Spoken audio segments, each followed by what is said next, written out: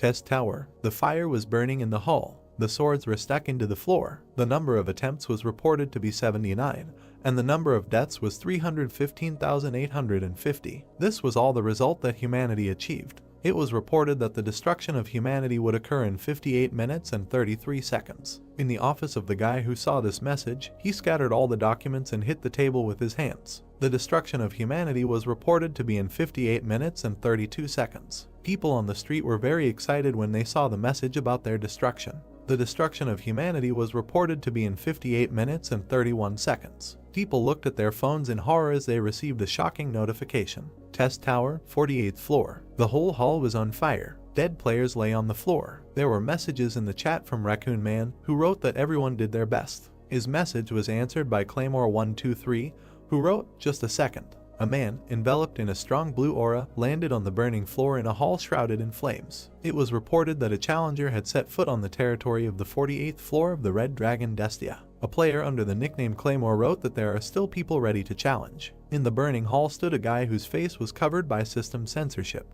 In his hands was a small blade. In the chat, a player with the nickname Current Writer Josian wrote that this is a challenger in a very bad situation. At the same second, the number of viewers who connected became more and more, breaking the mark of 7,500 players. A huge monster, with a bunch of sharp teeth in its mouth, growled loudly. It was a dragon. He was so huge that the challenger was just a fly in comparison. Fire burned in the dragon's eyes. Bowing his head to the newcomer, the dragon said that people do not know how to give up at all, after which he asked if, having lost such a huge number of their fellow tribesmen, they had really returned again. The challenger immediately said that there was still a lot to be done to prepare the fried lizard, adding that he was still on time. Raising his head proudly, the dragon angrily asked if the newcomer knew that even with such a death the process could be made much more painful. He raised one of his front paws, which began to accumulate enormous magical power. "But what's the point of talking to you?" the dragon suddenly said. At the same second, chains began to envelop the challenger's legs. Below him was a huge magic circle. His legs were quickly wrapped in chains, preventing him from moving. "Your ending will be insignificant," the dragon added. After these words, he directed a strong blow with his paw at the last opponent, who, although he could not move, stood up. A second later, the dragon's paw crushed the challenger, breaking everything within a radius of several meters. Suddenly a voice was heard asking if driving into a corner and immediately attacking was not an obvious pattern. Hearing this, the dragon looked in the direction of the voice in shock. Not far from the point of impact stood the unharmed challenger, saying that just by looking at the movements, it becomes clear what the dragon is going to do. The dragon became enraged and fire poured out of its mouth. He asked himself if his opponent had really dispelled the effect of his skill in an instant. "Not bad, man," the dragon said angrily, after which he added that, however, after that, he majestically raised his head, preparing to spew out flames, and concluded that the challenger had simply chosen the path to a more painful death. After these words, he released a huge stream of fire at the challenger. By moving its head, the dragon controlled a stream of flame across the entire battlefield. The unharmed challenger suddenly rose above the fire. Deftly turning over in the air, he rushed towards his opponent. Suddenly, a huge and ominous force enveloped the blade in his hand. Within a second, he delivered an incredibly powerful blow to the dragon's face. Jumping into the distance, he looked at the dragon, who bowed his head and cursed. The challenger hit the monster right in the eye, from which the player's powerful magic subsequently oozed out. The dragon was angrier and stronger than before. He threw up his head, spread his wings, and shouted that he would never leave the challenger alive. A system window appeared indicating that the Red Dragon Destia was taking advantage of the features of the Brest region. The voice of the challenger was heard, saying that this entire dungeon is located under the lands of Brest, however. He raised his left hand, which was enveloped in strong magic. "There are no reasons for evasion," he added.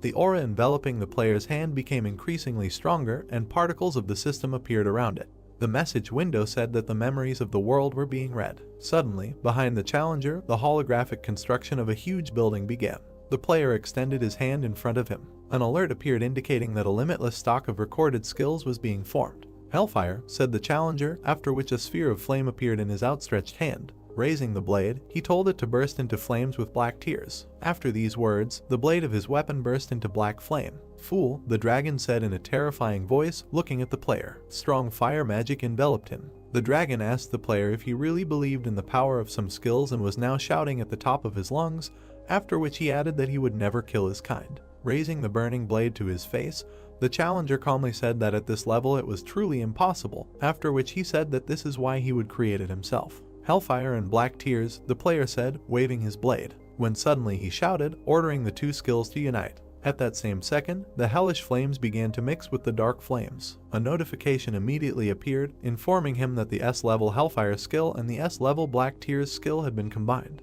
Both flames mixed, forming something new. In his head, the challenger said that this would be a skill higher by a whole rank. Then he added that even a dragon is not able to resist him. The notification window said that the merger was successful. The main character raised his hand, which a few minutes ago contained hellish flames. Instead of his previous skill, there was a huge cloud of magic above him, shrouded in a terrifying aura. The notification that appeared said that the breath of Etherian, an SSS-rank void dragon, had been received. The dragon looked in horror at what the challenger had done. He asked in horror if this was really the strongest breath that Etherian himself, one of the ancients, used. In his mind he imagined a huge dragon whose eyes were closed. Etherian was shrouded in a strong, terrifying and overwhelming aura. Destia shouted, asking how any person could repeat this skill. Jinhyuk, the challenger, introduced himself, throwing off his mask. There was a malicious smile on his face. He said that through trial and error you eventually become smarter. There is fire in his eyes. Jinhyuk looked at his opponent and said that this is not the first time he has killed a dragon. "Old man," he suddenly called his enemy. Flop, the voice of an unknown person was heard. On the monitor screen there was a game of the MMORPG genre. Again a voice was heard saying that it is often used to mean uninteresting or unbalanced, adding that these are games with terrible controls. The guy was sitting at the table, and his face and body were illuminated by the light from the game. He heavily criticized the game, calling it very bad. Or if the game has an absurd level of difficulty, he continued his thoughts. A huge tower was in front of one of the heroes. The guy kept thinking that this virtual reality game Tower of Challenges exactly matched this description. After adding that after the launch of the game, Korean old men, each of whom considered it their hobby to outplay its creators, rushed to conquer this game. He introduced players of different classes who rushed to attack. The guy added that old people will refuse to eat and sleep throughout the year. However, after 3 years, people realized, he added, after some thought, presenting various bosses and mobs, deadly traps and slugs that destroyed players with ease. He said that Tower of Challenges is a game that impossible to pass. He remembered the huge and great Gate Guardian, who deserves to be called invincible. Afterwards, he remembered the many heroes frozen to death who arrived in the polar region with a temperature of -60 degrees, where it is possible to freeze to death in just an hour. The next thing he remembered was a huge labyrinth, more than 10,000 kilometers long.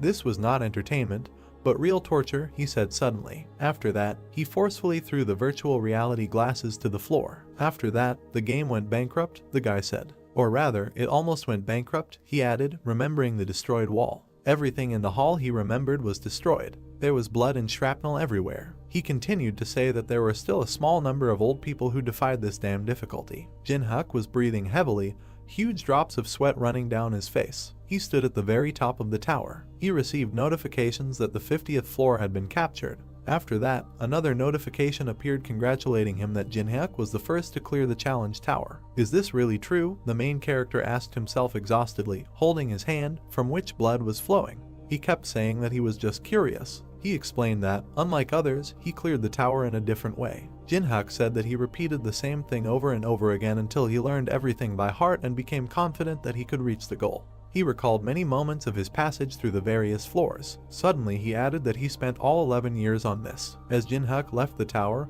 he looked back and said that he didn't expect to clear everything down to the last floor, and then said that he should have at least turned on the live broadcast. Opening the system screen in front of him, he asked himself whether it was worth posting it on Newdub, after which he said that even though it was a flop, the video would still get a certain number of views. Suddenly, a notice in the form of an envelope appeared next to his head. Opening it, it contained a message thanking Jinhyuk for still playing their game. The next notification that appeared stated that there would be a reboot update in 12 hours. Reading this, Jinhyuk smiled contentedly, asking himself how much money the company uses to make updates. He sat down on the floor, leaning back against the broken wall behind him. Suddenly he laughed, saying that he couldn't understand because the game didn't bring much profit, after which he said that the guys were apparently up to something.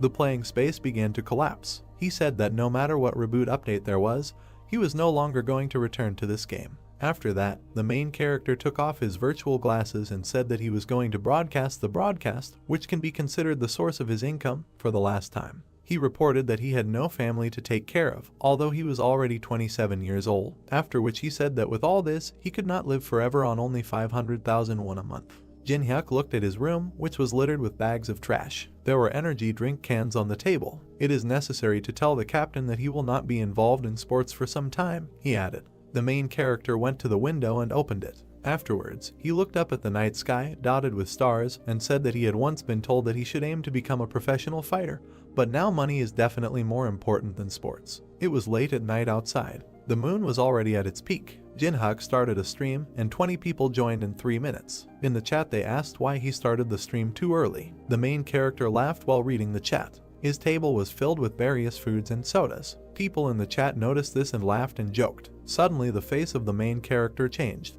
He became very tense. He immediately turned to his chat, saying that he wanted to tell them something. People in the chat began to be outraged. The main character gathered his strength before speaking about the end of his career. Suddenly, taking a mug of alcohol, he laughed and said that he was just catching up on the atmosphere. Having emptied his glass of drink, he said to himself that tomorrow he needed to officially announce that he was winding down this business. After some time, he drank 3 bottles of alcohol and began to fall asleep. Opening his eyes, the first thing he saw were those same empty bottles, which were illuminated by the rays of the sun. Jin-hyuk lay on the bed in a depressed state. Standing up, he grabbed his aching head and stomach, saying that he needed to quickly post a video about passing the test tower. By pressing the power button on the power supply, the main character turned on the computer. Suddenly, a certain shock appeared in his eyes. He saw a stream called Tower of Challenges actually appear. There were 331,417 people attending the broadcast. He looked at it confused. "I don't know what to say. Has the Tower of Tests really appeared?" he asked himself.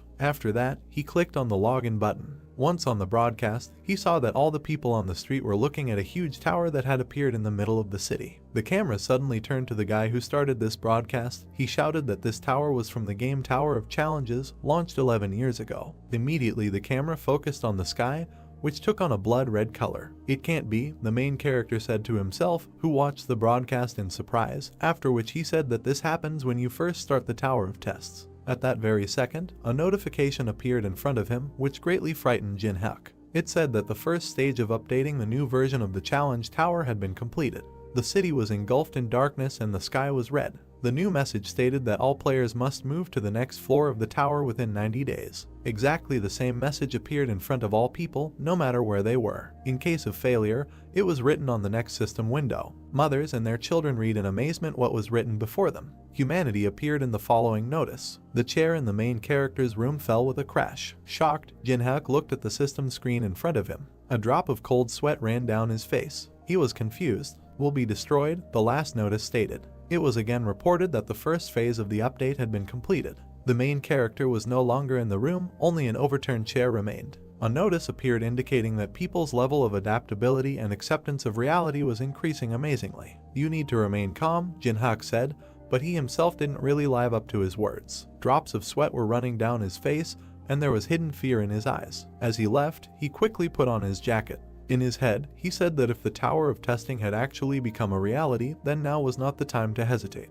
Opening the door, he ran out of the apartment like a bullet, saying to himself that he should hurry to the place where he could get this item. Running out onto the landing, he said that the world might be destroyed. Grabbing the handrail, he began to quickly descend, saying that nothing could be done. In one leap he jumped over all the steps, and there was a malicious smile on his face. Jin-hyuk said that his heart felt like it was going to jump out of his chest. Central City. There is panic on the streets. One of the guys was looking on the internet to find out what time and how quickly he could get to Busan. Another of the townspeople shouted that it was impossible to stay in Korea at all. The guy in the yellow jacket, pointing with his hand, said that you can only survive abroad. Immediately the girl, showing everyone her phone, said that there was no point in going because these towers are everywhere. The main character rushed past all the townspeople. He ran to the subway descent. Stopping, he looked down, thinking to himself that now is not the time to run, but the time to move forward. He began to hastily go down the stairs with the thought that in the north of Korea this place was chosen as one of the territories outside the tower, adding that if you look at the countries, there are only 40 of them, and this place is the closest of all. At the top of the sign it said Central Underground. Below there was a beautiful fountain with statues of angels. Once below, a notification appeared in front of the main character, informing him that he had entered the event area. Jin-hyuk was serious. Looking at all the people below, he said that they were all people who played the first part of the Tower of Trials. He walked calmly between all the people who cast quick glances at him. In his head he said that everyone was just watching each other and there was nothing else left to do. Then he realized that the number of items that would soon appear here was limited, and, if he was lucky, there would be about 5 of them. Suddenly the guy behind called out to the main character. Jin-hyuk turned around in surprise. The guy had a wide smile on his face. Recognizing Jin-hyuk, he said that it was a miracle that he really came, because the main character spent all day playing with toys, hiding in the corner of the room. It was Jongsu, BJ partner of Paprika TV and owner of 500,000 subscribers on YouTube, a so-called successful celebrity, and at the same time, a representative of the company of which the main character was a part. Looking at him, Jin-hyuk displeasedly asked if now is not the time for a live broadcast. Pointing to everyone gathered behind him, Jongsu asked if he could see what was happening there. What other broadcast?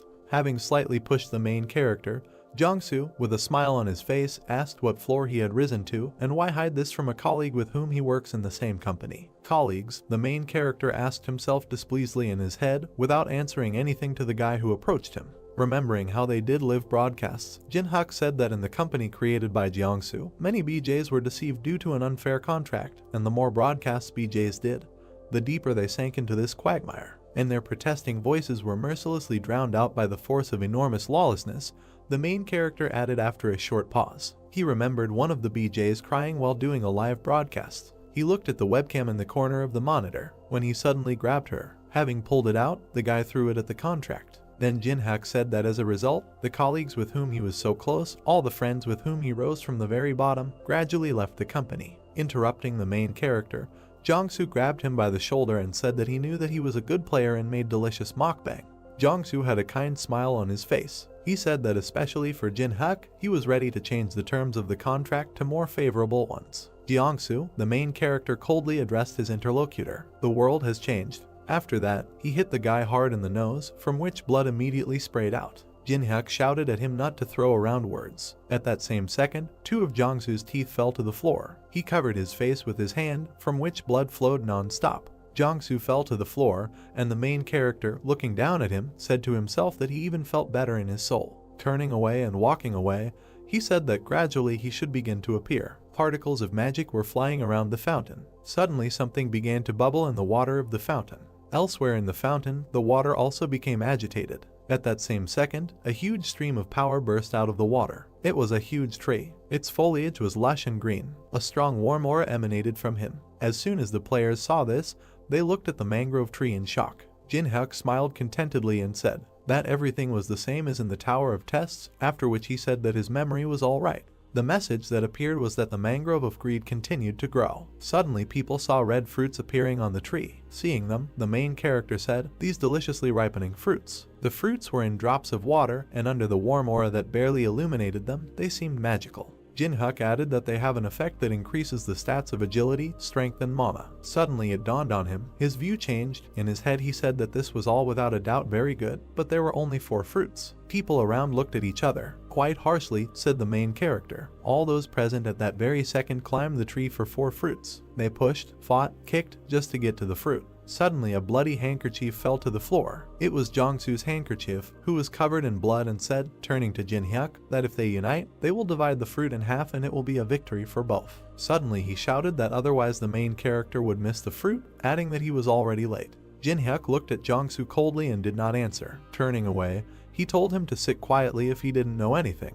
"It's not time yet," he said firmly and with confidence. After these words, the main character smiled widely. People were maliciously eager to get the fruits. Suddenly one of them grabbed the fruit. He tore it off and bit it off greedily. A system window appeared next to him, informing him that his agility had increased by 3. Overjoyed, he waved his arms, shouting that everything worked out. Then Jin-hyuk said to himself that ordinary people don't even know about the existence of a tree with fruits. He saw people climbing up the tree non-stop. The main character added that people who have played only a few times will completely concentrate their attention on eating the fruits. He saw how people, one by one, began to fall from the tree. There was no emotion on his face. He was cool and calm. "And the old people," said the main character, creating intrigue. After that, a malicious smile appeared on his face. Suddenly he continued, enjoying a more perverted and cruel spectacle. A few minutes later, the tree root rushed to attack like a whip. He hit the ground around him with enormous impact force. In horror, people looked at the tree, jumping away. Suddenly one of the guys said that if you eat all the fruits, the tree becomes very dangerous. All those gathered began to leave in horror, passing by the main character, who did not move from his place. He looked at the tree, biding his time. Jiangsu also turned around, preparing to run away. Noticing him, the main character asked if he was really going to give up. Of course, the guy without 2 teeth screamed in horror. Disappointed with the answer, Jinhyuk said that the real reward of the event can only be obtained when all the fruits are eaten. Jiangsu stopped, turning to the main character. He asked, "Is he really telling the truth?" Looking at his interlocutor, Jinhyuk asked why he stayed here if it wasn't true. A bead of sweat ran down Jiangsu's face. Looking at the main character incredulously, he said in his head that he thought why he didn't show any interest in people, after which he said, so that was the reason. When suddenly he smiled madly and said in his head that he could definitely smell the sweet smell. Putting his hands in his pocket and spitting to the side, Jiangsu asked what he was going to do. In the eyes of the main character there was only confidence. He did not doubt anything. Jinhyuk replied, "That you need to get inside." Pointing to the raging tree, he said that if they moved close to each other, they would become easy targets, so be sure to approach the tree from both sides. "Are you really suggesting that we should focus our attention?" Jiangsu asked, interested. "Exactly," the main character answered, putting his hands in his pockets. They both prepared to begin the plan. Suddenly Jinhyuk said, looking at his comrade, that if at least one of them begins to hesitate, then that will all end. Jiangsu immediately replied that the main character should not worry, because this was not his first day in this game either. After a few seconds they moved. "Now," Jinhyuk said, after which he immediately ran in one direction. Jiangsu did not stand aside and also began to run, but only in the other direction. They surrounded the tree from different sides. Suddenly it stretched out huge and long roots. Jinhyuk deftly dodged the first root. Looking towards his comrade, he wanted to know how Jiangsu was doing. Jiangsu stood still with a crazy smile on his face, asking the main character who would listen to him. Then he said, without ceasing to smile an ugly smile, for Jinhyuk to go and become bait himself. The main character at this time easily dodged every root aimed at him. "What a relief," he said to himself. Suddenly a satisfied smile appeared on Jinhyuk's face. "That your character has not changed," he added. A sharp and large tree root was approaching the main character at high speed. He immediately dodged it, almost falling under the attack. At that very second, he said in his head that to those who would become bait. The root that Jinhyuk dodged went towards Jiangsu. "It will be you, standing there," the rather protagonist shouted in his head. At that same second, a sharp root appeared in front of the face of the uncomprehending Jiangsu. He immediately wrapped his legs, immobilizing him. The roots instantly enveloped Jiangsu's entire body. At this time, the main character was getting closer to the tree, not paying attention to the caught one. "Save!" In horror and despair, Jiangsu shouted. "Why do I need this?" the stopped protagonist asked with a malicious smile on his face. Then he said that if he wanted, Jiangsu could report him through that wonderful lawyer. Jiangsu's face became increasingly engulfed by the roots. Tears flowed from his eyes. He shouted that he did not want to die like that.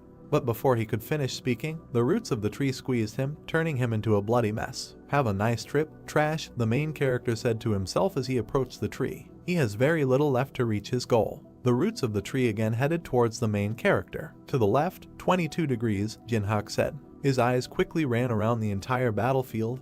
He watched all the roots attacking him. The roots were getting closer. Looking in the other direction, he said, "To the right, 35 degrees. In his head, he immediately said that it would be easy to evade. At that very second, the roots surrounded him. Suddenly they collapsed, but Jinhyuk was no longer between them. Having collapsed, they bounced off each other and hit the trunk itself in the very center, breaking it. The roots began to break apart the tree bark even more, and finally, the main character said, "The roots have made a passage to the heart of the tree." It was small, but it beat quickly and was filled with powerful energy. In his head, the main character said that a mangrove tree core appeared. After that, he smiled sarcastically and added that there really wasn't a single bit of error here from what he went through in the game, because he knows the exact trajectory. It's difficult to attack himself. Next to him, he saw a fragment of one of the roots. Immediately, Jinhyuk grabbed him. His eyes glowed bright scarlet. Rising, he looked at the tree and asked how about not boring each other and calmly parting with the tree heart. The tree was raging. The main character, looking at him, said that since this is an event mob, there is no experience from him. At most he can raise the honor level for a day. The tree once again raised its tentacles and roots to attack and defend itself. At that very second it directed them towards the main character. Immediately, a message appeared informing that the mangrove tree of greed was using the blood-sucking vine skill. "Even though I'm an old man, it will be difficult for me to dodge this," Jinhyuk said after seeing the monster's attack.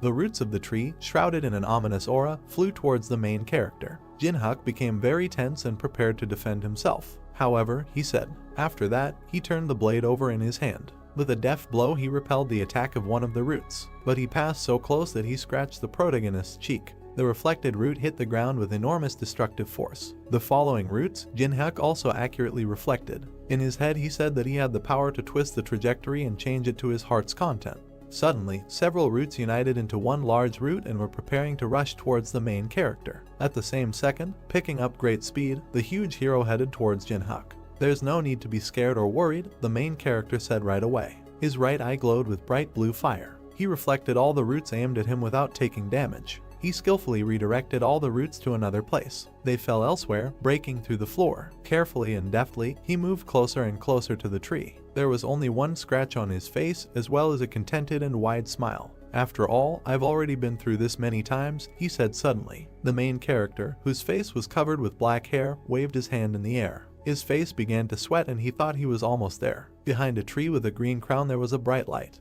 A blue butterfly was visible. Many of these insects flew out of the leaves of the tree and rushed upward. Jinhyuk frowned when he realized that they were sleep butterflies. He pressed his hand to his face. While dodging the glowing insects, the main character thought that they release sleeping pollen as a defense mechanism, and the sleeping pollen is inhaled instantly, and if you don't know how to protect yourself, you can instantly fall under this influence. Jinhyuk waved the butterfly away with his hand and thought that the method of defense was very simple. He rushed towards a tall tree and thought that the butterfly would not be dangerous if he simply held his breath. Bright winged insects flew around the tree, inside of which there were red veins. Jinhyuk extended his hand forward and attacked the hollow tree. Then the branches shook. The main character clenched his teeth tightly, raising one hand. He slammed his palm down on the trunk. A shock wave passed through, the space was illuminated. Jinhyuk's black hair flew away from the wind. His face became sweaty and bright red sparkles appeared in his eyes. The roots of a tree rushed towards him from below. The burnt leaves smoldered. The system reported that Jinhyuk was the first to bring down the World Tree of Greed. This tree was cut into two halves, it became pale and dry. The main character opened his mouth. He then smiled and thought that he didn't expect that the grip pattern and timing study he had been repeating so diligently and tediously would come in handy like this.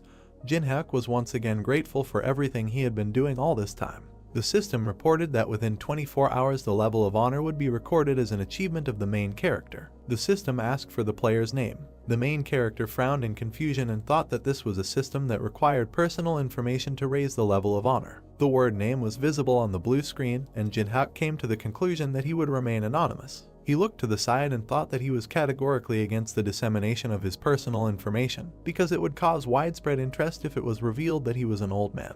The dark screen said that the face would be hidden by a mosaic and the voice would be altered, and Jinhyuk concluded that the system could not achieve complete anonymity, but it still made a compromise and hid his identity. The main character extended his hand to the tree and said that this is important now. He stuck his hand inside the trunk, trying to find something there. Suddenly a satisfied smile appeared on his face. There was a small jade ball in Jinhyuk's palm. He clenched his hand into a fist, grinning contentedly, and the system reported receiving the core of a tree heart.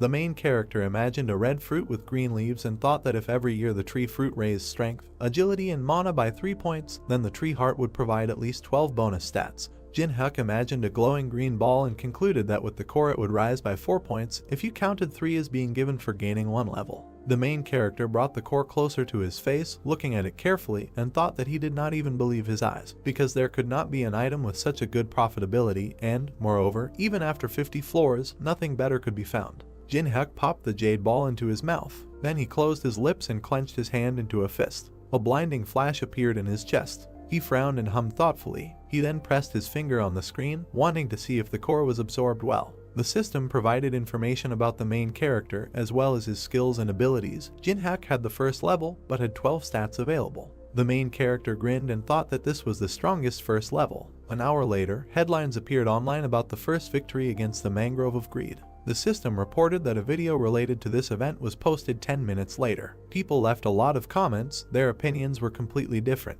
Jinhyuk imagined people typing on phones and computer keyboards and thought that, except for a few comments at the beginning, everyone was sure that this news was absurd. The system reported that the video was downloaded. On the screen was Jinhyuk, whose face was hidden by a mosaic. He thought that as soon as the video was uploaded online, all doubts disappeared instantly. Netizens left even more comments expressing their admiration. A shot of the main character attacking a tree appeared and Jinhyuk thought that some people were excited and some were not, but people who saw the video had the same reaction. The main character pursed his lips, his gaze looked serious. The user under the name Kingsman introduced himself as Director Park Hoshik. He offered the main character to enter into a contract. A user named Black Dragon commented that Jinhyuk would definitely contact him and that he would give him as much money as the main character asks for. Jinhyuk looked at the phone screen, asking if it was really that incredible, and then said that defeating the mangrove tree of greed while being at the first level is not easy. Sitting in his chair, he added that at the same time it was not so surprising. The main character looked to the side and thought that other people had never reached the second part of the tower.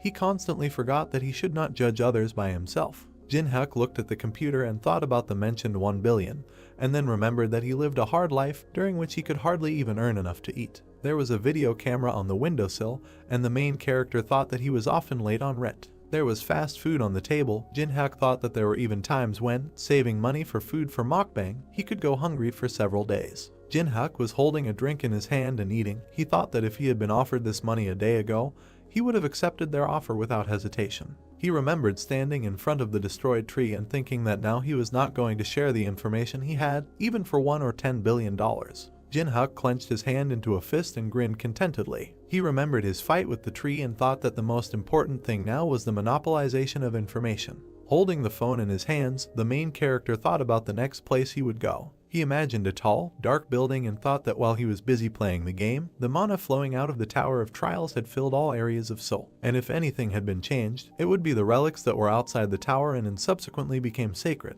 Behind the glass was a long sword, illuminated by 2 small spotlights. The weapons began to evaporate, and the main character thought that the sacred relics, which have abilities from legends, are in the tower, so now Jinhyuk is talking about a replica, or in other words, a duplicate. Looking at his phone, he thought about the place where he could get the most lines. The main character stood in front of the People's Central Museum. A jug, a shield, a sword, and a scroll with hieroglyphs were floating in the air, and Jinhyuk thought that the National People's Museum was a place where many relics were kept, and it was like a kind of treasure warehouse. The protagonist frowned and thought that the problem was that he was not the only one targeting them, and unlike the Mangrove Tree of Greed, which only appeared in 7 places in Seoul, the People's Central Museum was only one, and many would definitely gather from all areas those wishing to obtain relics. He imagined 4 people whose faces were difficult to see, and came to the conclusion that among them there would be old people. Jinhyuk grabbed the doorknob. The system reported that he had entered the event area. The main character opened the door and thought that it was quieter than he expected. He assumed that no one had come yet. Suddenly, Jinhyuk clenched his teeth tensely. Putting his hands in his pockets, he thought that, as expected, someone had managed to come first. Someone's burnt corpse could be seen against the charred wall. The main character put his hands in his pockets and thought that the world had changed, so he assumed that people were also changing after him. But the difference between expectation and reality turned out to be significant, and within a day everyone became too fearless. He looked at the stairs and thought that they were targeting the sacred relics that were kept in the halls of the Middle and Modern Ages. Jinhyuk presented the Didoyanjido map, a relic that everyone wants to get their hands on. The main character thought that they did not want to look at the 8 provinces of the Republic of Korea, and since the ancient map is saturated with mana and stores information about the Tower of Trials, everyone wants to possess it. There were marks on the map, and Jinhyuk thought that it described in detail where to find the labyrinth with ruins, and what objects and monsters there were. The main character imagined many human hands reaching up, and thought that there was no information above the 10th floor, but this was enough to light a fire in people's eyes. He thought that everyone only wants this card, but they don't know that the truly valuable sacred treasures are hidden in the clay. A pitcher fell to the floor as someone screamed furiously. Many people were fighting among themselves. There were shrapnel on the floor and bloodstains were visible. Someone opened his mouth wide, deafeningly ordering everyone to freeze. The young man with black hair, who was holding his opponent by the clothes, turned around. The broad-shouldered man crossed his arms and said that whoever moves from now on is considered dead. The young man in the blue t-shirt frowned and told him not to talk nonsense. The young man with a plaster on his cheek said with a grin that no one here would be afraid of such words. Blood dripped from the hammer, and the man listened with a displeased look as he threatened to crush his skull. Suddenly the man clenched his teeth, his eyes turned red, and he hissed angrily that they really didn't understand the words. He clenched his hands into fists and began to scream loudly, tearing the fabric of his clothes. The girl with short hair asked in shock if this man had a personal ability, and the boy with the bandage on his face said that it was dangerous. The man turned into a gray-skinned monster and declared that the card belonged to him. He clenched his jaw angrily, his eyes emitting a red light. The old man in the blue vest closed his eyes and said with a laugh that he could not agree with these words. The man frowned, asking if he was crazy. Janu walked closer to the man and introduced himself. He frowned and yelled loudly so that the old man would already understand the situation and disappear, and that he could wring John's withered neck like a shaking chicken's head.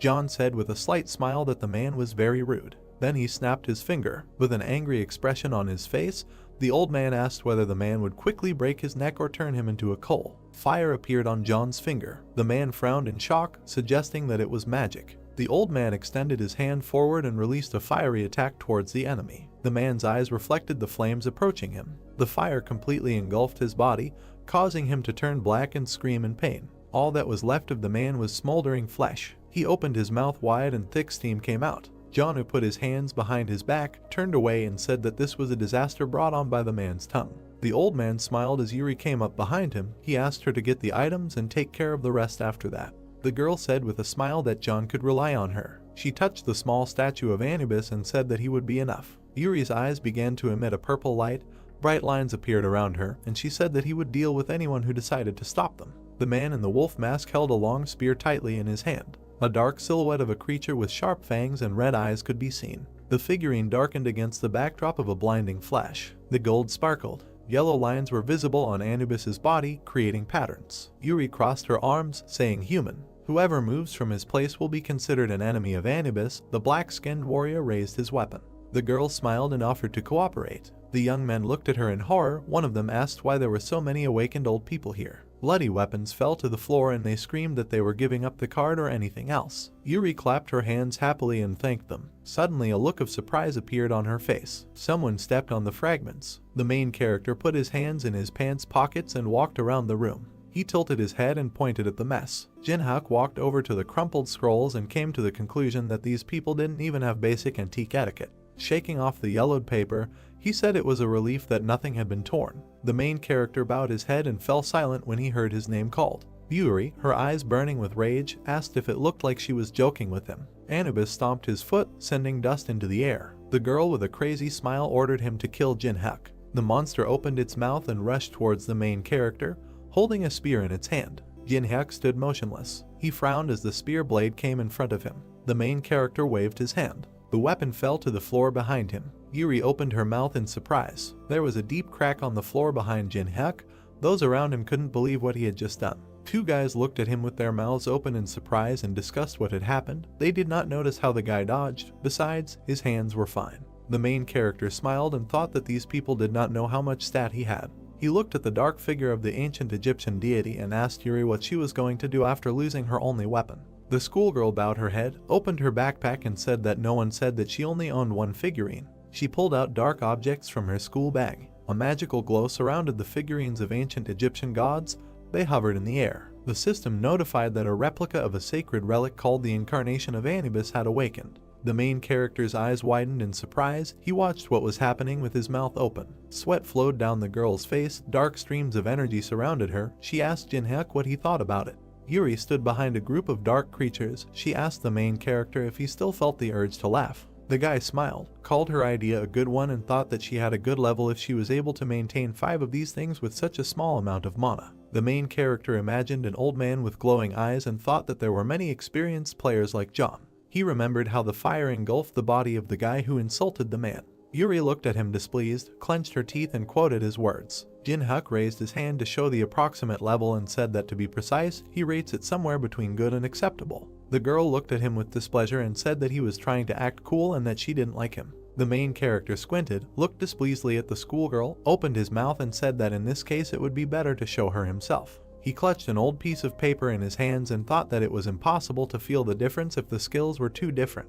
Jinhyuk threw a piece of paper into the air and thought that a small demonstration would be enough for Yuri to see everything with her own eyes and understand what he was talking about. A tiger was drawn on the sheet, and streams of magical energy emanated from the raised palm of the protagonist. The system window said that he had injected mana into the Pine Tiger Sacred Religion replica. The guy tilted his head forward and smiled. The system notified the appearance of the ruler of the mountain. The main character extended his hand forward, guiding the tiger that appeared at his side. Yuri's eyes widened in fear. She clenched her teeth and said that this was impossible. The ground shook from the paws of the animal. The tiger's eyes glowed yellow. The system window said that it was an unnamed creature from the Joseon era. The ancient Egyptian creature bared its teeth. Jinhyuk stroked the tiger and asked how dare some jackal show his teeth to the ruler of the mountains. He waved his hand. The main character pointed his finger at his opponents and said that food was served. The tiger opened its mouth and rushed forward. The opponent raised his shield and growled. The ruler of the mountains raised his clawed paw. A horizontal stripe appeared as the tiger cut off the enemy's head with a wave of its paw. The three other incarnations of Anubis bared their teeth and raised their spears. The tiger opened his mouth wide and roared. The animal knocked down another opponent. The muzzle of the ruler of the mountains was stained with blood due to the fact that he tore his enemies to pieces. His eyes continued to glow and he moved so fast that the image was blurry. Sweat was running down the girl's face. She couldn't believe what was happening. Yuri froze in front of the black figure and thought that she had heard of different ways to use sacred relics, but had never heard of this method. She raised her head and thought that the mana emanating from the creature felt like her skin was being torn off. A white flash appeared in front of the girl. She realized that she could not win. Yuri fell to her knees. Her eyes were shining with tears. She was upset because she thought that she had obtained the most powerful items, but she was wrong. The guy put his hands in his pockets and walked up to her. The girl thought with irritation about who this man was. Jinhyuk stopped in front of Yuri sitting on the floor. She pressed her hand to her chest. The main character smiled and ordered her to give the item. Sweat ran down the girl's face. She opened her mouth and asked what he was talking about. The main character sat down next to her, looked displeasantly at the schoolgirl and demanded that she give up the Tutankhamun mask. Yuri frowned, clenched her teeth and asked where he was going to use this item, since it was useless in Korea. Jinhyuk narrowed his eyes and looked at her intently. He raised his finger and moved it, calling someone to him. A tiger's face appeared in front of Yuri, and she stuttered and said that she would give everything up. An open backpack lay on the ground among the shards of glass. A mask with the face of an ancient Egyptian pharaoh hung in the air. The system reported that a replica of the relic mask of Tutankhamun was received. The main character squeezed the object in his hand and thought that he had easily obtained the second sacred relic. The girl raised one eyebrow and asked if he was targeting Tedunjido's card. Jinhyuk tilted his head and said that it was none of her business, but in reality he just forgot about the card. He stroked the tiger and asked the creature to check everything. The animal bared its teeth when the protagonist said that no one should follow him. Yuri pressed her hand to her chest and looked at the tiger in horror. The ruler of the mountain opened his mouth. Dark streams of power emanated from his paws. The main character watched what was happening over his shoulder and thought with satisfaction that all preparations were completed. He looked at the steps leading up and thought that the time had come. Jinhyuk raised his hand and thought that he should get the strongest skill of the trial tower. There were numbers and letters written on the wall indicating the floor. In a dark room, under protective glass, there was a luminous vase. Sweat was running down the old man's face. He didn't understand how Yuri allowed this to happen. The elderly man and the main character stood nearby. Jinhyuk clenched his fingers into a fist and thought that it was not so easy for John to get here. Continuing to sweat, the man thought about how this guy was able to get past Yuri. The doorway in front of them glowed blue. The guy pressed his hand to his face and said that it looks like this is a level 1 barrier. John closed his eyes and said that it looks like the guy knows about it. He reached out, touched the barrier and said that this was the first time he had seen something like this. The man shook his hand and said that physical impact and magical attack would be useless. Jinhyuk extended his hand towards the barrier. He closed his eyes and thought that he needed to find a place where the flow of magic diverged. Blue smoke emanated from a white ball, inside of which there was some kind of inscription. The main character opened his eyes and mentally said the word Carpo. Without lifting his hand from the barrier, he turned to John and said that he seemed to know how to destroy the barrier, but he had one condition. The man closed his eyes and asked what he meant by condition. Jinhyuk opened his mouth and said that if John Woo continuously applied his flame magic to the barrier, they would be able to weaken it. The guy pointed at himself and said that this would have to be done until he returned with the necessary relics. John rubbed his chin, smiled and said that it turns out he should stand outside and influence the barrier while the main character is inside. Jinhyuk gritted his teeth, waved his hand, and said that he himself cannot continuously use powerful attack magic that can damage the barrier. Although his proposal sounds dubious, but they have only one way out, because dawn will come soon, so he is ready to give the old man the card and take something else for yourself. John Woo frowned and thought that the worst possible outcome would be that he would receive nothing for his work. The man closed his eyes and asked the main character, and he promised that he would give the card to him. The guy smiled and said that he did not want to become an enemy of a person who possesses high-level magic. The main character narrowed his eyes and looked at Jonah in confusion, who sighed and thought that he had no other options but to trust this man. The man hid his hands behind his back and told the guy that he believed him. The young man looked at the barrier and asked to take care of it. The fire enveloped John's hand. He bowed his head and said that he would do his best. He gritted his teeth with effort and summoned even more magic. He directed a stream of fire at the barrier, preventing them from passing. The shield cracked from contact with the fire. Jinhyuk frowned, shouted that he went and mentally said the word Carpo. He covered his face with his hands and jumped through the barrier. The guy landed on his feet. With sweat running down the man's face, John opened his mouth and told the guy to hurry up. The main character smiled, waved and thought that he planned to try his best. The guy turned away and mentally added that he would do everything his own way. Behind the glass lay a book with ancient hieroglyphs on the cover. Magic sparks came from the traditional Korean outfit. The rectangular object also released magical energy. Jin-hyuk hid his hands in his pockets, looked around and thought that, unlike the lower floor, everything here looks as if no one has been here. He looked at the broken display case.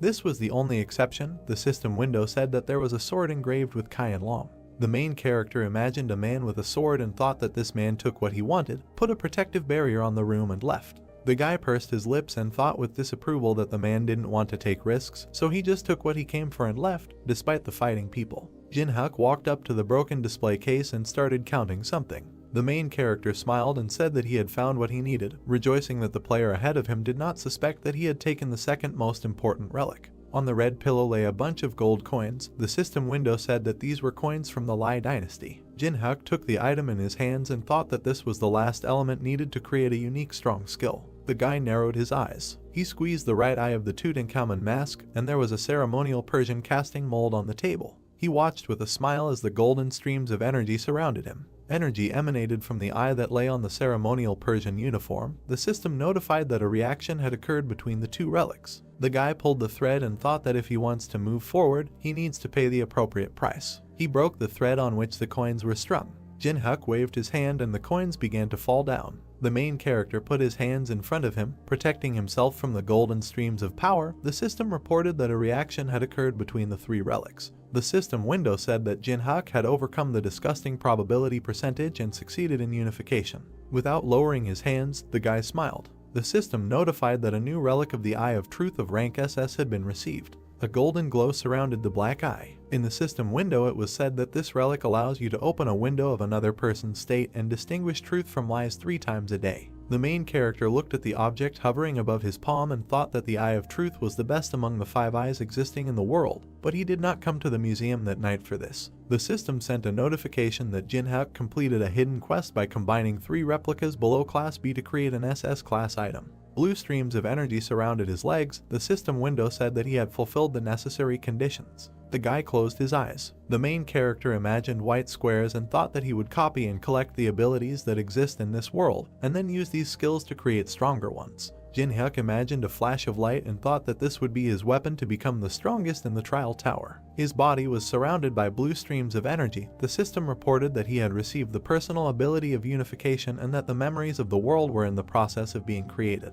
The system window contained information about the protagonist's personal ability. The level of the fusion skill was impossible to measure. It allowed them to copy other players' personal abilities, store them in the world's memories, and then combine them to create top-level abilities. Jin-hyuk's eyes glowed blue. The system advised that the conditions may be changed if difficulties arise that prevent the skill from being copied.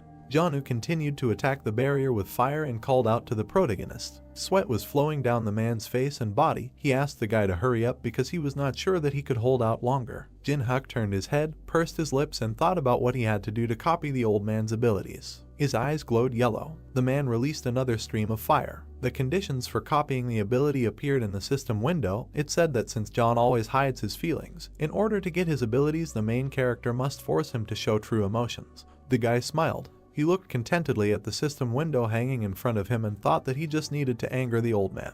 Using fire magic, Jonu asked his ally to hurry up. With his back to him, the protagonist stated that the old man might not use this skill anymore. The man knitted his eyebrows in confusion, never ceasing to release fire from his hands. Looking around, Jin-hyuk arrogantly added that there was no particular need to use magic. The fire cleared. Jonu lowered his hands and asked what this meant and why his ally asked him to do this. The barrier blocking the passage began to disappear. The guy cast the Carpo spell, which was a destruction spell in Latin, with the help of which the barrier was broken through more easily. The player narrowed his eyes as he mentally cast the spell. Covering his face with his hands, he crossed the barrier and the wall of fire. In fact, the old man did not contribute in any way to the destruction of the barrier. The man stretched his hands forward, watching the barrier crumble into small particles. The youth thought that the man's mana was almost completely depleted due to the fact that he believed that his endless attack on the barrier would do no good, although it was impossible to break through it. There was a huge map hanging on the wall. The guy was on the safe side, and now he needs to piss off the old man.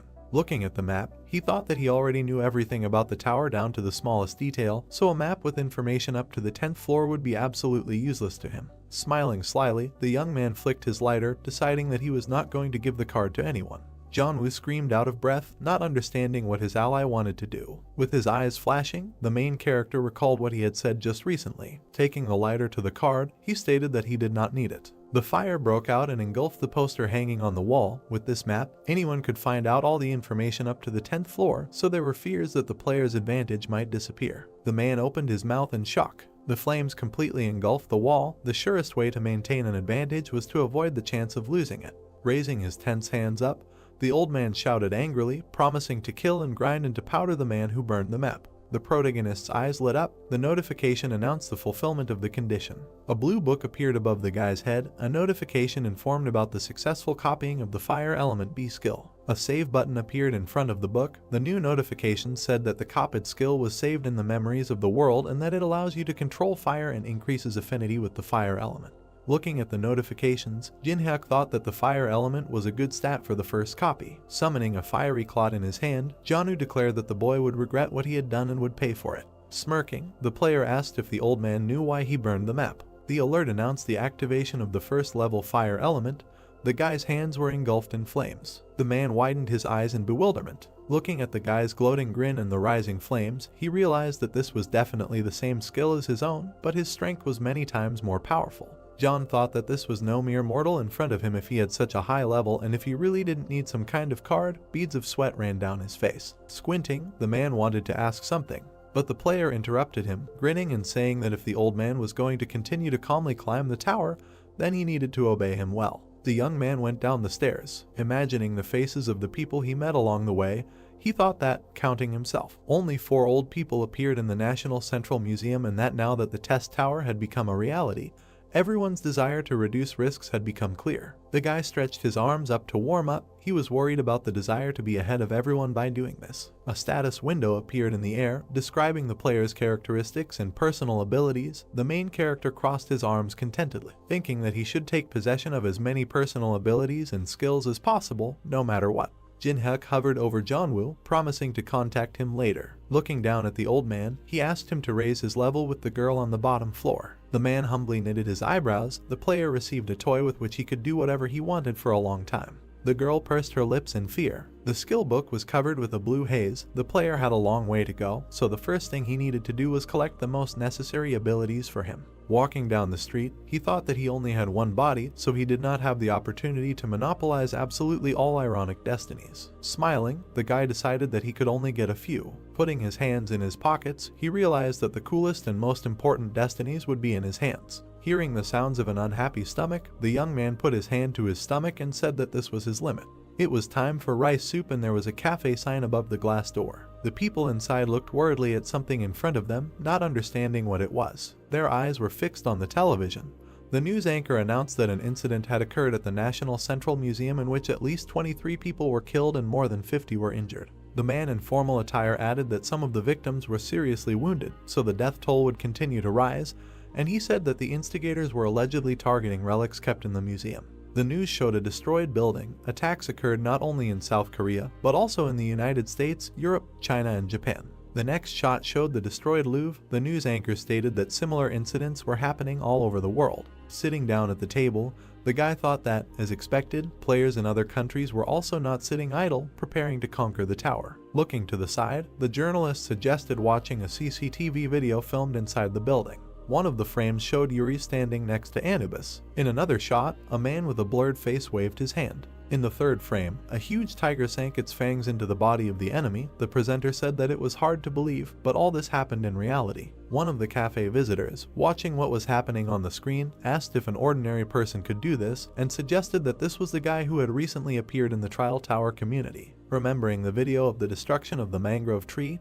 he remembered the familiar movements, scratching his temple. The main character thought that there were too many people who began to recognize him, and that he needed to think about how to hide his identity. Looking at the camera, the news anchor announced that the government was investigating the origins of a building of unknown origin called the Test Tower, and that a special department, the Association of the Awoken, had been founded for employees who could now use special abilities. Curling his fingers thoughtfully, Jinhyuk decided that the government had reacted faster than one might have thought. Pouring water into a glass, he thought that, Judging by the fact that they had formed a department of people who had already awakened personal abilities, they had decided to accept what happened in the museum as something inevitable, although, in his opinion, it would take at least a few weeks before such a decision is made. The news anchor offered to meet with the participants and listen to the details. Holding a glass of water in his hands, the guy looked at the TV. A man with a scar on his face appeared on the screen, introducing himself as Sanjin, the head of the Awoken Association. The player frowned when he saw him. The man knitted his eyebrows sternly, saying that the reason he was here was to recruit awakened ones, and that everything would depend on the level of the players. But the government promised that the pay would be that of a 7th grade civil servant, and the minimum annual salary would be 60 million won.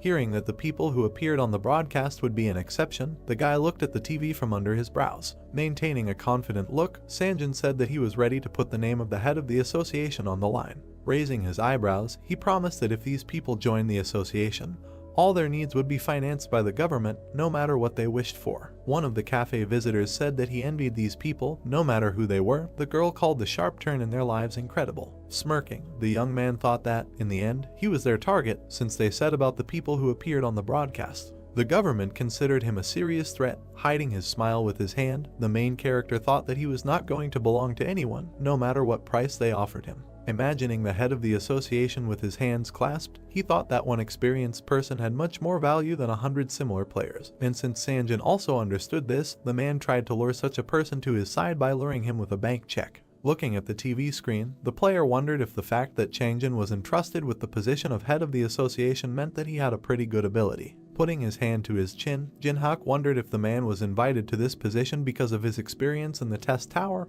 but hoped that he did have a good ability. Smiling, he concluded that he would certainly feel the beauty of copying. The guy looked at the wall clock. The time showed exactly 7 in the evening. The hands on the clock showed different times. When the hour hand points to the new time, the tower of tests will open, stars twinkling above the tower that rushes into the sky. The notification announced that the challenge tower had been opened. Players found themselves in front of a river with floating islands floating above it. The main character stood among them. People urged not to crowd. Someone said that this was completely the same as what they had done before. Smiling, the guy thought that everyone looked so much like newcomers. A bag of coins appeared in the air. A notification said that in honor of entering the tower, 100 coins were given out that could be used inside the tower. Gold coins fell from the sky. Notifications explained that players must film their achievements and upload them publicly to receive 100 coins for every 10,000 views. The commission will vary depending on the level. A blue eye with a plus sign appeared in the air. The notification said that viewing videos by those living outside the tower only counts on the first view, so players need to be careful when choosing videos to watch. The man in the robe spread his arms in front of the army of monsters. The notification said that the live broadcast function can only be used when clearing boss monsters to get to the next floor. The old man in armor looked at his hand. The minotaur let out a loud roar. A skull with the inscription warning appeared in the air. The alert said that if falsification of views and other illegal actions are detected, appropriate measures will be taken. The guy thoughtfully put his hand to his chin, realizing something. Residents of the city fixed their gaze on their phone screens. The live broadcast system was a bridge connecting the people rising in the tower and those who lived outside. Viewers watched the video, wanting to see the end of the tower, and thereby increase views. One of the videos depicted pagodas. 900 people watched it.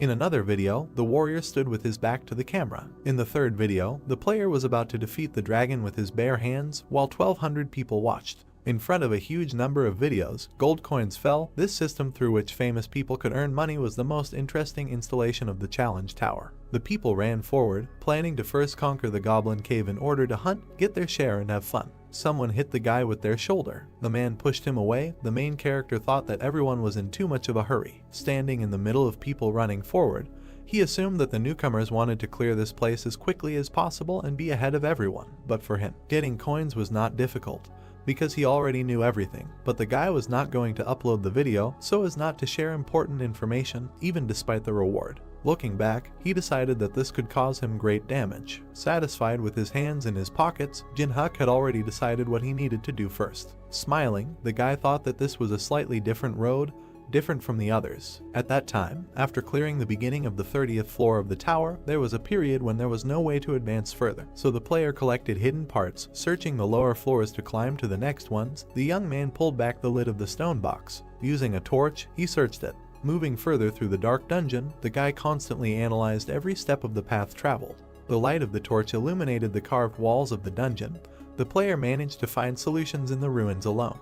His expression suddenly became very tense. Dropping the torch, he realized that his character was worthless from the very beginning. His hand, clenched into a fist, shook with anger. The result of searching all the lower floors was the realization that the character whom the player had been leveling up, having spent several years in suffering, was himself pathetic. A notification popped up asking you to confirm deleting the character. The guy clenched his teeth in disappointment, thinking that he had devoted himself entirely to such absurdity. Time spent on doubt was an unaffordable luxury for him, so he decided to go all the way from the very beginning and confirm the deletion of the character. Blue particles sparkled around his body. With his eyes flashing, the main character decided to definitely reach the end next time. Looking up at the sky, he thought it was 6 years ago. In front of him stood a huge gate strewn with human skulls and bones. A notification said that inside was the Level B Labyrinth of Crete, the feature of which was incredible intricacy, and the presence of traps of various types. Crossing his arms over his chest, Jin-hyuk thought that the foundation for a breakthrough above the 30th floor would be the accumulation of the base, and the key to the essence of the cleanup was in the Livarento's labyrinth. Gritting his teeth, the guy thought that he didn't expect to have to do this again. By touching the gate, blue runes appeared in front of them. Having opened the gate, the player decided to start walking through the labyrinth. The entrance to the labyrinth appeared in front of him. Ancient Greeks were depicted on the walls. On the floor in front of the entrance to the labyrinth stood a bust of a bull. Seeing a familiar picture and smelling a familiar smell, the guy smiled. White butterflies were flying under the ceiling. One of them flapped its wings and descended. The insect landed on the finger of the player, who was glad to see them. Suddenly he looked back. Seeing a crowd of people in front of him, the young man asked who they were. The girl smiled, stating that they were looking for a place to hunt and, seeing an open labyrinth, decided to go in before it closed. 10 minutes ago, before the invasion of the labyrinth, the squad noticed how someone opened the gate. A guy with red hair said that they followed a man who showed by his appearance that he knew something. Another member of the squad asked why this person immediately went into the labyrinth. They were surprised that the player managed to open the door of the labyrinth without a key. Looking down, the girl offered to follow him. The blonde crossed his arms and protested, saying that they didn't know what type of labyrinth it was or how big it was. Leaning on a tree, the girl said that they need to think with their heads, because they know very well what is most important at the beginning of the Tower of Tests. Looking up, she explained that the player had entered the labyrinth without a key and that the dungeon was on the first level, which meant that its degree of difficulty was not that high. Looking after the man entering the labyrinth, the squad member concluded that this was possible because the labyrinth was located on the first floor. Blowing a bubblegum bubble, another girl asked if this person would obediently share objects with them. Smirking, her ally replied in the negative. Looking at the labyrinth with burning eyes, she declared that the squad would force this player to remain in the dungeon forever. Smiling sweetly, the girl said that her squad saw an open labyrinth and decided to go into it. The other team members stood behind her. The girl stated that it would be better if they entered the maze altogether, because the more people sharing the burden of danger, the better. The main character thought that these guys were confident in their numerical superiority and were trying to outwit him.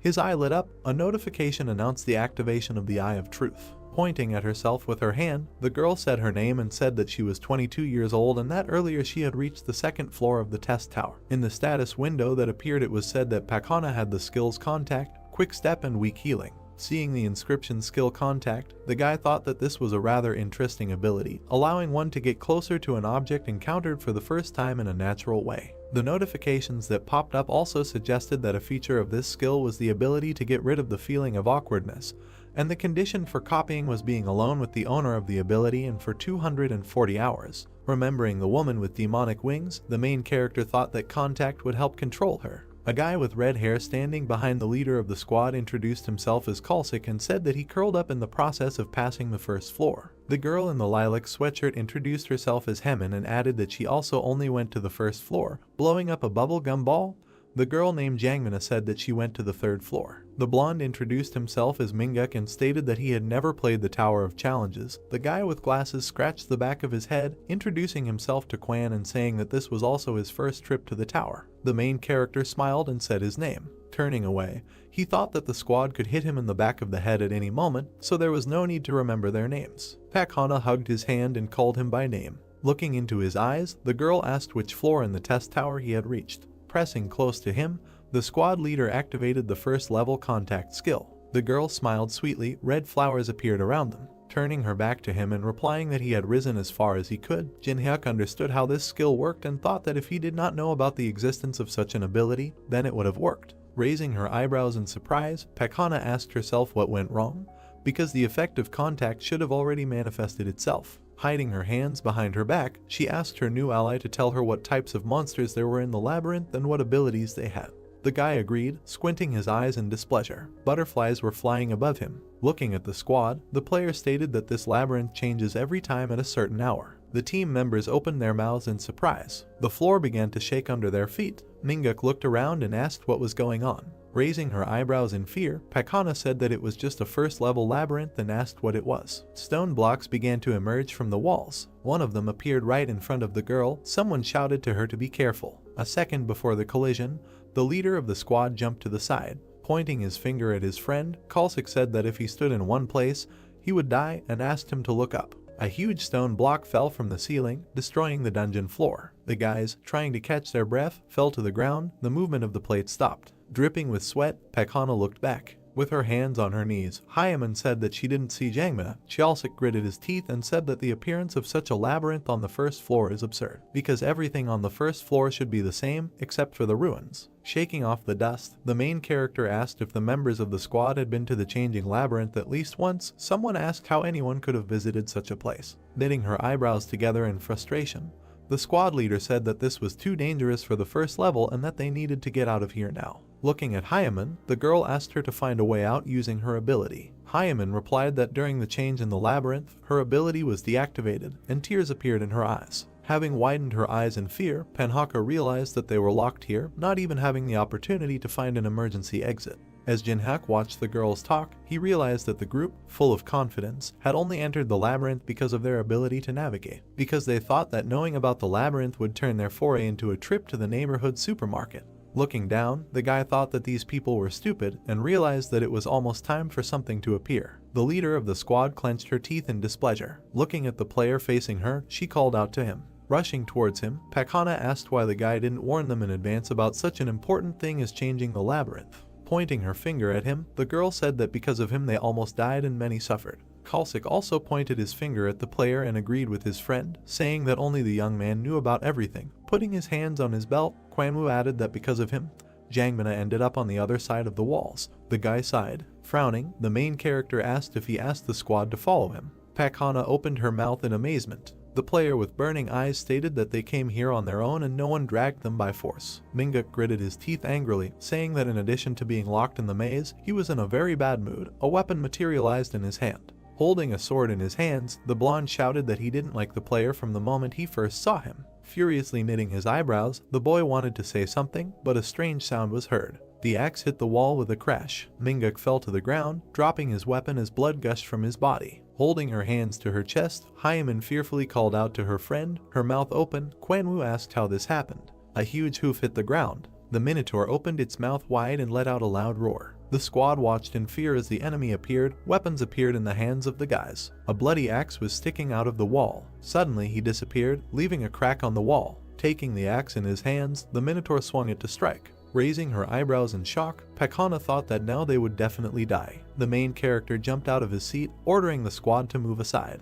Putting his hands behind his back, he rushed towards the enemy, leaving the guys behind. The leader of the squad watched him in fear, not understanding what he was doing. Just as the monster was about to strike with his axe, Jinhyuk ran up close to him. The monster hit the ground in front of him with force, throwing shards of tile into the air. The player ended up in the air directly above the enemy's head, a notification announcing that the dodge was successful. Smiling, he thought this was a great opportunity. The wound on his shoulder didn't bother him at all. The notification said that the hidden breach stat had been obtained. In the new notification it was written that this stat reduces the excessive difference in levels in a battle with a strong opponent and, conversely, increases it in a battle with a weak opponent.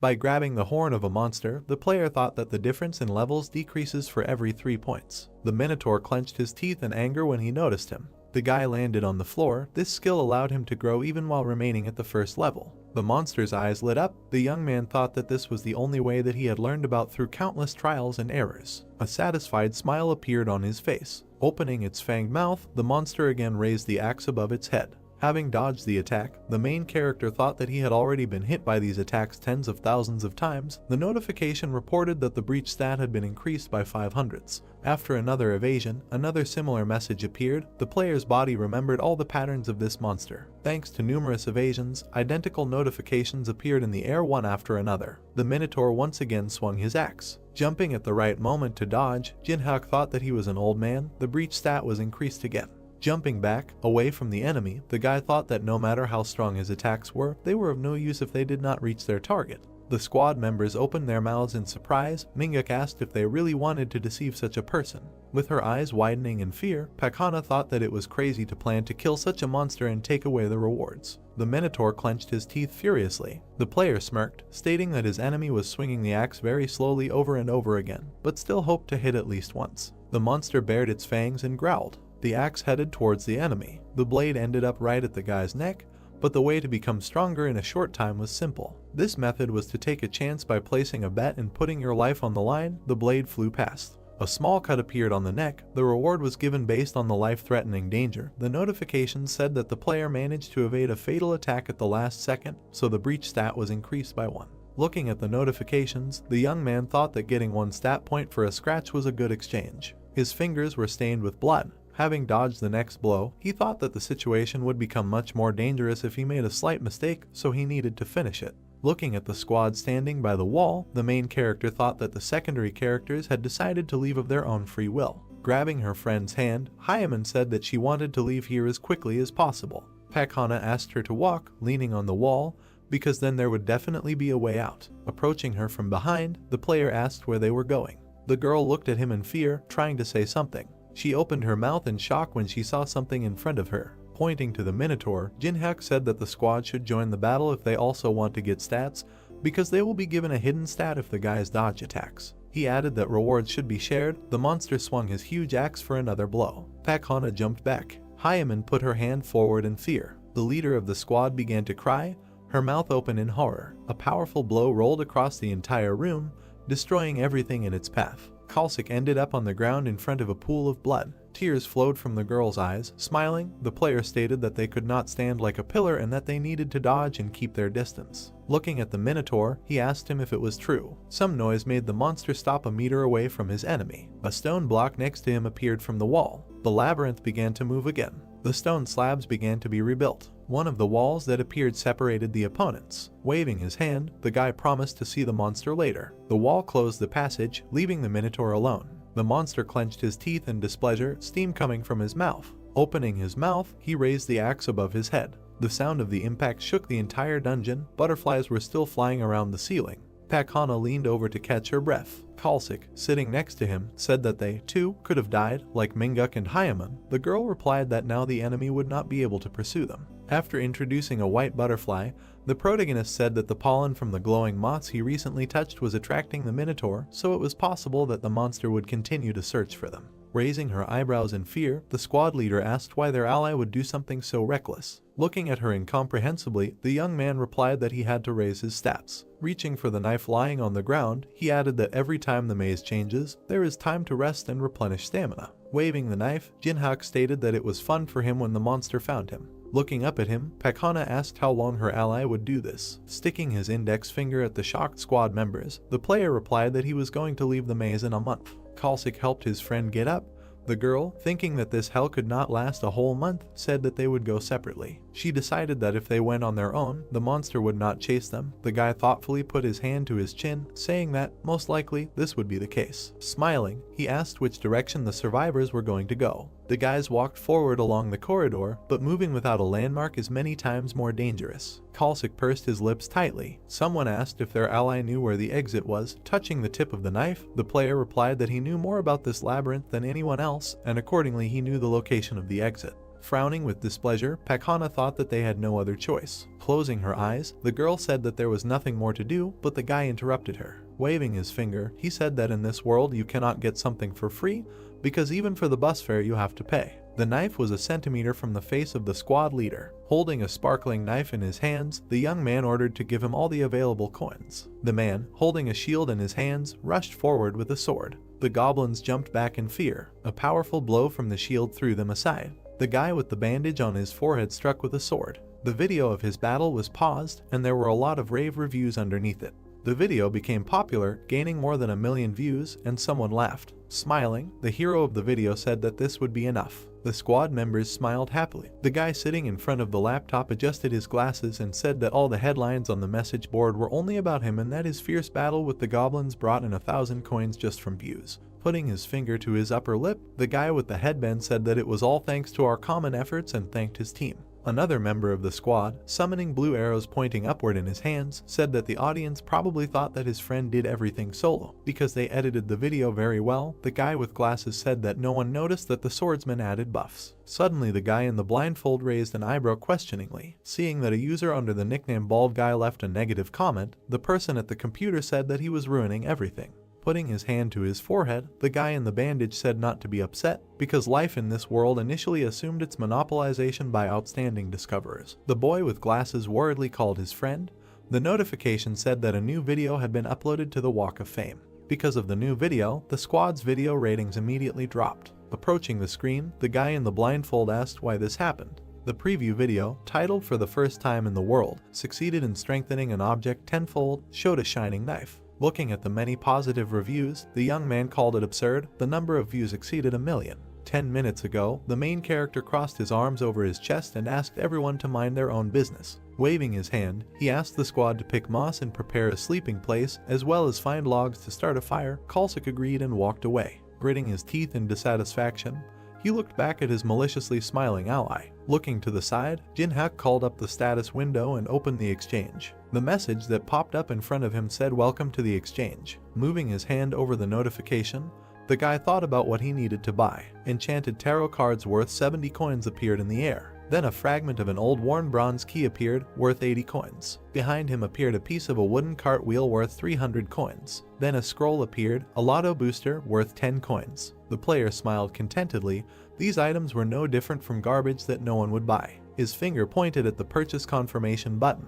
The notification thanked for the purchase. The most important thing was the knowledge of how to use these items. Holding his hand over the wave of blue energy, the guy decided to combine the key, tarot cards, and a piece of the wheel. Blue energy surged through his body, a notification announcing that the merger was successful. A wheel of fortune appeared in the air with a picture of fortune in the center. The notice said that this artifact could raise luck to its highest value for 10 minutes, but since it was not completed, the scope of use was limited. The wheel of fortune shone in the air above the young man. Summoning a knife in his hand, he thought that if you do not know the limit of its use, then, to the best of your ability, the luck you receive can be what pushes a person from heaven to earth. Grasping the wheel with his hand, the main character thought that its limit was known to him, because his life remembered everything. The wheel spun in the air. A notification announced that the highest luck value had been reached. Sealed scrolls rained down from the sky. The value of the number of scrolls in the inventory was 10. The enhancement lotto was famous for its worst chance of successful enhancement, but now luck was at its maximum level. The probability of success was 100%. The guy raised his sword to the spinning wheel of fortune. Smiling, he decided to use all the scrolls on the dagger, and a flurry of notifications about the successful enhancement began to pour in.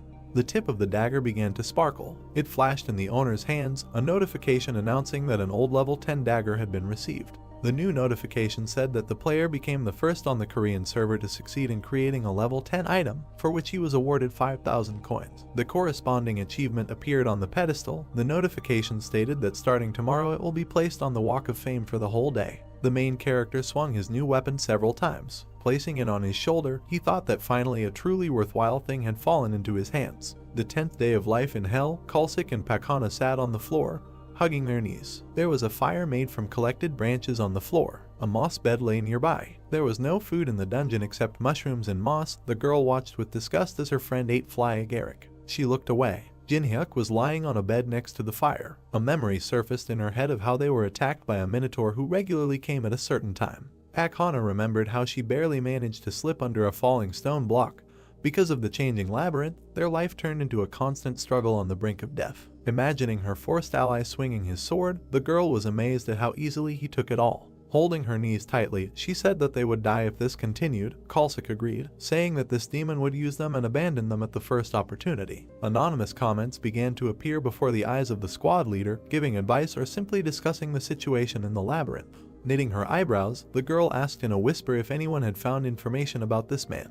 Users said that no information could be found because YouTube, personal blog, and all information were blocked, and he did not have a broadcast channel. Seeing this, Pakana lowered her head, thinking that they had chosen terrible people for the support group outside the tower. Frowning, she asked if they had passed on the information to the Elder and what the Raven Guild was saying. The anonymous man replied that nothing was known about this labyrinth and that it would take the guild 3 weeks to find them. Putting her hand to her face in disappointment, the girl thought that 3 weeks was too long. Throwing the last piece of mushroom into his mouth, Kalsik asked what they were saying in the guild. His friend replied that there was no information. Looking at her ally sleeping on the floor, she decided to share her thoughts with her friend. The guy was lying on his side with his back to the fire. Pakahana said that if you kill him and hold out a little longer until the Elder arrives, you can survive and get out of this hell. Knitting her eyebrows decisively, the girl said that the main question was how exactly to get rid of the guy. Kalsik picked up a stone lying on the ground, saying that killing it while he was sleeping was the best solution. Raising his hand, the young man said that few people could live with a broken skull. His girlfriend suddenly stopped him, grabbing his arm. Kalsik looked at her incomprehensibly. The girl said that this man has a reaction speed like a real monster. The main character did not move, lying on a moss bed. The leader of the squad said that they were powerless, because there was a high probability of a counterattack, even if they attacked on the sly. Throwing an incredulous look at her, the guy asked what they should do then, because they could not just tolerate this and continue to suffer. Starting to look for something in her purse, Pakana recalled that her friend was a member of the Black Raven Guild and said that he had given her something in case of danger. The leader of the troop took out from her bag the poisonous sting of a giant immature pumpkin wasp, 1 drop of which could kill 100 trolls. Smiling evilly, she proposed to act in a way that could not be resisted.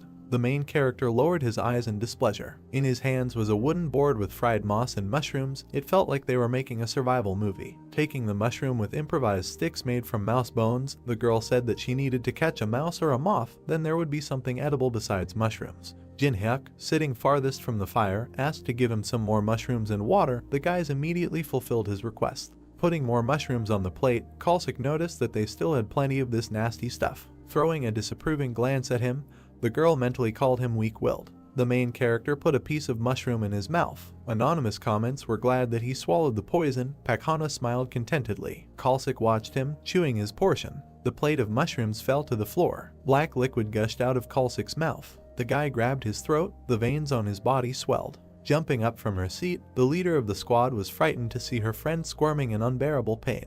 Looking at the player, the girl asked if he knew about the poison. The guy asked the counter whether they really thought that he would mindlessly accept food from their hands. Kalsik's body turned black. The player explained that he changed the plates as soon as they were distracted. Summoning the report button in front of him, the young man said that secretly broadcasting live is definitely illegal. Furrowing her brows, Pakna asked what evidence he had. The anonymous users were surprised that anyone had managed to notice this. Looking at the status window, the main character read that the live broadcast can only be turned on during a boss battle, and if cheating and illegal actions are detected, the perpetrators will be punished. The notification clarifies whether the player wants to file a statement about the discovery of illegal actions. Tears appeared in the girl's eyes. Jinhyuk said that during the broadcast you need to watch your facial expression. Smiling maliciously, he added that the disappointment on her face was too noticeable. The guy pressed the confirmation button. A notification with the inscription warning sparkled around the frightened Pakna. The notification said that the application had been successfully submitted and all anonymous names had been deleted.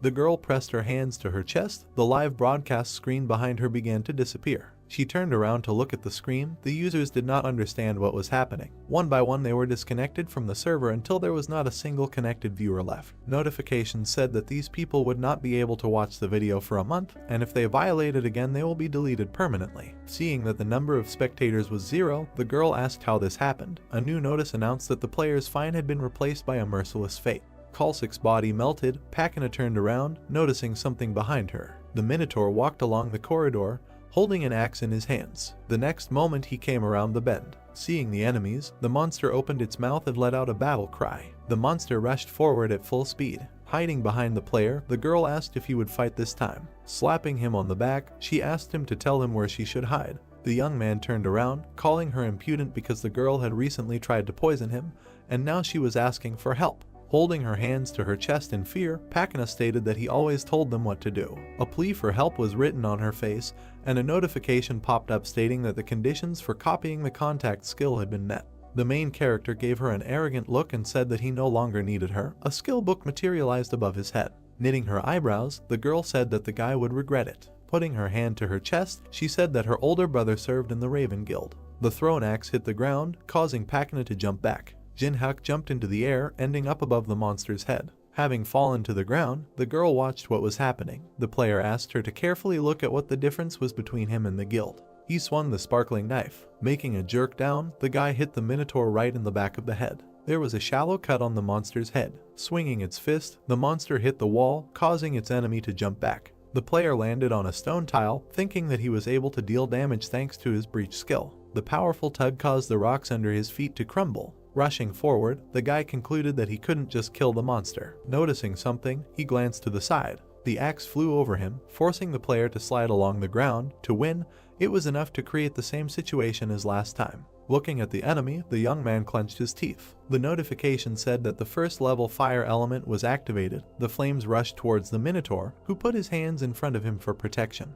Breaking through the flames, the monster screamed furiously. Having rushed past, the main character was able to strike at the monster's legs. The Minotaur fell to one knee. The player was behind him and asked the monster not to rage so much. Grasping the knife tighter, he thought that as muscle builds, the meat becomes tougher. A satisfied smile appeared on his face. The Minotaur lowered his head, steam coming from his mouth. The moment had almost arrived for the monster to use his last card. The monster's eyes lit up. The notification announced that the Guardian of the Labyrinth had activated the 10th level frenzy. The Minotaur straightened his arms and opened his mouth. The muscles in his arms became larger. The hoof pressed through the floor, breaking it into small fragments. Its horns and axe became covered with green energy. The monster bared its fangs and growled furiously. Jinhyuk confidently held the knife in front of him. Pakana clenched her teeth in fear, wondering if it was possible to somehow defeat such an enemy. The monster's eyes lit up with red fire. His mane stood on end. The 10th level frenzy icon appeared.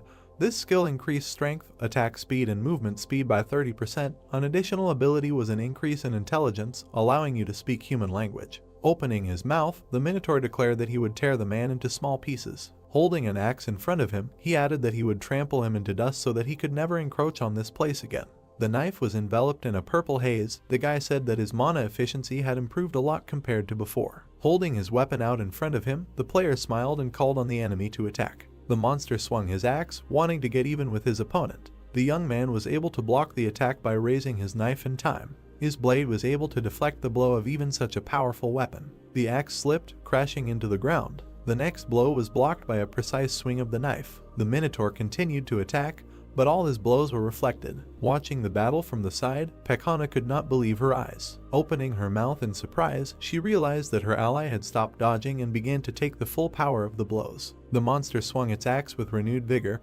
Even if all the guild members were here, they would not be able to defeat a boss-level monster that had activated a level 10 skill. The girl called the guy crazy, a drop of sweat running down her tense face. The blades of the two weapons crossed again. The young man parried the blow. Pakana did not understand how he could smile in such a situation. Frowning, the main character thought that he was stuck. Imagining how he was drowning in a bottomless abyss, Jinhyuk thought that with all his soul he hated the reality in which he felt helpless. The notification said that the player had died. That in reality, that in the game the difficulty was like hell. The notification said that the number the breach stats received were 57. Memories of the battle flashed through his mind. The guy clenched his fist victoriously. A huge tiger burst out from behind him. This world reacted to him. Smiling, the player parried another blow, and a notification about increasing the breach stat popped up. Thanks to the knife, he managed to avoid being hit. The axe made a hole in the stone slab. The Minotaur raised one eyebrow in confusion. Stone fragments rose into the air. The young man put a knife in front of him and rushed to attack. Thanks to his lightning-fast strikes, the monster's body was covered with wounds from the knife. The main character rushed forward decisively, his knife covered in purple energy. Raising his fist, the monster declared that his opponent was only capable of tricks. Declaring that there was not even a scratch left on him, the monster aimed his fist at the enemy. A bright flash appeared in front of him. A shockwave swept across the room. The player landed on the stone floor. The monster's fist stopped right in front of his face. The notification said that the Labyrinth Guard's level 10 frenzy time had expired. Looking at the immobilized enemy, Jinhyuk stated that 5 minutes had passed. The Minotaur clenched his teeth in irritation. The demon with horns was shrouded in flames. Frenzy was capable of exerting its maximum strength in 5 minutes, but after that there would be a penalty where the user would fall into a state of suspended animation for 24 hours. A corresponding notification popped up warning of a penalty. The Minotaur fell to the ground, causing a status window. The guy said that he had 50 breach stat points, which could reduce the difference of 19 levels. Smiling, he thought that over the next few days he would reach 100 points. Pakana looked out from behind the stone, asking if the battle was over. The player replied that the rage was over, but they managed to get rid of the monster only for a while. Hearing that the monster would appear again if the labyrinth changed and a day passed, the girl opened her mouth in horror. Sticking 2 fingers forward, the young man declared that there were still 20 days left. 20 days later, the stone floor of the dungeon was destroyed. The Minotaur raised his axe over his head. The young man easily dodged a sharp cutting blow from the right. The notification reported an increase in the breach stat. Jumping up, he avoided the lower blow. A notification appeared saying that the number of breach stats received was equal to 100. Furiously opening its fanged mouth, the monster rushed to attack. The enemy's fist slammed into his chin, the Minotaur becoming weaker with each point he gained. Throwing the enemy back, the young man said that it was all because of his mood. His foot pinned the bull's horn to the floor. Towering over the defeated monster, the main character declared that the time had come for them to part. Smiling, he looked back. Looking at Pakana, Jin-Huk said that he needed to decide how to deal with her. The girl, pressing her hand to her chest, asked what it meant to deal with her. Hearing that from now on the player was gathering interns into the company of old men, Pakana opened her mouth in surprise. Squinting, the guy asked if she really wasn't interested. Knitting her eyebrows, the girl shouted that she was very interested in such an offer because she had long wanted to join something like this. The player praised her for her determination. Approaching her, he asked to tell her how the girl could be useful for the company in the future. Putting her hand to her chest, Pakana replied that her personal contact ability would definitely be useful in managing the company. Thinking that he had already mastered this ability, the guy raised his eyebrows questioningly. The girl replied that she would never betray him. Taking a step forward, the young man asked what other proposals there would be. Hovering over his ally, he called her a complete disappointment. Hearing that the main character was ready to make a verdict, Pakana began to cry, begging him to give her more time. Smiling evilly, the player stated that there were no interns who had joined the company of old men. Raising her eyebrows in fear, the girl shouted that she would give him Braham's ring. Clutching his leg, she asked for her life and stated that her older brother had made a deal with China and provided ginseng to Koryo as payment. Looking at her from under his brows, Jin-Huk wondered how Braham's ring could have fallen into the hands of the Black Crow Guild. In the center of the golden ring, a red gem sparkled. It was one of the best items that can be obtained on the first floor. The ring increased movement speed, resistance to magic, and allowed it to restrain the mana of monsters. The guy's eye sparkled. Thanks to the Eye of Truth, it became clear that the girl's words were true. The corresponding notifications reported this. Putting his hand on her shoulder, the player congratulated her on gaining the status of an intern in the company of old men. Holding out 3 fingers in front of him, he said that the interns were not paid and that the interns should arrive whenever and wherever they were called. Hearing that the contract remained to be signed, Pakana widened her eyes in surprise, not understanding what she was talking about. The notification announced the reading of the memories of the world, and the powers of the contact and fire element skills appeared in the guy's hands. A plus sign appeared between the skill icons. A notification indicated that the merging of 2 skills had begun. A ball of blue energy appeared in the player's hand. He stated that it would be a little hot. The notification said that the soul brand skill had been obtained. The young man put his hand on the girl's shoulder. She asked in fear if this was really a contract. Raising his hand over her, shrouded in energy, the protagonist asked if Pakana really thought that she would just need to put a stamp on a piece of paper. Tears appeared in the girl's eyes. The player congratulated her on joining the Black Enterprise. The notice stated that the soul brand was carved on the intern's face, and a woman's scream was heard in the depths of the labyrinth. An icon for the soul brand skill appeared. The description said that the object on which the mark was placed was obliged to obey the orders of the owner of the skill. If the rules were violated, the object's body would ignite. The gates of the labyrinth opened. The notice said that the first floor maze had been completed for the first time. The girl fell on the grass, rejoicing that she managed to survive. The notification said that players would be on the honor list for 1 day and would receive 5,000 coins. Looking at the notification, Pakana was surprised by such a reward for all the torment. Hearing the young man calling her, she looked back. Putting his hand in front of her, the main character ordered to give all the money. The coins flew into his status window. Now he had more than 10,000 coins, and there was most likely no player with more money yet. Pointing his finger at the intern, Jin-Huk ordered Braham's ring to be brought within 3 days. The girl objected, saying that 3 days was too little. Gathering blue energy in his hand, the guy stated that the time had been reduced to 2 days. A burn in the shape of a human palm appeared on Pakana's face, and she promised to bring the ring. The news was broadcast on a huge screen on the roof of the building. A man in an official suit announced that in a week, the strongest guild in Korea, Tangun, plans to defeat the boss of the third floor. Emblems of different guilds appeared. The Tangun Guild was the leading guild of the country, raising its stakes in the international competition to conquer the tower. The characters walked down the street past the screen. The news anchor asked if there were any statements from the Chinese. Knitting his eyebrows in confusion, the man said that it was better to try to capture the tower on his own rather than wait for help from another country because the Tangun Guild was able to cope without outside support. Watching what was happening on the screen, the player wondered if these people would regret their decision to go after the boss of the third floor. Imagining the tower, he realized that they were in such a hurry because they wanted to get as many resources as possible. Presenting the map of the tower, the young man decided that there was no need to go to the third or even the second floor because only 90 days were given to each floor. A message appeared about moving to the next level. Many monsters appeared in front of the player. In his opinion, the guild would not be able to cope with completing the floor due to the constantly increasing level of difficulty, and humanity would not have a second chance. The light was on in the window of the apartment building. The main character decided to begin by collecting all the information about the events of the last month. There were bags of garbage in front of the front door. Holding the phone in his hands, Jin-hyuk wanted to turn to informants whose information could be trusted in order to find reliable information among the gossip. A tab called Community Challenge Towers appeared on the phone screen. The site had a user search function. The main character was sitting at a table in a cafe. A guy with blonde hair introduced himself as Teeman and said his nickname was Bald Head. His strangely dressed avatar was holding a Molotov cocktail in his hand. The girl with black hair hit her chest and introduced herself as Manhwa. Her nickname was Firefist, and her avatar was a children's inflatable ring and boxing gloves. Jin-hyuk opened his mouth in surprise, thinking that these guys with whom he played together 2 years ago were not at all similar to their characters. Imagining himself surrounded by avatars of his old friends, the guy thought that this was not how the first group should have been created. The notification announced the use of the Eye of Truth skill.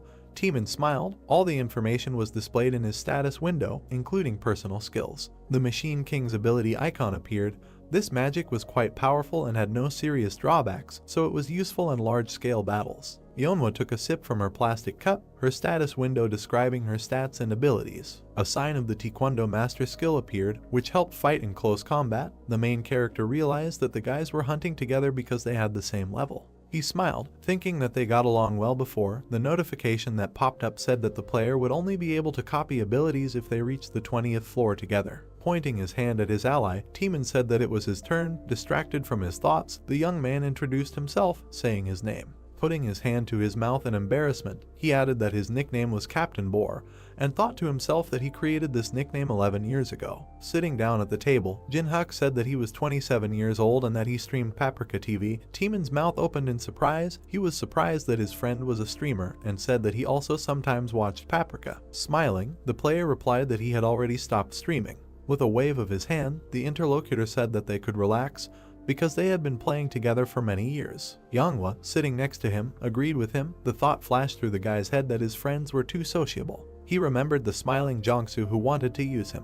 An image of Pak Hana with burning eyes, who was about to betray him, appeared in his head. Sitting at the table with his old comrades, the young man thought that for the first time he felt comfortable after communicating with many hypocrites. In front of the hologram of the earth there was a chessboard. From his friends the player managed to learn what happened while he was in the labyrinth, for example, how the main guilds of the world developed. He also learned about streaming trends. The man opened a window in front of him to record videos. People in robes hid their faces behind black masks. The main character learned about the appearance of a group of miners who created a certain factory and were engaged in kidnapping people. Teeman raised his eyebrows in surprise and asked if his friend had really been missing for the last month. Hearing an affirmative answer, the young man clarified whether his friend had taken the test. After scooping ice cream into a spoon, the main character asked what kind of dough we were talking about. There was a taxi and a traffic jam on the highway. Looking back from the front seat, Teeman explained that a stream of players poured into the tower when it first appeared, but from the second floor the number of deaths increased. The tower rushed high into the sky. The association set a restriction due to which only those who passed the test could climb to the second floor. Pointing to the barcode on her wrist, Manhwa added that the association issues a verification code to everyone. Remembering the face of the head of the association, Jin-hyuk thought that Sanjin was gathering people with powerful abilities under the guise of reducing the number of casualties. Smirking slyly, he decided to use the system created by the association for his own benefit. There was a screen with the earth depicted on it hanging on the skyscraper, and the taxi stopped at the entrance to the building. The symbol of the association appeared. After its creation, players who received a grade below F lost the opportunity to go to the second floor, and the dossier was stamped failed. People cheered as they stood in front of the man with the sword. Players with high scores immediately began to receive offers from the top guilds in the country, so 3 types of people gathered at the testing site. The first were those who desperately wanted to get the right to enter the tower. The guy clasped his hands, hoping to get a good rank. The girl bit her thumb, expecting to get at least E rank. The second were those who met players with high ranks, reporters prepared to do the interview, wondering which guild would take the A rank player this time and wanting to do a special report. The man with the camera noticed something in front of him. The journalists opened their mouths in surprise. The third were those who wanted to show their right to enter to the whole world. Pekhana from the Black Crow Guild and her brother Hajin, a rising star of the guild, passed along the road. A man walked behind them, camera flashes shining right in his face. Gait from the guild father of wrestling sternly knitted his eyebrows. The journalist asked the cameraman not to miss a single frame. Taking off his sunglasses, the man asked where the crowd came from. Hajin looked at him and explained that many people want to get rich quickly or gain fame. Frowning with displeasure, the man said that he did not have time and asked the guy to clear the way because reporters were waiting for him. His eyes lit up. Guide said that he came here for the sake of the young guys from Black Crow, so they need to try. Raising her eyebrows tensely, Pekhana asked him not to worry and promised to do everything necessary.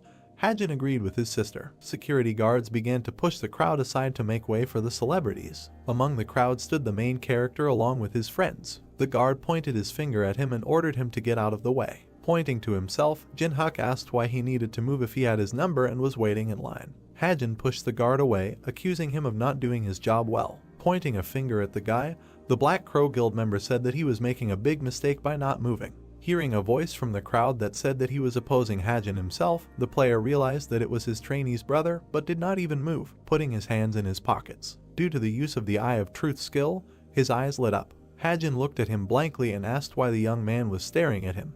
All the characteristics were displayed in his status window. The notification said that in order to copy his personal ability, the player needed to raise the target's interest to the maximum, and to copy one of the skills it was necessary raise hostility to the maximum. With his eyes widened, the guy realized that he could provoke the copy target to gain his skill. While Hajin was trying to prove his point, Pekhana approached them. Seeing her boss, the girl opened her mouth in fear. Her brother turned around, explaining that the man didn't want to leave. The main character grabbed him by the index finger. The next moment the finger was broken. Hajin immediately grabbed his swollen red finger, whining in pain. Jinhyuk calmly drank the water, not worrying about anything. Hajin's eyes lit up and he removed his hand, which was immediately enveloped in strong magic. All the people around were in shock. They called for everyone to run to the scene of the clash and look at what was happening. Janek, noticing something was wrong, looked at his opponent in surprise. At that same second, he grabbed the open bottle of water tighter. Hajin was already heading towards the main character when suddenly water got into his face and eyes.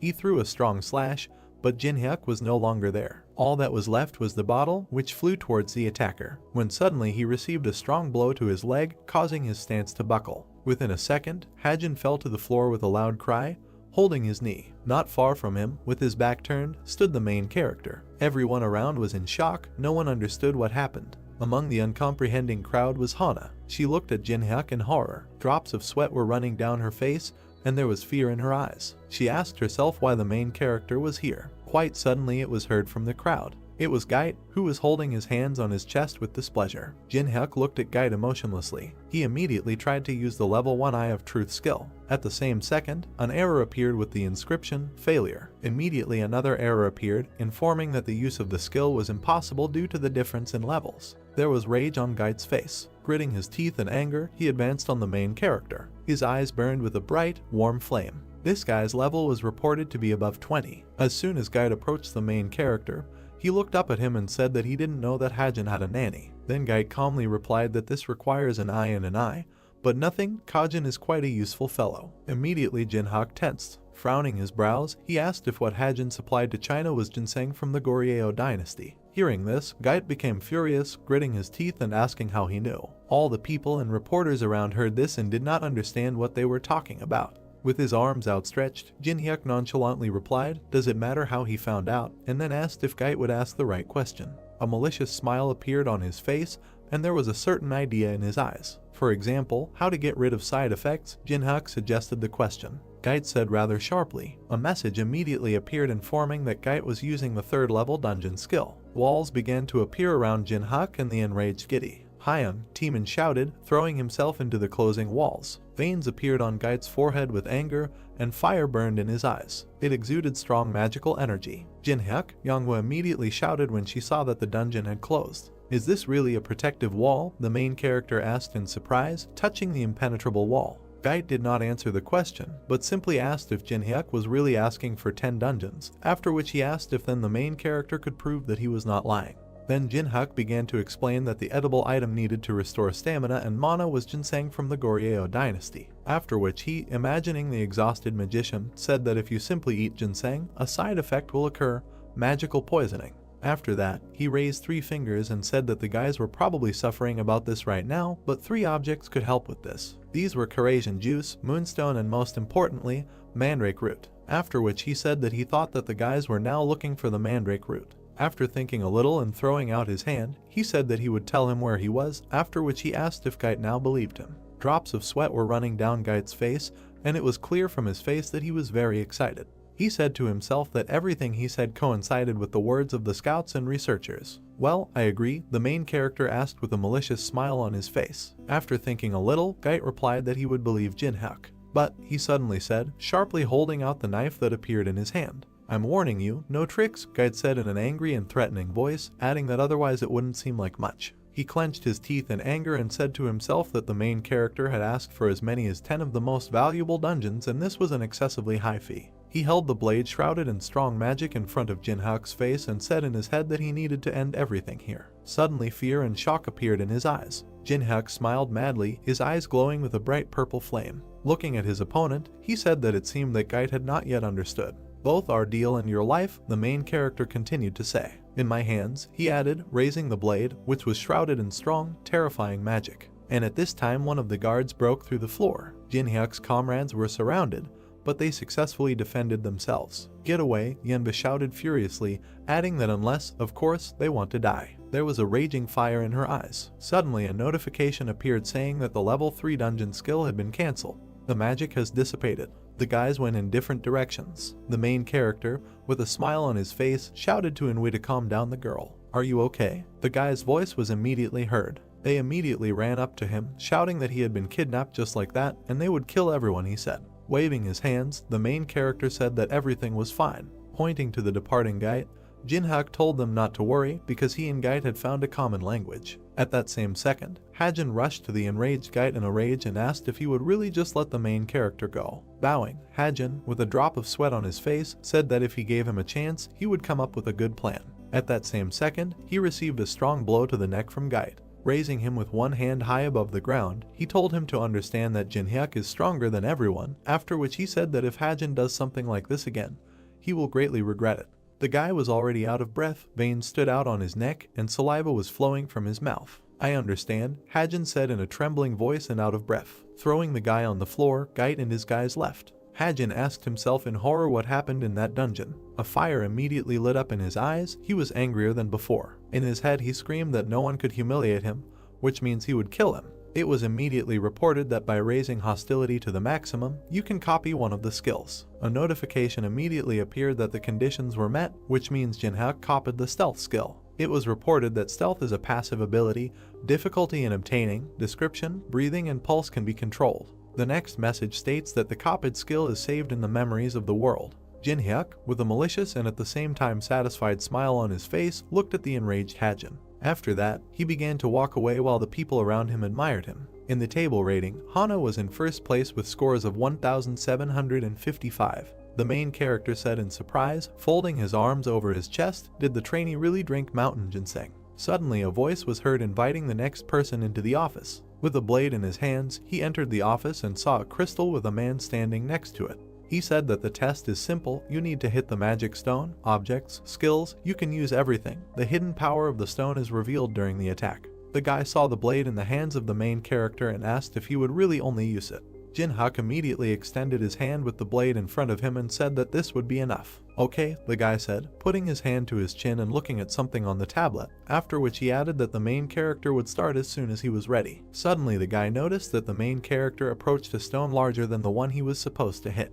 He immediately turned to Jinhyuk, after which he said that the stone he approached was a mid-level stone, and pointed to the stone that was needed and told him to go to the entry-level stone. A flame flashed in the eyes of the main character. The guy was enveloped in the strong aura of the protagonist. He looked at Jinhyuk in horror and shock and said that ordinary players could not even activate a mid-level stone. The stone fell with a crash onto the floor, divided into two halves. The guy added that it was impossible to break the middle stone in half. The result of the main character immediately appeared on his tablet, showing that Jinhyuk's rank was as shocked by such results. The guy shouted that he needed to report this to his superiors. Jinhyuk suddenly said not so quickly. Taking the guy's tablet, he told him to report back in a week. Immediately the guy asked in confusion whether he was really asking to postpone the report. There was a terrifying power in Jinhyuk's eyes. He said that this was for personal reasons, and in a week the guy can report wherever he wants. But, the guy mumbled, not knowing what to say. Then the main character straightened up, took out a blade and, playing with it, said that he knew several worldly wisdoms. One of them, the law is far away, but the fist is nearby. In horror, the guy screamed that it was true. The door from the office opened. The main character, standing against the wall with his hands folded on his chest, asked Hana passing by, but they quickly overtook her. Suddenly the girl extended her hand to the main character, which contained a ring.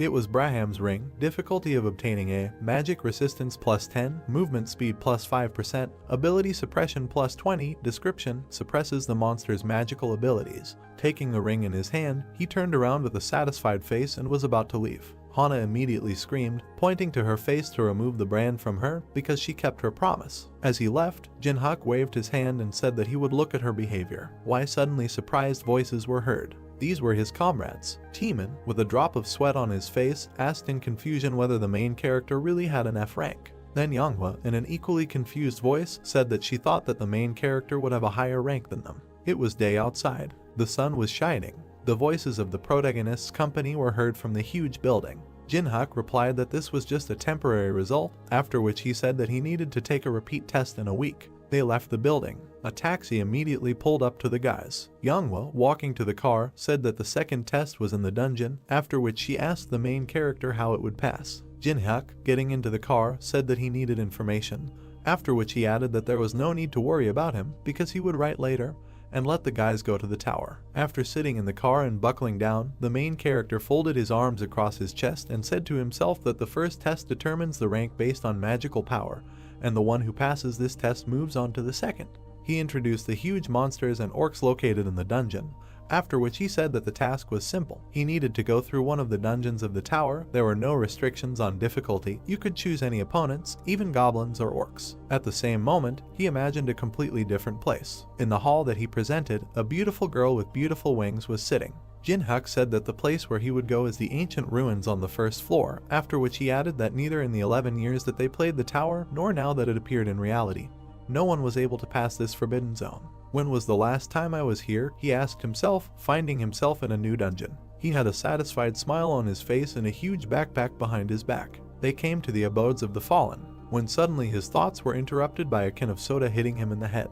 They immediately shouted at him to tell Jinhyuk to drag his suitcases. Mountain ruins, first floor of the Tower of Challenges. Warkug was very beautiful. Waterfalls flowed and rocks flew in the air. In his head, Jinhyuk said that with an F rank, he couldn't go there alone because the guild guarding these ruins wouldn't let him through. They marched forward in a huge expedition. He added that the best option was to go as a porter. Suddenly, one of the team turned to Jinhyuk and asked how he got here. The main character looked coldly at the questioner. He smiled and said that he needed a lot of money to survive. To this, the stranger smiled back and said that everyone needs money. Suddenly, he showed a picture of his family on his phone and said that he was here to feed his wife and children. Jinhyuk's face changed at that very second. He immediately realized that this man was one of the suicide players. They moved further and further. The traveler said that both of them with rank F should be extremely careful. Where they point, that's where we go, because the equipment doesn't work inside and the ambulance won't come. Don't worry, the main character said with a confident and warm smile on his face, after which he added that those who are here will at least return home unharmed. Yes, the stranger asked, a little confused, turning to the main character. Cold sweat broke out on his face. The sky was blue. The sun illuminated the mountains and the earth. The stranger suddenly laughed and thanked Jinhyuk for his kind words, after which he praised him for being braver than the others. It was reported that the quest for the raid group was beginning. A scroll appeared indicating a raid. It was reported that this is a raid on the capture of ruins. Difficulty S, conditions, kill the boss of the location, free the prince who is deep in the ruins, reward, relic of your choice. We are there, it was heard from up front. Then everyone threw their huge backpacks onto the ground. The leader's voice said that everyone was doing well, so now they can rest while they wait for the raid group. Jinhyuk put down his backpack and looked at the huge temple in front of them. The golden chest was a special reward. The notification that appeared announced a special reward for the first conqueror of the tower. Special, the main character asked himself in surprise, looking at the notification that appeared in front of his face. Is it really only me who can see this? He asked himself. The next notice was about receiving the award. The hero now has stats for plus 10 points of luck and plus 10 points of adaptability. The next message said that the luck and adaptability stats had been increased by 10. Frozen was also obtained. The lock under the frozen emblem was opened. It has been reported that Cold Heart is the ability to remain calm even in a critical situation, but may have trouble showing emotions. It was also reported that the passive skill Monopolization was obtained. The lock under the Monopolization emblem was opened. It was reported that if Jinhyuk completed the quest alone, the reward for completing it would be the highest possible. This, the main character said in confusion. Suddenly a crazy smile appeared on his face, and madness was also visible in his eyes. He asked himself how cool this was. He put his hand to his mouth and thought. Jinhyuk presented several chests behind him with various rewards. He said to himself that even though there were an incredible number of awards in the tower, to receive at least one was great luck. With such passiveness, I don't even need luck, he joyfully said to himself. While he was thinking, a bright light suddenly shone in the center of the temple. It illuminated everything around. After a few seconds, barely visible figures appeared in it. It was a raiding party. One of the guys was loudly indignant, saying that he couldn't get used to teleportation, after which he asked what the others were doing. More soldiers appeared behind him. One of them reported that all 50 people were alive. Ordinary workers looked with some horror and distrust at the arriving raid group. It was immediately reported that the Eye of Truth of the first level was being used. We are moving forward, the leader shouted, adding that they will form the formation on the move. The raid group is in the vanguard. It was reported that this guy's name was Jeonghun, age 29, level 14. Ability, Relief. Jinhyuk was informed that the condition for copying the ability was to gain Jeonghun's trust during the raid. The main character's eyes exuded strong magical power. Damn, he said, biting his lip in worry. He looked at Jeonghun, who was gathering a squad, and then said that gaining trust would be difficult. Wait a minute, he suddenly said. His eyes showed that he had something in mind. Jeonghun didn't even realize that the main character was watching him so closely. In his head, Jinhyuk was asking himself if the guild leader of the top 10 was only at such a low level. He stood with his arms crossed and watched, saying in his head that he would not be noticed. Destroyed temple. There was devastation everywhere, nothing was whole. The roots of the trees have already sprouted everywhere. A mage from the squad, stopping in front of pitch darkness, turned to everyone and told everyone to follow her, because if someone gets lost, no one will save him. It was reported that the lamp skill of the first level is activated. The staff in the woman's hand glowed bright red. Strong magic was released from the staff, lighting up part of the corridor. The corpses and bones of other raiders and monsters appeared in it. Ordinary workers, going inside, were very frightened. Looking around, they asked if these were ruins. The guys walked past monsters that had long been killed by the raid group. Well, there was a massacre here, said a passing worker. They walked further and further. Looking around, they said that the atmosphere here was very scary. Suddenly Jeonghun and his troops discovered what they had come for, after which he called all the workers to come to them. There was no positive emotion on Jinhyuk's face. He looked at the squad leader with contempt. It's strange, the main character said in his head, asking afterwards if there really were any losses, although they endured so many monsters. Remembering how Jeonghun had just recently shouted about formation on the move, he said that guy's strategy seemed rather strange. Suddenly, the main character's thoughts were interrupted by a strong blow on the shoulder from another porter, who angrily told Jinhyuk to go and distribute water. Then the main character remembered that he was just a porter. He smiled evilly, and veins stood out on his face. The man who hit him on the shoulder pointed his finger in the other direction, saying that here they could handle it themselves, telling the main character to help the foreigners. Foreigners, the main character asked himself in surprise in his head, looking at the guys in gold-colored armor, when suddenly he saw a strange sign on the shoulder of one of them. After thinking a little, he remembered that these were warriors of the Sion Guild. Suddenly he saw one of the soldiers in white robes and armor, which was unlike the others. Jinhyuk smiled mockingly, saying in his head that they were such fragile creatures, and then asked himself if it was worth making friends with someone. After a while, he handed over a mug of cold water. The knight in white robes looked at the main character in surprise. Jinhyuk said that the knight did a good job. The warrior thanked him. It was reported that level 1 communication was being activated.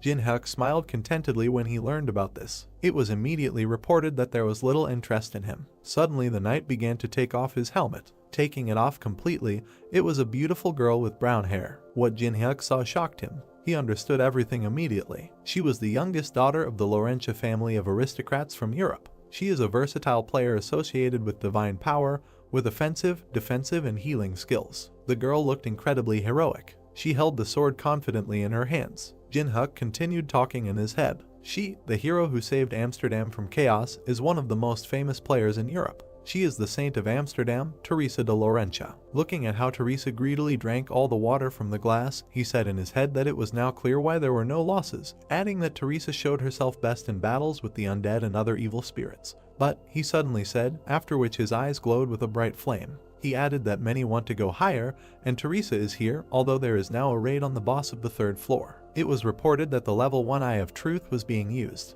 The girl, holding an empty mug in her hand, blushed because she was refreshed. Suddenly an error appeared saying that using the skill was impossible due to the difference in levels. Is she really higher than the 20th level? The main character asked himself in surprise. Suddenly, another message appeared on top of the error, informing that the luck and adaptability stats compensated for the difference in levels. The Eye of Truth of the 2nd level was immediately used. Cool, Jin-hyuk shouted joyfully in his head. It was reported that the main character can view the status of the target.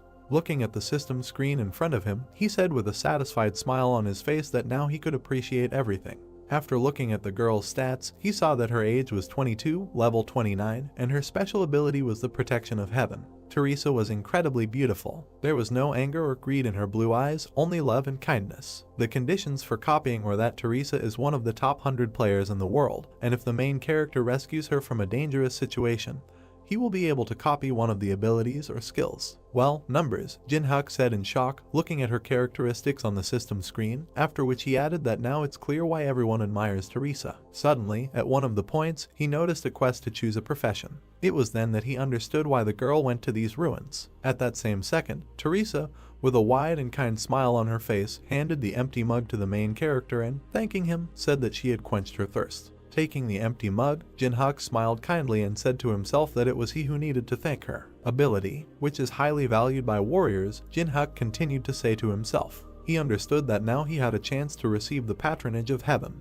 Jin-hyuk only had to find out what situation could be dangerous for this paladin and how he could save it. Suddenly the temple began to shake violently and collapse. The warriors called for their leader. He ran as fast as he could towards the soldiers. He was terrified, there was fear and bewilderment in his eyes. What he saw left him speechless. Trouble, said one of the soldiers. Sentinels, he said slowly. Already dead? The girl continued, sitting next to the corpse of one of the guys on their team. Further down the corridor there were more corpses. Ruin guardians were reported to be keeping an eye out for trespassers. A huge mechanism flying in the air looked at the entire raid squad. Remaining time is 10 minutes. Unknown cubes, shrouded in strong magic, began to appear around the guard. It has been reported that the ruin's security system sleeping bomb activates when intruders appear and summons guards when activated. In his head, the main character said that if you don't touch her, nothing will happen. At this moment, Chongwon grabbed his head in horror and panic, shouting to the entire audience who turned on this monster. It's late, only 10 minutes left, Jin-hyuk said to himself. Veins appeared on Youngwon's face. The leader's face was illuminated by the light from the guard.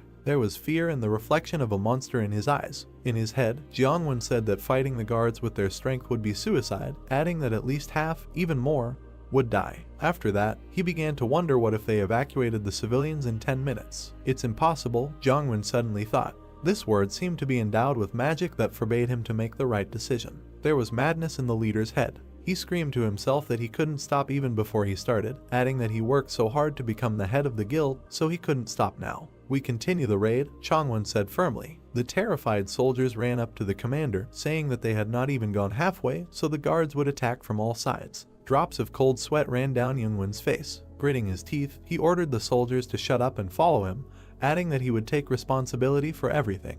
Even without a second team there is a chance for success, he said. Pointing to Teresa, he said that they had her. At this time, one of the soldiers ran up to a gathering of guys resting nearby and told them that the guards had woken up. One of the vacationers indifferently said that the one who reported about everything was worried, explaining that such a huge guild as Parhi would not act without countermeasures. True, the informer asked in surprise. Of course, the archer said, jumping up from his seat, adding that loners like them just need to obey the head, after which he said that most likely, the guild had probably already destroyed all the guards. Suddenly, a huge hand appeared behind him. A second later, the archer was turned into a bloody mess. The remaining frightened guys stood in a circle, preparing to defend themselves. We are in a very bad situation, the informer realized. Huge magical armor appeared around the guys, the main forces of the raid group. We are preparing for battle, Chongwon shouted, after which he added that the tanks are forward and the bearers are back. Quickly, he shouted, ordering the porters to distribute buffs to the tanks and the healers to get ready. People immediately began to rush from side to side, following the commander's orders. Taking a stance and raising his shield in front of him, he suddenly began to glow. It was reported that Youngwon would activate level 3 steel defense. It was also reported that Jiangwon had activated level 2 combat concentration. Tanks began to gather next to him, on which buffs began to take effect. The mage behind them took off, a magic circle appeared below her, and the staff she raised above her began to glow. It was reported that this girl had activated the second level angel song. The stats of all warriors have increased. They're getting closer, Youngwon shouted, ordering everyone to stay in formation. At that same second, huge armor jumped onto the line. A blow from a huge axe struck the commander's shield. He was able to contain it. Then the guard stood up. Leader, it was suddenly heard from far away. It was those three guys resting to the side. They were very exhausted defending themselves from the guards. The informer shouted, asking for reinforcements because they could no longer cope. The mage girl pointed at the guys, saying that they needed to help the solo players. At that same second, Youngwon ordered the girl to shut up and concentrate on the battle. The commander understood that in any case there would be casualties. Beads of sweat ran down his face. There was rage in his eyes, and his teeth were clenched from tension. In his head he was screaming that there was no time to think about solo players. The solo players were very scared. They held on with all their strength. Jiangwon explained that, unlike guild players who act coherently, solo players are immediately lost in such battles. They heard it, but, said one of the solo players, lowering his head in disappointment. He realized that they had been abandoned. Tears flowed from his eyes. He screamed, begging for help. Suddenly, quick steps were heard. Teresa soared above the guards, swinging a sword shrouded in powerful magic. It was reported that the 4th level cross skill was activated.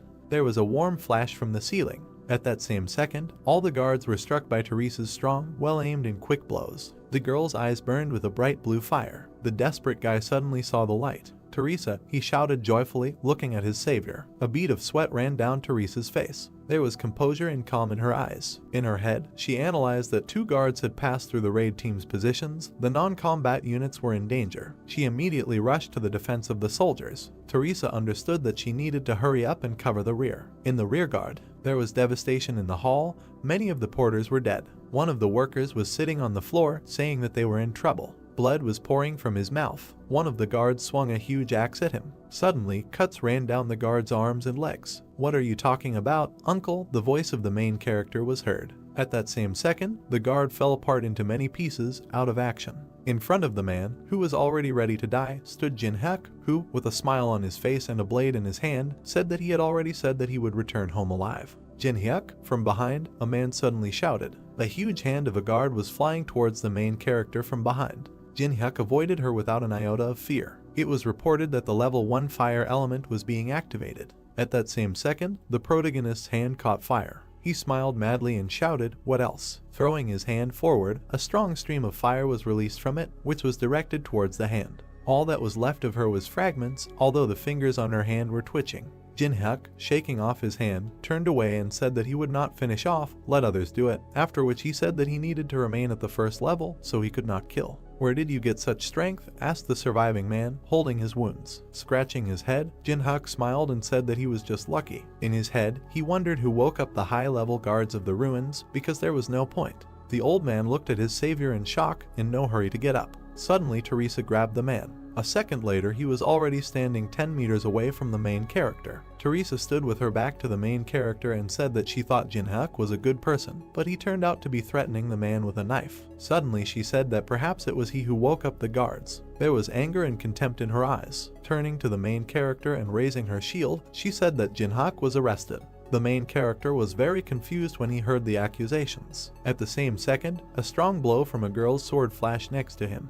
The main character barely managed to dodge. She turned to face Jin-hyuk, telling him not to move because she didn't want to hurt anyone. After thinking a little, the guy said that there was a misunderstanding. The girl again struck a strong blow, but missed. She shouted that she would listen to him later. In his head, the main character said that it seemed that Teresa was too angry and was not listening to him at all. He understood that he no longer had a choice. Teresa swung her shield at the protagonist again, wanting to deal a strong blow. She threw a strong punch, but missed again, so Jin-hyuk pushed with force. Teresa flew into the floor with enormous force, breaking a crater. There were stones on her face. She lay exhausted in the hole, holding back the pain. Jin-hyuk put a blade to the girl's face, saying that he would not be a guard. Teresa looked in horror at the main character, whose eyes glowed with a bright blue light, and there was calmness and composure on his face. Jin-hyuk said that if he had to, he would kill with his own hands. Mrs. Teresa, Mr. Jin-hyuk, the rescued man suddenly started screaming. With his arms outstretched, he ran up to the enemies and shouted that Jin-hyuk had saved him. Hearing this, Teresa was speechless. After a while, the man left, and non-stop apologies were heard in the hall. The girl bowed to the main character, apologizing. Jin-hyuk asked her to stop, saying that his actions really seemed suspicious. He began to leave, and Teresa followed him, asking why the main character was hiding his identity. For what reason, Jin-hyuk wondered, calmly walking forward. "The same as you," he answered after thinking. After that, he said that Teresa invited the Sion Guild as a cover, after which he added that the girl wanted to secretly obtain the contract of St. Peter for the quest to choose a profession. After thinking a little, he admitted that he also needed one item, the receipt of which no one should know. Teresa was shocked by what she just heard. Drops of cold sweat ran down her face. She asked herself in her head how the main character knew about everything. Jin-hyuk smiled and said that he knows all the strategies for passing these ruins, so Teresa will help him with her skills, and the items they need are in one place. Turning to the girl, he asked with warmth in his voice if she would join forces with him. Teresa looked at the main character in confusion, wondering what to answer. The guards were defeated. In the crowd of vacationers, the commander shouted, saying that it was impossible. Throwing his arms forward, he furiously shouted that they should move forward in coordination, and then asked if they really wanted to go alone. Teresa, standing in front of him with her hand to her chest, explained that according to their map there were only 20 kilometers left. The strategy was known to everyone. Nothing would change if it didn't exist, after which she said that, in addition, according to the agreement before the battle with Boss, all squad leaders have the same rights. Hearing this, Youngwon broke out in a cold sweat and didn't know what to answer. Teresa stood silently opposite him, waiting for an answer. Exhaling heavily, he hit himself on the forehead and allowed the girl to separate from the group, after which he said that she should return before they reached the boss's room. Joyful Teresa, clasping her hands, said that she would join them before the battle began. Remembering something, she asked to take one porter with her. Then Youngwon began to walk away, waving the girl away, telling her to do whatever she wanted. Hearing this, happiness and joy appeared in Teresa's eyes. "This is a one-way ticket," the voice of the workers was heard. The porters stood in a huge crowd, praying that they would not be chosen to march with Teresa. Suddenly the main character raised his hand. Coming out of the crowd, he said with a serious face that he was ready to go. Immediately all the workers threw themselves on his shoulders, begging the guy not to follow the lead of youth and to stay with everyone. In his head, Jin-hyuk said that no matter what he said, the workers still wouldn't understand. "Uncle," he said suddenly. The main character stopped. A strong, terrifying aura emanated from him. In his head, he asked if it had ever happened to him that when he was young, he was struck by an idea. The porters immediately released the guy, not understanding what he was talking about. At that very second, Jin-hyuk turned to the workers and, clutching his heart, shouted that love was burning inside him now, even if he lost his life because of his weakness. Hearing this, everyone present was shocked. Jin-hyuk and Teresa started to leave. The porters looked at the guy, saying that he was such a romantic. Exhaling heavily, the main character said that he was tired. Next to him walked Teresa, looking at the main character. After a while they came out into a hall full of monsters. They walked to the edge of the platform and looked down. Teresa pointed to the crypt, surrounded by a magical barrier, and said that the Treaty of St. Peter was in that sarcophagus. "Yes, I noticed that too," Jin-hyuk answered immediately. Looking at the girl, he calmly asked her if she understood that she needed to remove the protection. "Yes, I know," she answered immediately. Suddenly a warning flashed in front of them. Teresa looked in shock at the system window in front of her, in which it was written that the master of the abode of the fallen was watching them. Reading the same thing on his screen, Jin-hyuk was calm. Rubbing his chin, in his head he said that this was definitely about the boss, after which he thoughtfully said that the boss had never been interested in the players, and now he decided to show himself. Drops of cold sweat appeared on the girl's face. Pointing to the warning, she stammered and asked if the main character saw the same thing, after which she said that it was definitely from the boss, but what did these words mean? Did he really see us as enemies? Teresa asked in confusion and fear, to which Jinhyuk immediately replied that this was not so. Pointing his finger at himself, he said that the boss was a sign of him. The girl looked at her friend in shock and asked herself in her head where such confidence came from. Turning to Jinhyuk, Teresa decided to ask if he really knew the way through. Putting his hands in his pockets, the main character replied that he had known him for a long time. Then, the girl said slowly and shyly. Jinhyuk was unhappy waiting for his companion's question. Then what should I do? She asked, putting her hand to her chest. There was fear in her eyes, but she was still ready to do anything. There were many dangerous monsters walking below, protecting the grave. Suddenly, Teresa jumped from the balcony. She landed among the monsters. The monsters immediately paid attention to her. Teresa was reported to be activating a level 5 battle song. For 10 minutes, all stats increased threefold. There was a powerful and terrifying aura around the girl. Her eyes glowed with a bright blue light. She was ready for a fight. What happened a few minutes ago was that the main character said with a smile on his face that her task was simple, saying that Teresa must attract the attention of the undead.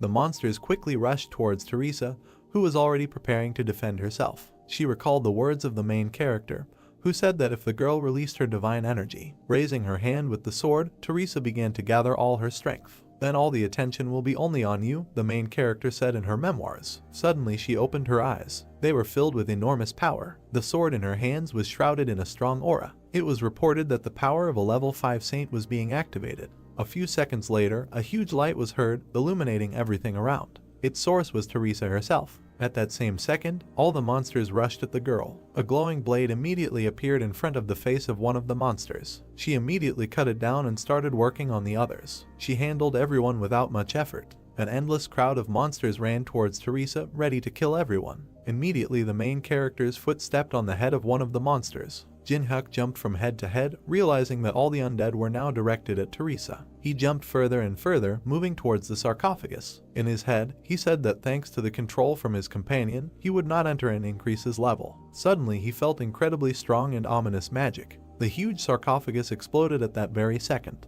A huge skeleton emerged from it, shrouded in strong and terrifying magic. It was reported that elite undead had appeared and special dead had risen. The floor was on fire, and the main character was covered with debris. A few seconds later, Jinhyuk stood up from the rubble. There was a satisfied smile on his face. In his head he said happily the mini-boss had finally appeared. At that same second, a huge guard sword appeared from behind a column of smoke. Noticing him in time, the main character deftly dodged without receiving damage. As he dodged the sword, he said in his head that Durahan shouldn't have been here or the conditions had changed because of Teresa. He immediately began to run away from the guards who surrounded him. A few seconds later, he jumped on the guard, starting to attack him, and at this time the Lick used strong magic, destroying everything around him. The main character understood that it would be easy to deal with him. Then he added that you need to be careful with flying monsters. At that same second, the Lick raised the staff in his hand above himself and began to accumulate enormous power in the weapon.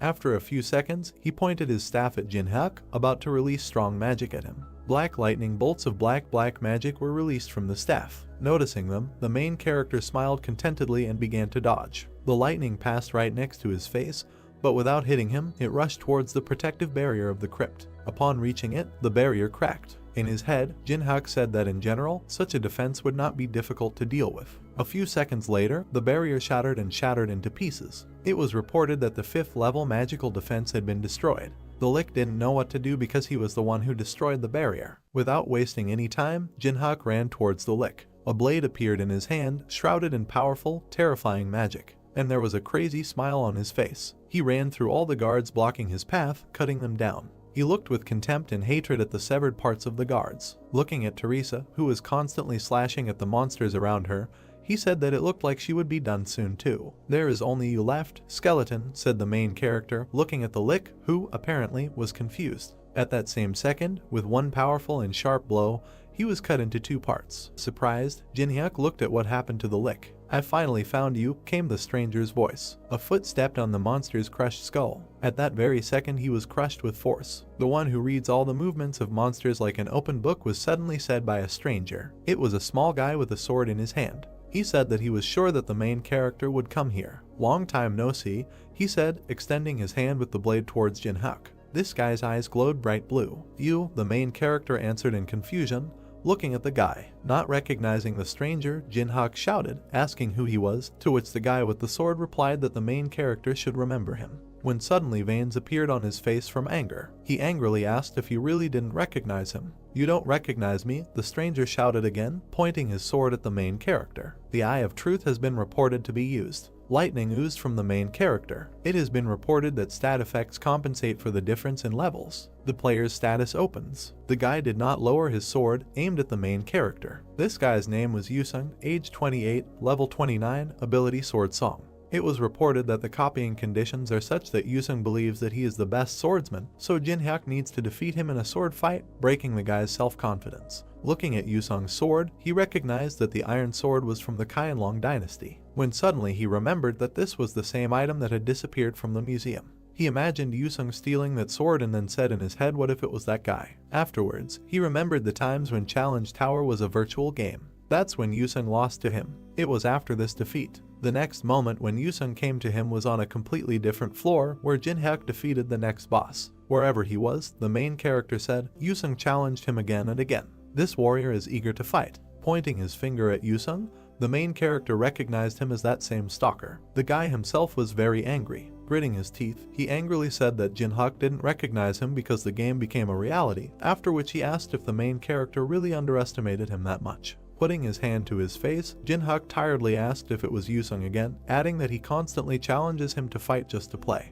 This time it will be different, Yusung said, holding the sword in front of him. He was very angry and said that they are both at the very beginning of their journey, so Jinhyuk has no advantage now. The main character turned away and coldly said, what if Yusung wants to fight, then he won't stop him, when he suddenly asked if he could handle it. At this time, his partner ran up to him from behind. Pointing his finger at her, Jinhyuk said that she wouldn't just stand by and watch. Teresa ran at all speeds to her comrade. Exhaling angrily, with hatred in his eyes, Yusung said that his opponent had an interesting partner, when suddenly he shouted that he would not allow anyone to interfere with them. Suddenly it was reported that Yusung was using the level 5 battlefield selection skill. Yusung's blade was shrouded in strong magical power. The guy pointed his blade at the floor. Hitting the floor with force, a huge blast wave was heard. The main character stood next to a broken grave with things. In the very corner there was a small glow, from which strong magic emanated. The space began to change. Teresa called out to her comrade, who was reaching into the grave for light.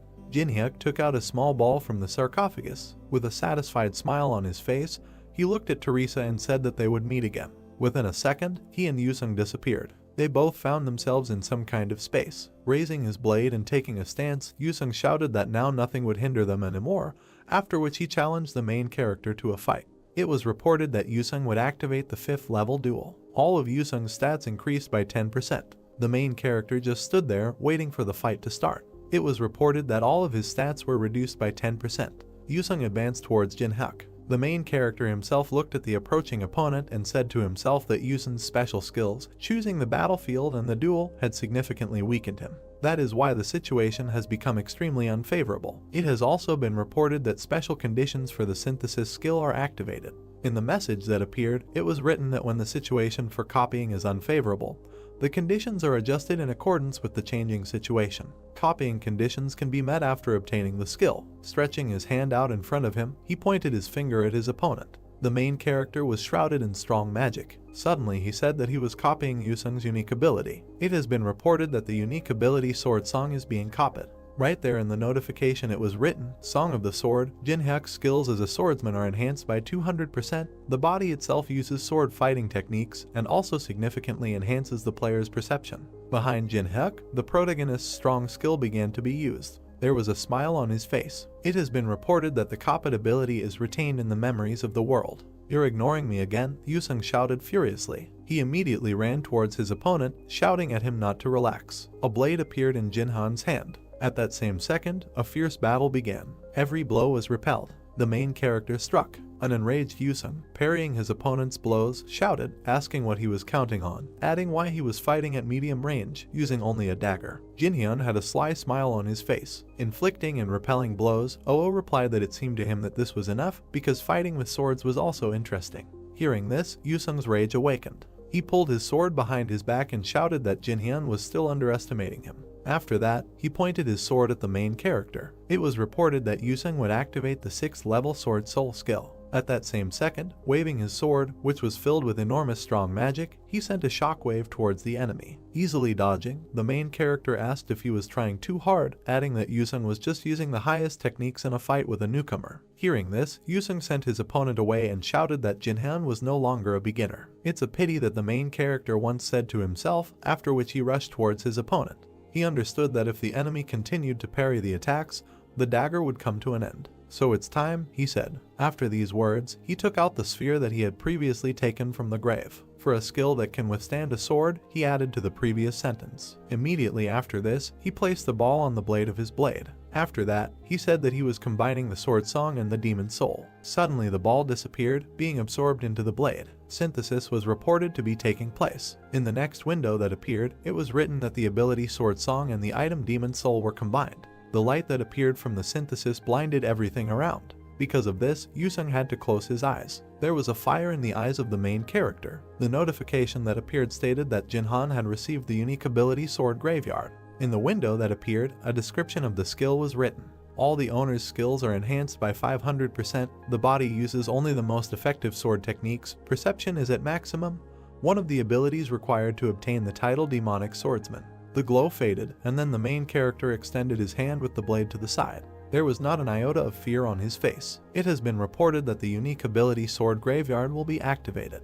It was immediately reported that the skill Knight of the Dark Moon of the first level was activated. A huge force spread through the protagonist's hand. In his head, he said that the ability so far produces barely a tenth of its total power. He understood that he did not have enough mana to control this power, so he needed to increase its supply as soon as possible. Yusung stopped. He didn't understand what was happening. A huge strong magical wave flew next to him. Cold beads of sweat ran down his face. He didn't dare move. In his head, Yusung only asked himself what kind of incredible power this was, after which he added that this is the most convenient battlefield for him. He tries not to fight at the distance familiar to his opponent in order to maximize favorable conditions. Yusung was furious, causing him to bite his lip and veins to appear on his forehead and cheek. He screamed to himself why he couldn't win. He remembered how many times he died in the game. And out of the game, he said. Yusung recalled how he collected many articles and photographs in the room in order to reach the main character. Because of his anger, he broke his virtual reality glasses. He kept saying that he did everything to defeat Jinhak. Throwing his head up and spreading his arms, he shouted, asking why he could not surpass the main character. "I will not put up with this," he shouted again, after which he sent many strong blows towards his opponent. Noticing them, Jinhak stood up. His eyes burned with a bright violet flame. Yusung's punches were right in front of his face. At that very second, he repelled them, cutting them with his blade. Did he really parry these attacks too? Yusung shouted in shock, looking at his opponent's results. Suddenly the main character appeared behind Yusung. With a malicious smile on his face, Jinhyuk said that he had already fought with someone who was much stronger and faster than Yusung, but now he was tired of it. Immediately after these words, he raised his blade, shrouded in terrifying magic, above his head.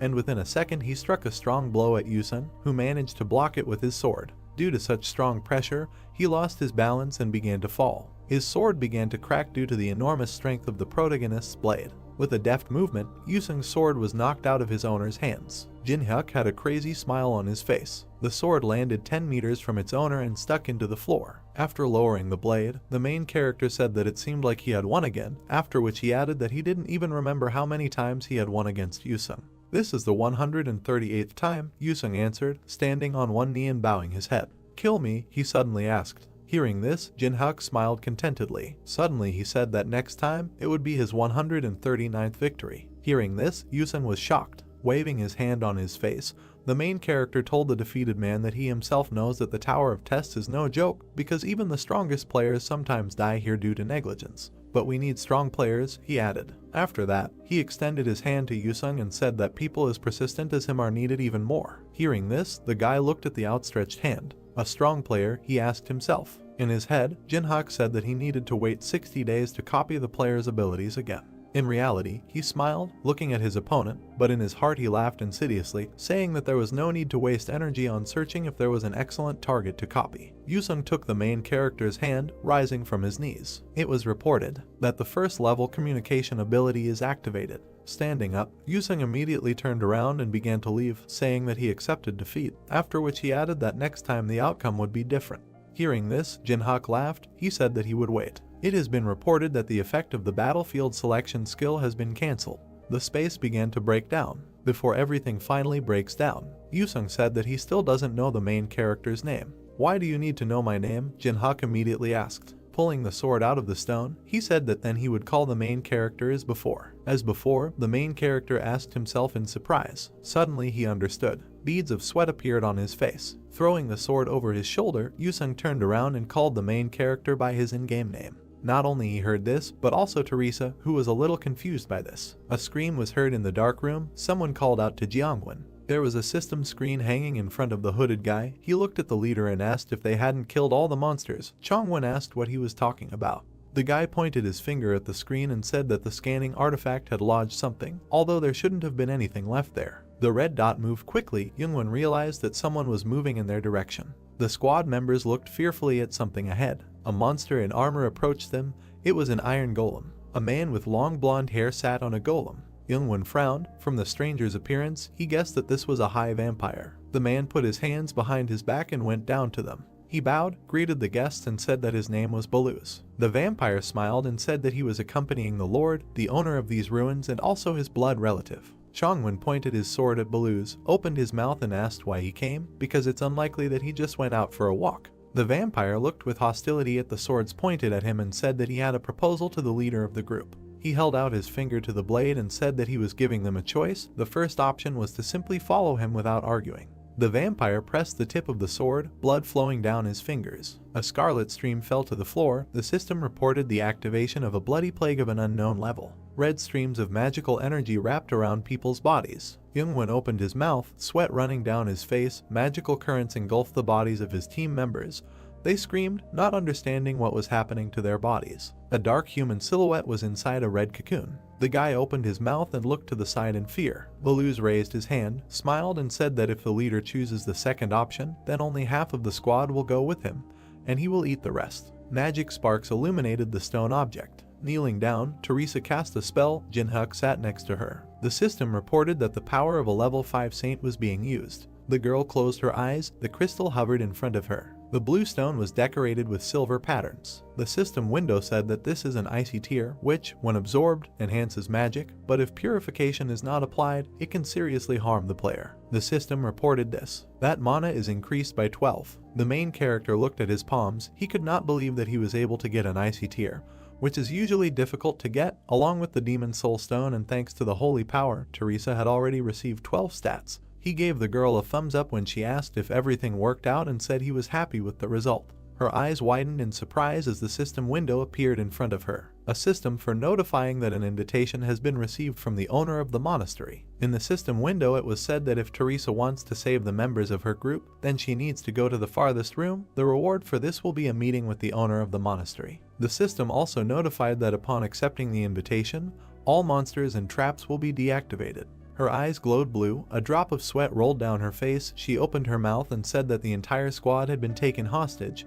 The girl could not believe that someone could kidnap an entire group. Jin-hyuk pursed his lips as he watched Teresa lower her head and say that she needed to act quickly to save anyone. She clenched her hand into a fist. Something was bothering her. Teresa imagined a woman with black wings and wondered if he could defeat the Lord. The girl imagined a dark figure with red eyes opposite her and thought that they might fall into a trap prepared for them. Teresa opened her mouth and said that without a raid group they could not defeat the Lord, and thought about whether the outcome could have been different if she had stayed with the squad. The girl imagined a multicolored symbol with a cross in the center and thought that she joined the party as a paladin simply because she wanted to protect other players. But perhaps she made the wrong choice. Yusun closed his eyes and sighed heavily. The guy leaned forward and said he would go because it had nothing to do with him. As he passed the girl, he said that he thought she was having a hard time making a decision, so he would like to give her some advice. Yusun looked displeased at the guy standing with his back to them and said that Jin-hyuk doesn't have a drop of honor. He's simply selfish and in general he hates him. The young man frowned, clenched his teeth, and said that he could only guarantee one thing. The main character smiled and crossed his arms over his chest. Yusun said that if anyone could defeat the Lord, it was only him. Teresa pursed her lips and looked ahead in confusion. The swordsman went further and said that he was leaving. The girl clenched her teeth. She smiled and thanked Yusun for the advice. Teresa clenched her hand into a fist and told Jin-hyuk that she was going to accept the invitation of the owner of the monastery. The main character put his hands on his hips, warned that his services were expensive, and asked if she was sure that she could do it. The girl continued to clench her fingers into a fist, opened her mouth and said with determination that she was ready to pay as much as necessary for his help. Jin-hyuk smiled and thought that she would go there anyway. He slammed his fist against hers and said he agreed. The system reported that 2 players accepted the quest. The system window said that the monsters were hibernating. They approached the steps that led to huge doors. A drop of sweat rolled down Teresa's face. He thought that there were some unreal volumes of mana here. She opened her mouth and looked fearfully at the main character, who said that she did not need to be afraid because now they had an idea of the enemy's strength. Jin-hyuk put his hand in his pants pocket and said that in battle the strongest does not always win. Teresa assumed that he had a plan. The guy clenched his teeth, bowed his head and answered that he did. The doors began to open, revealing a red glow behind them.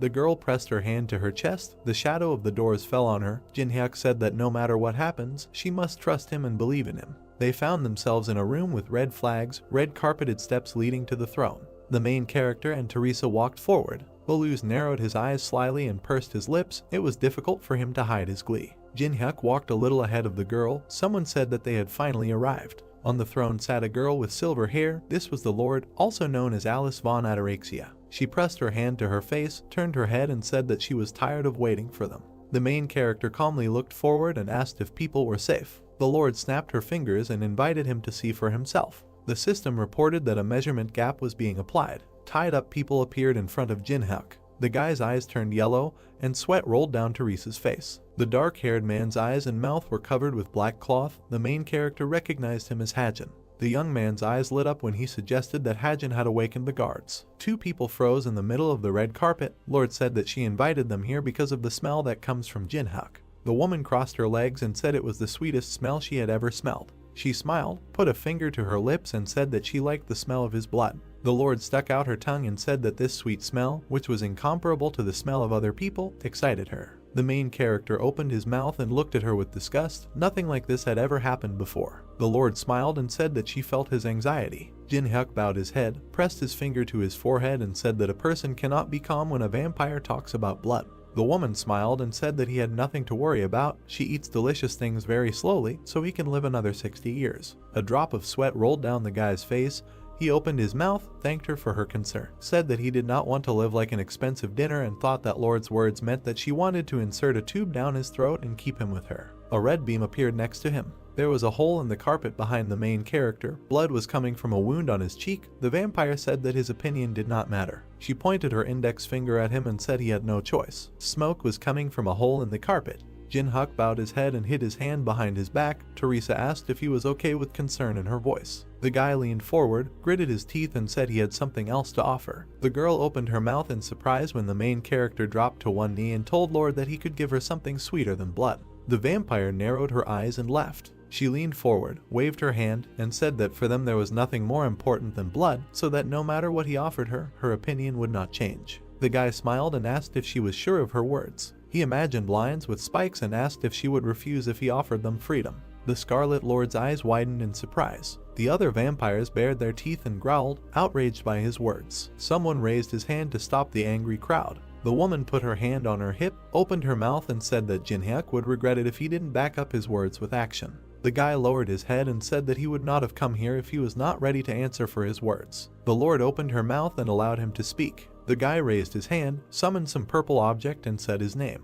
He brought the object to his face and said that he was the representative of the mains in the tower. The main character put on a mask with a purple symbol and vowed to free the Lord. 2 pairs of red eyes glowed on the red mask. Main were those who, because of money, revenge, or personal beliefs, renounced humanity. Jin-hyuk imagined a man next to the tower and thought that the mains were preventing the players from climbing the tower. The half-naked man threw his sword over his shoulder. The mains helped the monsters located in the labyrinths and ruins. The Lord pressed her finger to her chin, pursed her lips, and said that she had heard of the Mana, but she doubted that the guy was one of them. The main character in a black mask raised his head and said that he had established a connection with the temple on the 27th floor. He imagined a low building among the mountains and a red dome with a strange symbol and said that there they told him how to deceive the barrier that covered the ruins. Teresa looked at the guy's back in confusion, thinking about what it all meant and why he said that he was Main.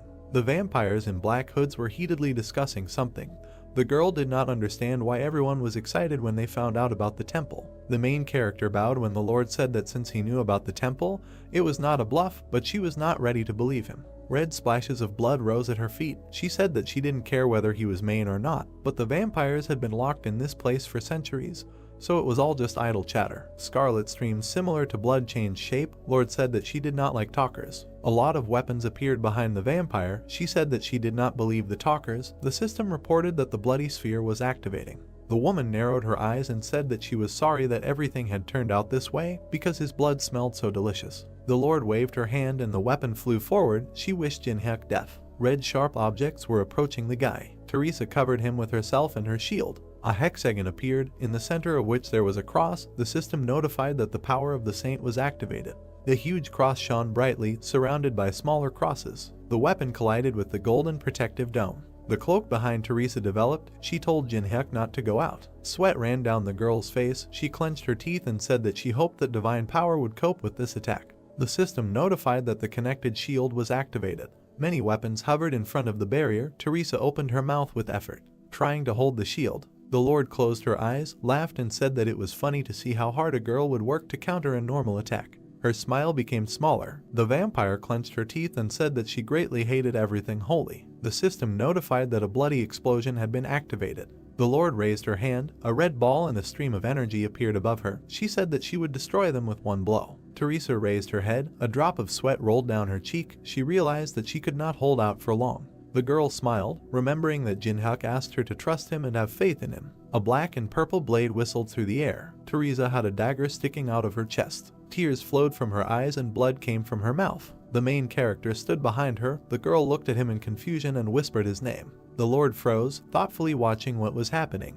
Blood sprayed. Teresa fell to the floor. Jinhyuk stood next to her with a dagger in his hands. He asked if the vampire would believe him if he could prove that his words were not a bluff. The main character looked at the woman standing near the throne. She said that she liked how he betrayed the comrade who protected him, but she needed more evidence. Teresa grabbed the hem of his trousers. With the last of her strength, the bleeding paladin raised her head and said that they promised to save the squad members. The guy in the mask was watching her. She asked if this was his plan. He raised his hand with the dagger and swung it. Blood spattered the shield. Jinhyuk tilted his head slightly. The Lord smiled contentedly. She opened her mouth wide, laughed, said that she was convinced that he was on her side and said that she would give him the opportunity to explain himself. The main character bowed. Something red flashed in his hand. He said that he had prepared a special spell that would allow her to overcome the barrier. A ring was clamped between his hands. The system window said that this was a Braham ring. Jinhyuk said that if you put the Lord's soul in the ring for a while, you can deceive the barrier. The woman in the black dress said that this was the first time she had heard of soul sealing.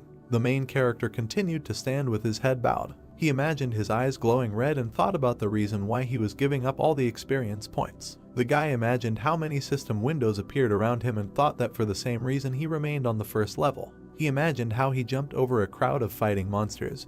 He was holding back because of the skill of moving souls. The main character knelt down on one knee and extended his hand. This special skill could only be activated by a level 1 player. The system notified that Jinhyuk met the criteria. A purple hexagon appeared, inside of which there was a white ghost. The system reported the activation of the magic circle for moving souls. Glowing circles and symbols appeared around the guy. The system window stated that recharging would only occur after 365 days and that only one soul could be sealed at a time. The system sent a warning that the skill will only work after receiving the subject's consent. Jinhyuk spread his hands to the sides and told the Lord that in a minute this magic circle will disappear forever, but if she gives her consent, the spell will work. The blonde woman froze in indecision. The main character was waiting for her decision. The other vampires watched with their mouths open. They were surprised that this circle was using it in such a way. A blue beam touched Beluse's forehead. The Lord turned to him. The woman pursed her lips and, using a mental connection, said that it was difficult for her to trust this person and asked to kill him and destroy the circle if Jinhyuk did anything suspicious. Beluse closed his eyes, indicating that he understood the order. The Lord began to walk down the steps, thinking that although it was difficult for her to trust her life to this guy, she had been imprisoned for several thousand years, so if she didn't try now, she might never be able to get out of the dungeon. She stepped to the edge of the circle. The leader of the vampires pointed her finger at the main character and said that she was asking for the last time whether she could trust him. The main character bowed, extended his palm to her and said that if she trusted him, she would not regret it. Their fingers touched. The system notified that Jinhyuk had activated the first level communication skill and that the subject was slightly interested in the main character. The woman opened her mouth, said her full name and said that she allowed her soul to be moved. The ring with the red stone began to glow. The system reported that the soul of the Lord, known as Alice, is moving into the ring of Braham. Blue smoke enveloped the woman's body. Blue smoke rose above the ring with the red stone. The woman said it was quite cozy here. The main character picked up the ring from the floor and said that he was glad. He looked at the item in his hands and told Lord that this was now her new home. The system notified that the ability to protect heaven was activated. Teresa moved her hand. The armored paladin stood up, standing behind Jin-hyuk. His mask began to disappear. He turned his head and congratulated the girl on her return.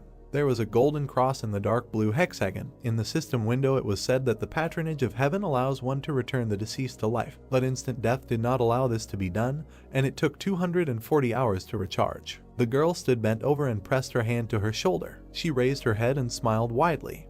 Teresa lowered her head, keeping her hand on her shoulder. She smiled when the main character congratulated her on her return. Jin-hyuk, whose face was hidden by a purple glow, looked at the ring, from which indignant cries were heard, and thought that he no longer needed it. He put the artifact in his pants pocket. Jin-hyuk then took the purple sword, and Teresa said that she had a lot of questions, but it was better to ask them later. There were enemies in front of them, and Jin-hyuk said that now was not the right time or place. Baluz gritted his teeth, raised his hand and called Teresa and the main character stupid people. He raised his hands above his head and shouted loudly, asking if they thought they would live after betraying his master. The system reported that the 13th level blood wave was being activated. Streams of dark red energy appeared around Teresa and Jin-hyuk. The main character raised his burning hand, and the system notified that the 5th level fire element was being activated.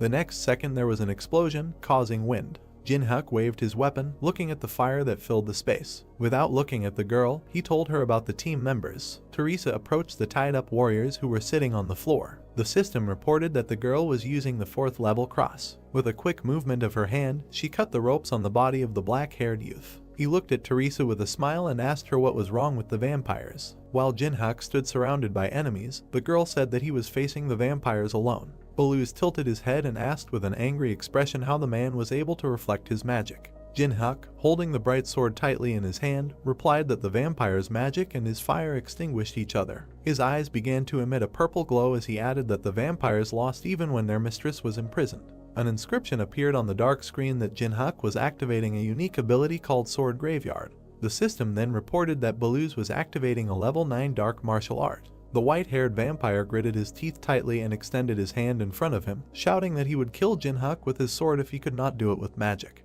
The vampires rushed forward as Baluz ordered them to break the ring and free their lord. Youngwon opened his mouth wide, saying Teresa's name. Then he furrowed his thin black eyebrows. The vampires fell to the floor. Jin-hyuk and Baluz stood opposite each other, and the black-haired youth asked who the main character was. The girl thought with a smile that Jin-hyuk didn't want to reveal his identity if he was still wearing a mask, and replied that they met completely by chance, so she doesn't know much about him. Bellis also fell to the floor and Jin-hyuk turned away from him. He approached Teresa, who said that she had died for the first time, and at the hands of an ally, the main character replied that they still managed. The girl lowered her head and agreed with these words with a smile. A tear rolled down her cheek. The mask on Jin-hyuk's face began to disappear and his eyes were now visible. Teresa closed her eyes and with a warm smile thanked the main character for keeping them all alive. The system reported that Jin-hyuk saved the life of the owner of a unique ability called Protection of Heaven.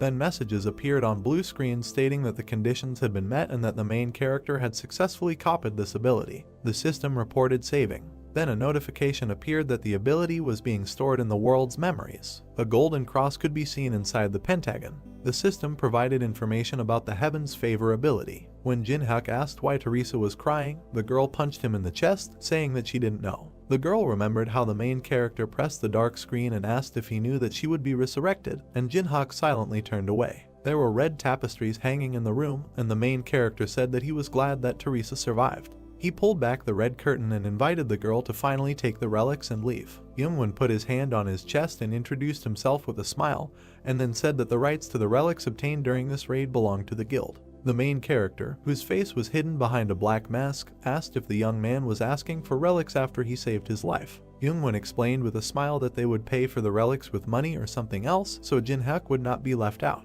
The protagonist frowned, thinking that after defeat, this leader was still acting overconfident. He then pointed his finger to the side, saying that the guild could take the relics. As Youngwon walked past him, Jin-hyuk warned them not to complain if the result didn't satisfy them. The young man stopped smiling and turned around in bewilderment. On the floor lay a fragment of Merlin's staff. The black-haired youth's eyes turned red and he reached for the relic with a smile, thinking that although most of the raid group was hostage, they would be able to restore their authority by bringing back good loot. Youngwon's fingers almost touched the staff. Suddenly, he pulled his hand back and closed his eyes, screaming in pain. A bright red mark appeared on his palm. Jin-hyuk, who stood with his back to the young man, thought that this was a curse that lay on Merlin's staff. He looked to the side and thought that if Alice completely disappeared, then this relic would become safe, but Alice was now trapped in the ring. Youngwon raised his hands, asking what was happening to him. Teresa put her hand to her mouth, looking at the young man in shock. Jin-hyuk put his hand on her shoulder and turned her around while the black-haired boy screamed loudly. It was night. A tall dark tower was visible. Someone asked the head of the department whether they were standing at the entrance to the tower in vain. Yi-hyun, with a tired look, said that she was not sure that the guy's words could be trusted. The man opened a pack of cigarettes and replied that he just needed to wait a little. Ti-chun raised the cigarette to his mouth and added that they received the message, so they should at least get something. The blue-haired girl frowned and said that the experts had reported that the raid would last at least 3 weeks. The man looked down, remembering Jin-hyuk and his words and the imminent completion of the capture of the ruins. He was worried that the main character was not a member of the party. Ti-chun flicked his lighter. The system reported that the ruins called the Abode of the Fallen had been cleared. The man opened his mouth in shock and dropped his cigarette. A crowd of people emerged from a bright blue portal. The black-haired boy and girl next to him looked tired. People raised microphones and cameras, congratulating them for clearing the ruins and asking what strategy they used. Opposite the bald man stood a crowd in which many flashes were visible. The guild members covered the face of Jeonghyun, who had lost not only his hair, but also his eyelashes and eyebrows. The man in the suit opened his mouth in shock. Ti-chun and Yi-hyun stood in front of the crowd, asking what happened inside there. Teresa said with a wide smile that the ruins were not cleared by the Chongwon raid. People took pictures of the girl on their phones. Someone in blue pants and black sneakers took a step forward. Teresa looked at the main character and said that he managed it almost alone. Jin-hyuk's face was hidden behind a black mask, and the girl added that the others were just watching from the sidelines. Yi-hyun, with a bead of sweat appearing on her face, asked if she should call the association leader, and Ti-chun smiled, saying that was a good idea. The young man with bandages on his head clenched his teeth tightly. Then he turned around and walked away. People were moving away. White clouds swirled in the blue sky. A commentator with the nickname Truth asked who the man in the mask was. Water was pouring from the kettle into the plastic packaging. There were various news articles about how a strong player single-handedly cleared the ruins. Holding the chopsticks in his mouth, Jin-hyuk thought that people had written a lot of things. As he picked up the instant noodles, he thought that he knew this would get dark for discussion, but it was still too much. He was glad that his face was hidden behind the mask. While chewing his food, the main character remembered Teresa and thought that she had promised to keep everything a secret, so he didn't have to worry. There were chopsticks and instant noodles on the table. Jin-hyuk looked at the ring with a smile and thought it was time to talk to the locked vampire. The main character narrowed his eyes when Alice asked how he dared to put it in a dark and smelly pocket. The girl frowned angrily, asking if Jin-hyuk didn't know who she was. With a malicious smile, the main character shook the ring, and Alice asked what kind of earthquake it was. The main character began to wave his hand, and the vampire screamed that she was dizzy. Jin-hyuk looked at the ring with a smile and asked if Alice had come to her senses. The girl lay on her back, saying that vampires never forget an insult. The main character narrowed his eyes suspiciously, and Alice ordered him to stop. He waved his hand and said that she still hadn't realized anything, so he would have to explain. The girl opened her red eyes wide and screamed that she was going to throw up. With a crazy smile and burning eyes, Jin-hyuk began to rotate his hand in the air. Alice screamed loudly as her white hair flew around. A red light was visible. 3 hours later, the ring was on the table and Alice was begging it to stop. The main character raised his hand to the artifact, which began to emit a red glow, and ordered the vampire to leave. The system reported that Jin-hyuk was releasing the power from the Braham ring. Alice sat on the floor, resting her hands on it. She then smiled widely and said that it was finally time for revenge. Suddenly the vampire looked at Jin-hyuk, who was several times larger than her. She looked at herself in horror, asking what it was, and the main character explained that he had pulled out and materialized only a part of Alice. The girl looked at him in bewilderment, and he added that now she can still be called a mini version of Alice because she can use barely 1% of her powers. Jin-hyuk smiled and thought that she was still stronger than an ordinary vampire, even though he imposed a limitation. Alice fell to the floor and covered her face with her hands. The main character looked at her and informed her that what he said in the ruins was not a lie. The vampire, with tears streaming from her eyes, told him to shut up because she did not want such freedom. Jin-hyuk grinned and said that he would give Alice the true freedom she craves. The vampire opened her red eyes. She looked at the main character and asked what this meant. He crossed his arms and said that he would destroy everyone who betrayed Alice if she helped him and return her place as head of the Anorexia clan. The system reported that a new video was uploaded to the honor roll. Alice stood half-turned. Jinhyuk held his sword out in front of him as someone said that during a raid that was supposed to fail, a masked player turned the tables. Netizens wrote comments saying they were nervous while watching the video. Jinhyuk raised his burning hand. Commentators wrote that his actions did not look like a newcomer. There was an explosion. Someone wrote that the main character's magic and technique were at an incredible level. Jinhyuk's sword blade shone as did his eyes. Belso suggested that this is the same guy from the video about the tree.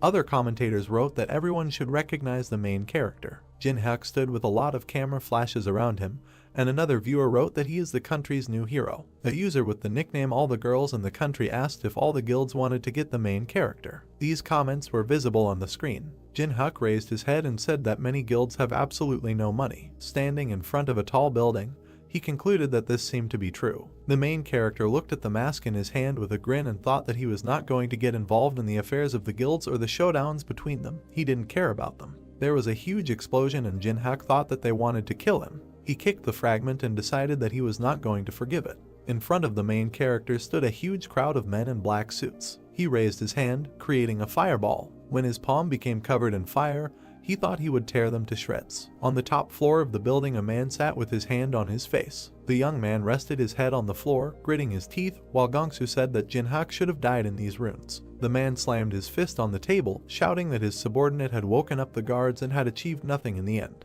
Gongsu frowned and shouted loudly that because of some fool they couldn't handle, their guild would lose its reputation and might cease to exist altogether. The head of the Black Crow Guild kicked Hajin, who let out a painful sigh. Two guards in black glasses and suits stood at the white door. From the fiery explosion, Hajin flew into the air. A man in black sneakers entered the room.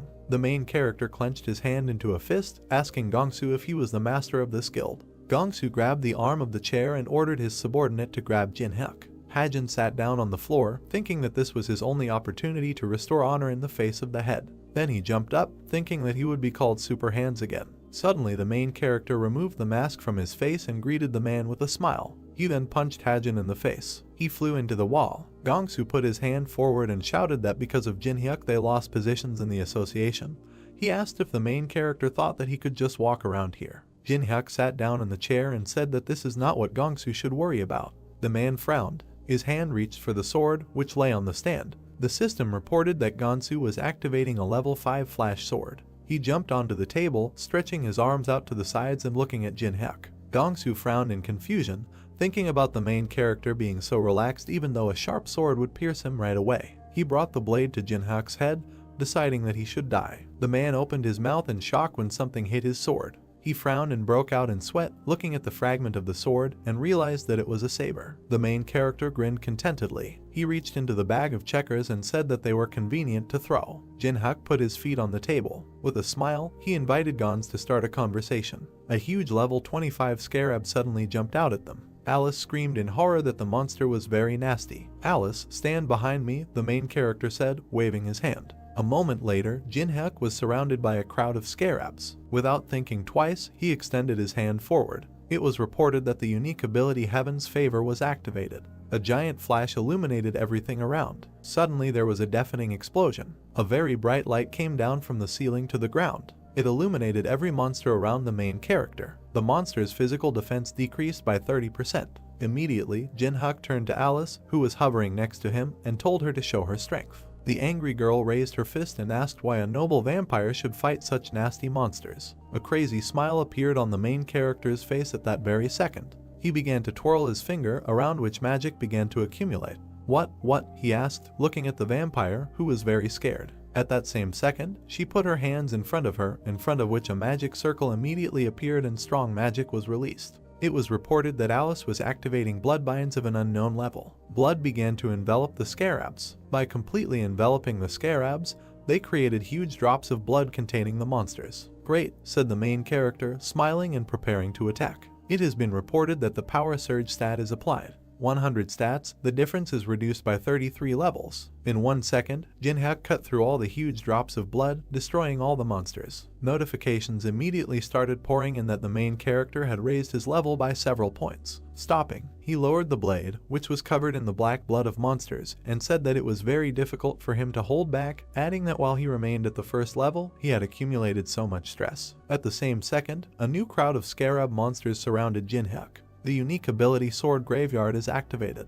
The main character stood up again. A powerful and terrifying aura appeared around him. He smiled madly, and incredible power oozed from his eyes. He shouted that he was very happy about the appearance of monsters. Clear day. The sun illuminated everything around. Olympus Guild. There were members of the guild in the meeting room. Folding his hand, the head of the Titan Guild, exhaling heavily, said that it seems that almost everyone is assembled, so it's time to start. Looking at everyone present, Frederick said that everyone already knew that the 8th raid on the 4th floor ended in failure. He stretched his fingers first on one hand, then on the other, saying that out of 100 people, divided into 15 detachments, only 9 returned alive. He remembered the powerful boss of the 3rd floor, and then said that although the boss is very ordinary, he summons thousands of statues, so he needs a way to defeat them. Damn, one of those present hit the table with a loud scream. It was Tenwei, the head of the China Guild. Sticking his hand in front of him and gritting his teeth in anger, he said that they could not cope even with the use of a divine artifact, after which he asked how Frederick would order to get rid of these statues. Immediately Maria, the head of the Olympus Guild, calmly replied that the 2nd and 3rd floors were completed too quickly and good players had too little time to level up. Teresa stood behind her. A dissatisfied Jinho sat next to her with his arms crossed over his chest. Maria continued to say if only there were more players above level 15. That's right, Jinho, the head of the 3rd squad of the Tengen Guild, immediately answered. Suddenly, with a frown, he decided to ask if it was because they were having problems because guilds like China were monopolizing dungeons for control of magic crystals. Tenwei immediately reacted with displeasure to this and indignantly asked if he was really challenging him. What did I say wrong? Jinho asked in response. At that very second they started shouting at each other. Their faces were several centimeters away. Tenwei shouted that they were just passing through the tower for the sake of humanity, adding that he would not tolerate insults. Do you think this excuse will help? Jinho shouted furiously. Frederick watched all this. When he got tired of this, he asked the guys to stop, adding that the only thing they were missing was civil strife. We have gathered to solve another problem, he said calmly,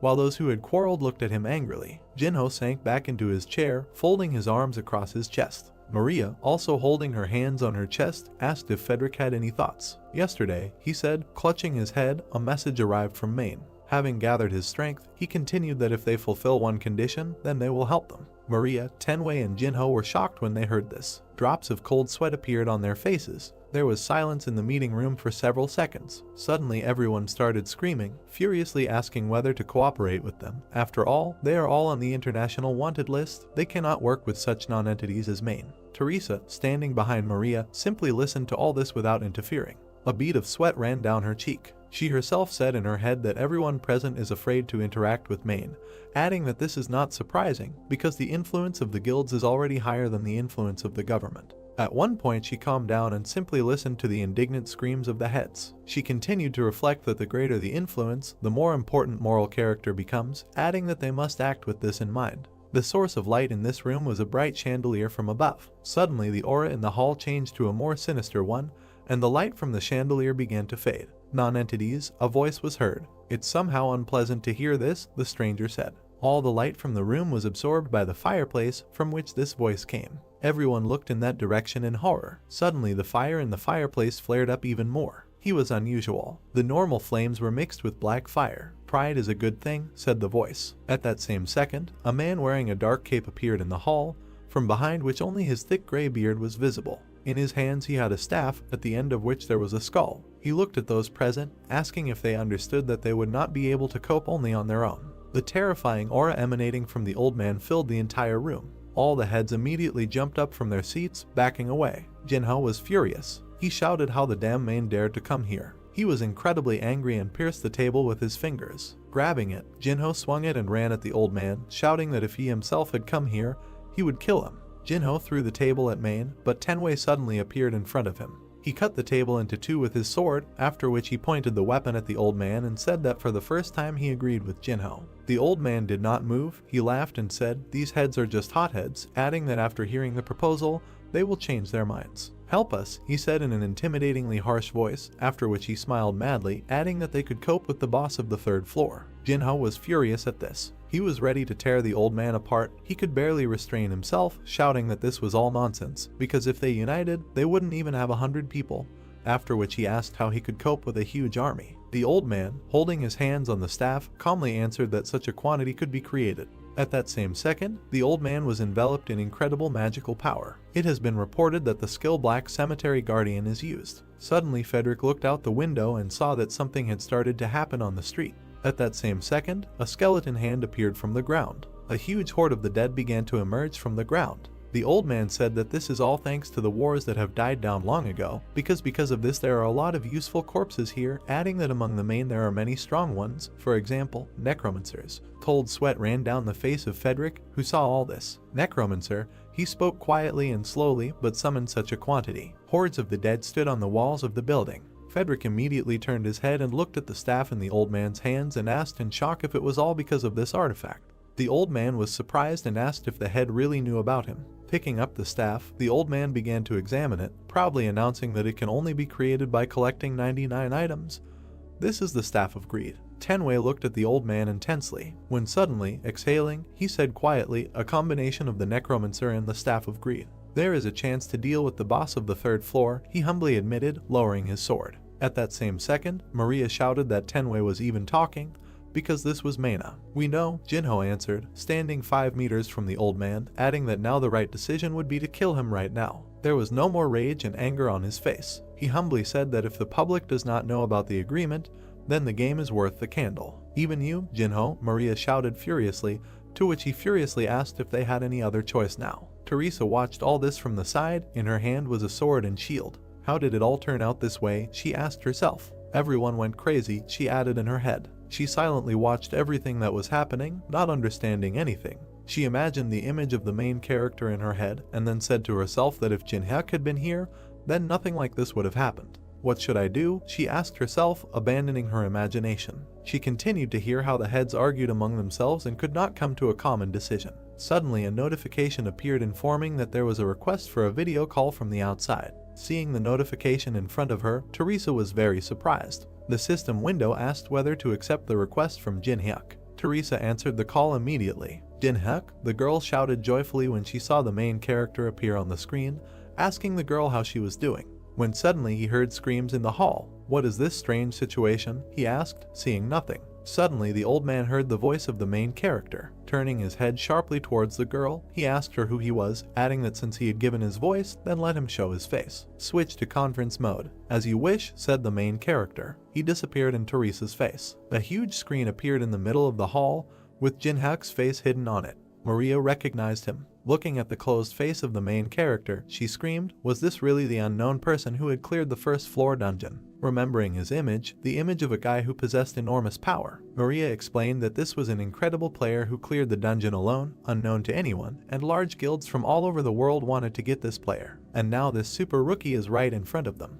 The heads of the guilds crowded around the screen. It was reported that they made such efforts to contact the main character. All the heads smiled madly and confusedly, and drops of sweat ran down their faces. That is why everyone concerned's mouth went dry with joy due to the unexpected appearance. "Interesting," the old man said, smiling madly, after which he added that he also heard about Jinhyuk, about the player who cleared the first floor dungeon. He stroked his beard with interest and asked if the main character knew that this time there would be a capture of the boss of an absoluteness of another level. Hearing this, Jinhyuk asked if it was possible for a necromancer to defeat the boss. Of course, the old man answered immediately. Outside the window was a terrifyingly huge army of the dead. The old man said that so many summoned people thought that it would be enough, after which he added that even the heads of the guilds agreed. "True," the main character asked sarcastically. "Are you sure you can handle this fake staff?" Jinhyuk suddenly asked with a mockery. Hearing this, Teresa was surprised, and the old man shouted in rage, "How dare he?" Then the main character said, "The heart of a saint and the prison uniform anointed with oil." It was without these two items that the old man created the staff. Listening to this, everyone gathered in the hall was shocked. Suddenly Frederick asked, looking at the closed face of the main character, if he had evidence. After thinking for a while, Jinhyuk replied by pointing to the staff, that the real Staff of Greed has a red stone under its skull, and the open floors do not have some of the materials needed to create a real staff. After that, he pointed to the summoned dead, who were missing an arm or leg somewhere. Jin-hyuk said that the dead were too weak and such soldiers could not even last a quarter of a day in the boss's room. I think that if there is danger, the old man will simply abandon you, running away with the loot like a typical swindler. After these words, all the guild heads were opposed to the old man. The necromancer himself did not know what to say. Suddenly, through clenched teeth, he said that the main character was impudent. At that same second, power enveloped the old man. He immediately waved his staff, dissolving and shouting at the end that they would still regret that they did not accept his offer, after which he added that they would not be as calm the next time they met. "I will keep an eye on you," he said finally. After these words, he disappeared, leaving behind only smoke, and the dead collapsed from loss of strength. The sun shone again, illuminating everything around. Seeing the scattered dead, Frederick was very scared. "What to do now?" he asked, without leaving the window. "Leave it to me," the main character immediately replied. All the heads glanced at the screen in which Jin-hyuk said that no one would have to cooperate with Manami because he was taking responsibility for the operation. Frederick approached the screen and asked in surprise if the main character really wanted to say that he could cope alone. "Yes, that's true," Jin-hyuk answered without a drop of doubt in his voice. Doubt and fear were visible in Frederick's face. In his head he said that even if the main character does not succeed, he will at least be closer to them. There was some excitement on Maria's face. Unlike the deal with Manami, this one has no serious disadvantages. Frederick continued talking to himself. Tenwei smiled contentedly, realizing that they had a good opportunity. Jinho had a crazy smile on his face. They all understood that such a good moment should not be missed. At that same second, putting his hand to his chest, Tenwei asked Jin-hyuk what kind of payment would suit him. He was immediately interrupted by Maria, who with a malicious smile on her face said that Olympus would fully finance the main character. Friedrich interrupted her, calmly saying that Titan would provide financial support. Behind him stood Jinho, who raised his fist and said that the main character may not want money, which is why he is ready to provide everything necessary. "I don't need anything," Jin-hyuk interrupted the guild leaders. He calmly added, in addition, that the heads would restrict the entry of other players so that he could go through alone. "I don't need a reward," he said firmly. Confused, Maria thoughtfully asked why Jin-hyuk needed all this. "This makes one doubtful," Tenwei added, looking at the screen with some disbelief, after which he asked what the reason was. "The reason," the main character said thoughtfully, scratching his cheek. After thinking, he replied that he was simply doing what was necessary, when he suddenly added that this was also for the sake of his dear colleague. Hearing this, Teresa blushed with embarrassment. Behind the screen, the main character pinched his leg to restrain himself. He didn't like so much senseless pathos. Teresa smiled warmly with a slight blush on her cheeks from Jin-hyuk's pleasant words. "I'm delighted," Jinho shouted loudly,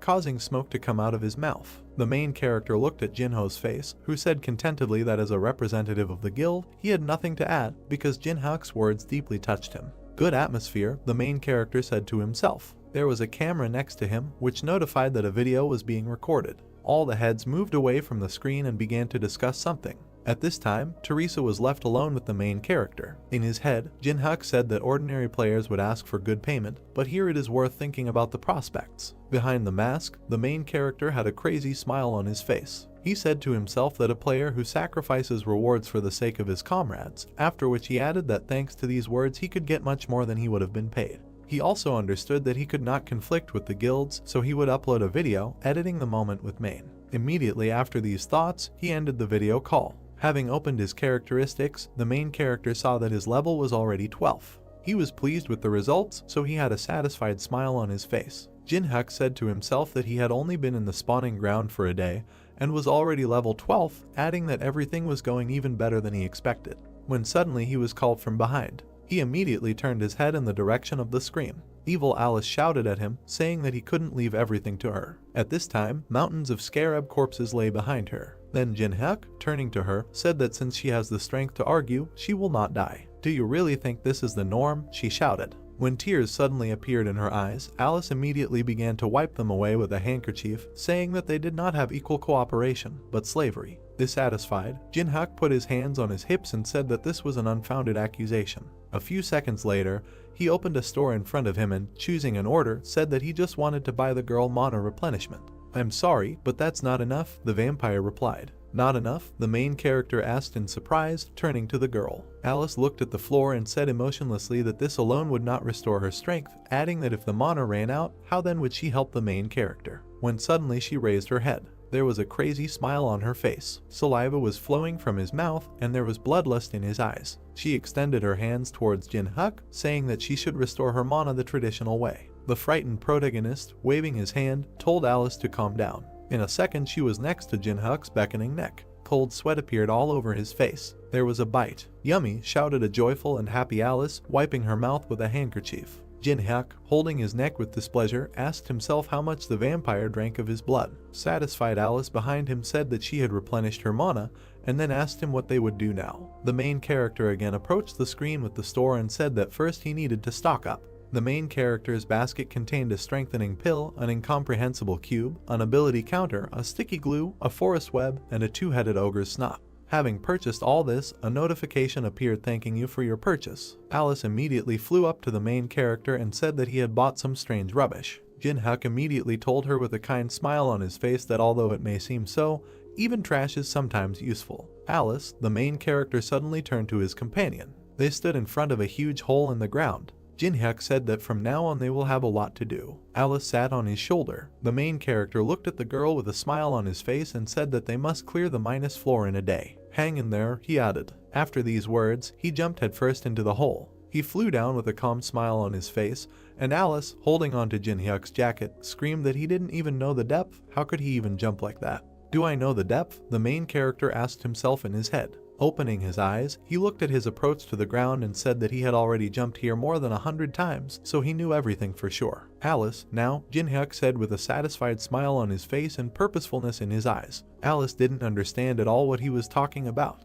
It was reported that reverse gravity of an unknown level was being activated. It was Alice's ability to soften her fall. The main character carefully stood on the ground, and Alice, falling on all fours, breathed heavily and said that Jin-hyuk was too reckless. Suddenly he felt something. At the same second, the 4th level fire element skill was activated. The main character lit a torch in the destroyed hall. "It's okay," he said. Huge worms with sharp teeth began to appear from everywhere. "We came to the right place," Jin-hyuk said. Huge beetles and cockroaches crawled out of all corners. Insects were descending from the sky. Looking at them, the main character said that such weak insects could not defeat him, and then asked if you could come out yourself. He asked this from a huge monster sitting on a throne in front of him in the form of a huge statue. "So you know about me?" Suddenly an ominous voice was heard. "Of course I know," Jin-hyuk answered with a satisfied smile on his face. The statue's eyes lit up, the monster's face distorted into a mad grin. It was the hound that roamed the desert, Anubis. The statue tilted its head towards the main character and said that Jin-hyuk was the first person to come down here, so he wanted to have fun first, but the main character brought his death closer. There was not an ounce of fear on Jin-hyuk's face. With his hands in his pockets, he said that he didn't come here to chat.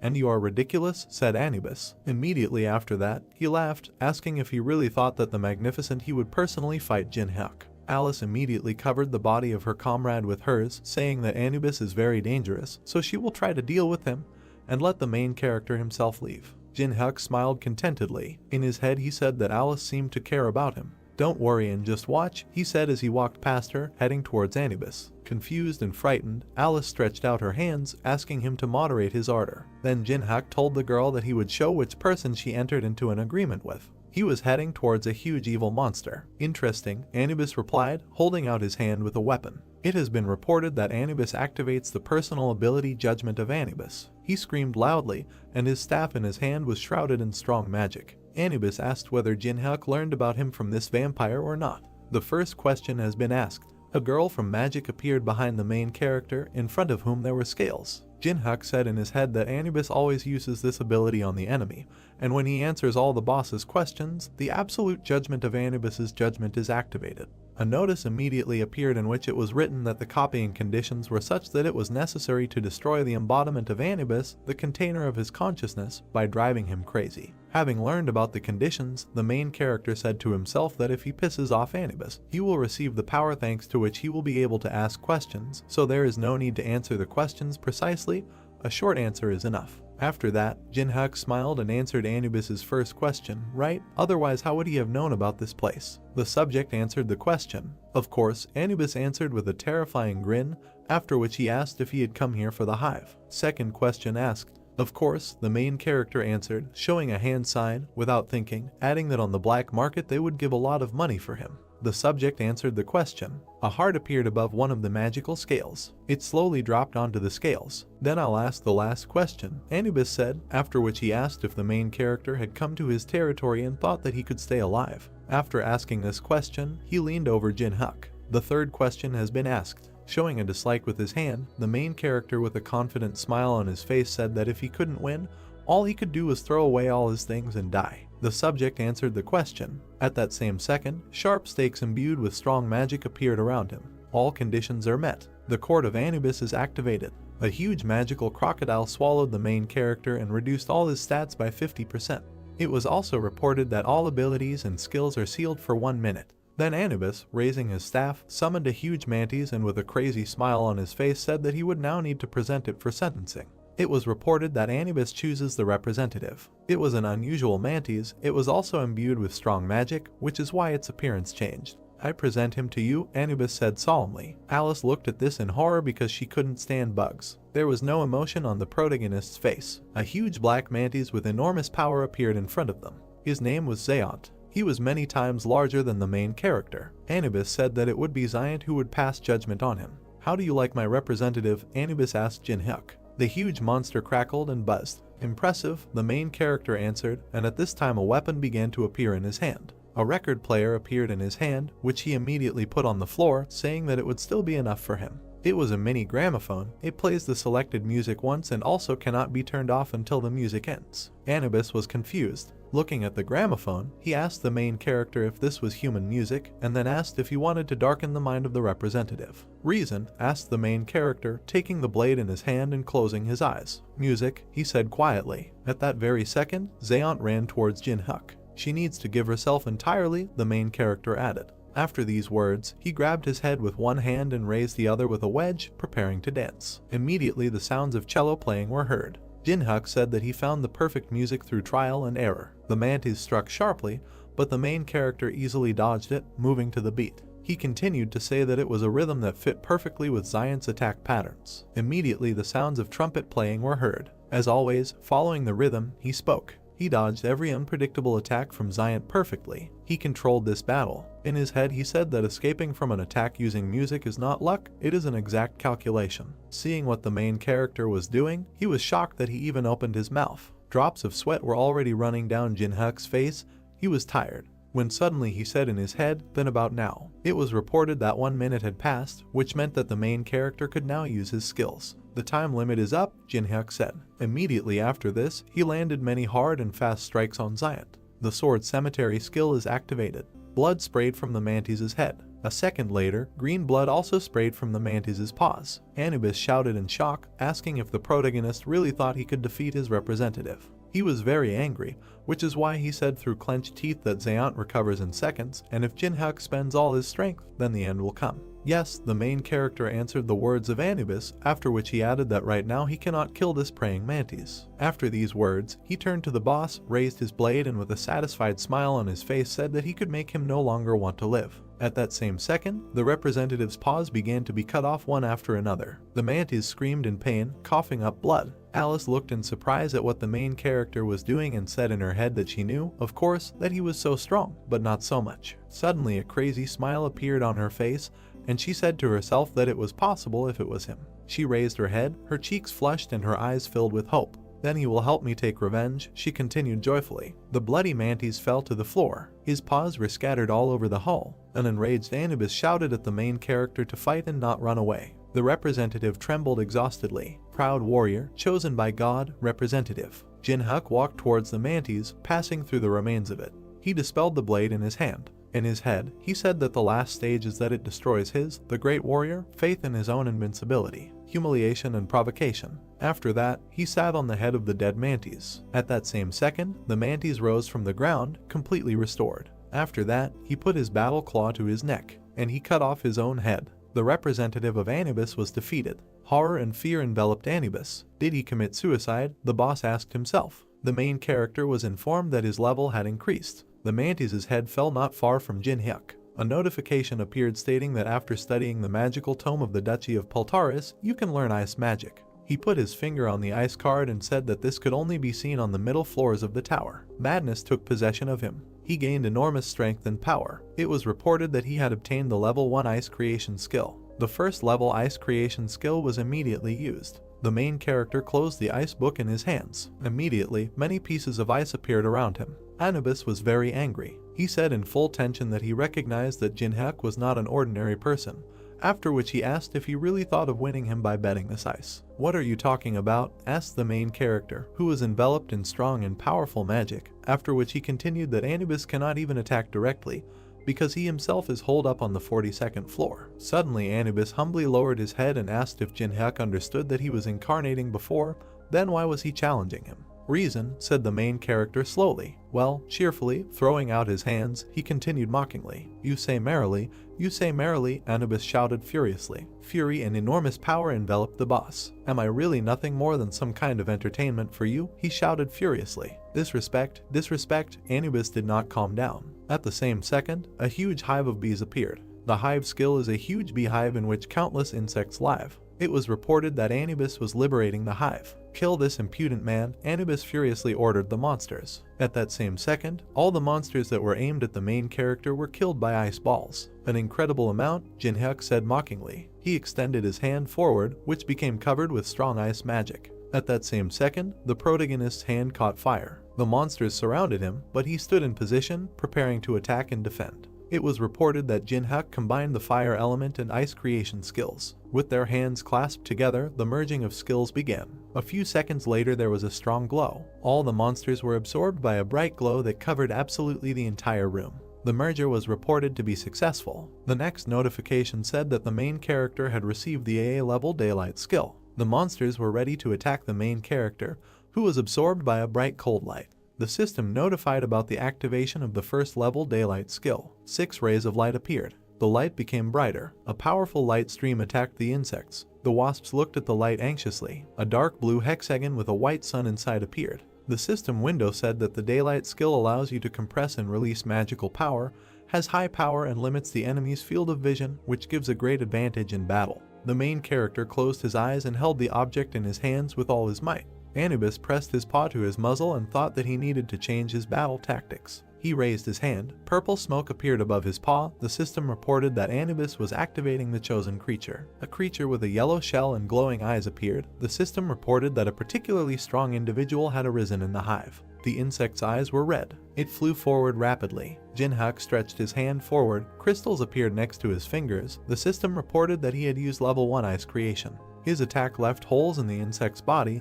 Anubis thought that it would be too easy. From the body of one wasp another appeared. The creatures chosen by the ancient Egyptian deity do not die, but multiply. 4 insects flew towards the main character. Surrounded by ice crystals, the guy raised his head and looked at the approaching wasps. Anubis thought that no matter how skilled the main character used, it would not matter. Jinhyuk squeezed a small object in his fingers, smiled and said that it had finally happened. The system reported that the enhancement pill increases the size of the object tenfold. The guy waved his hand. The white beam hit one of the wasps. The insect fell. The main character jumped up, hunting for others. The system reported that the effect of the pill would appear in 1 minute.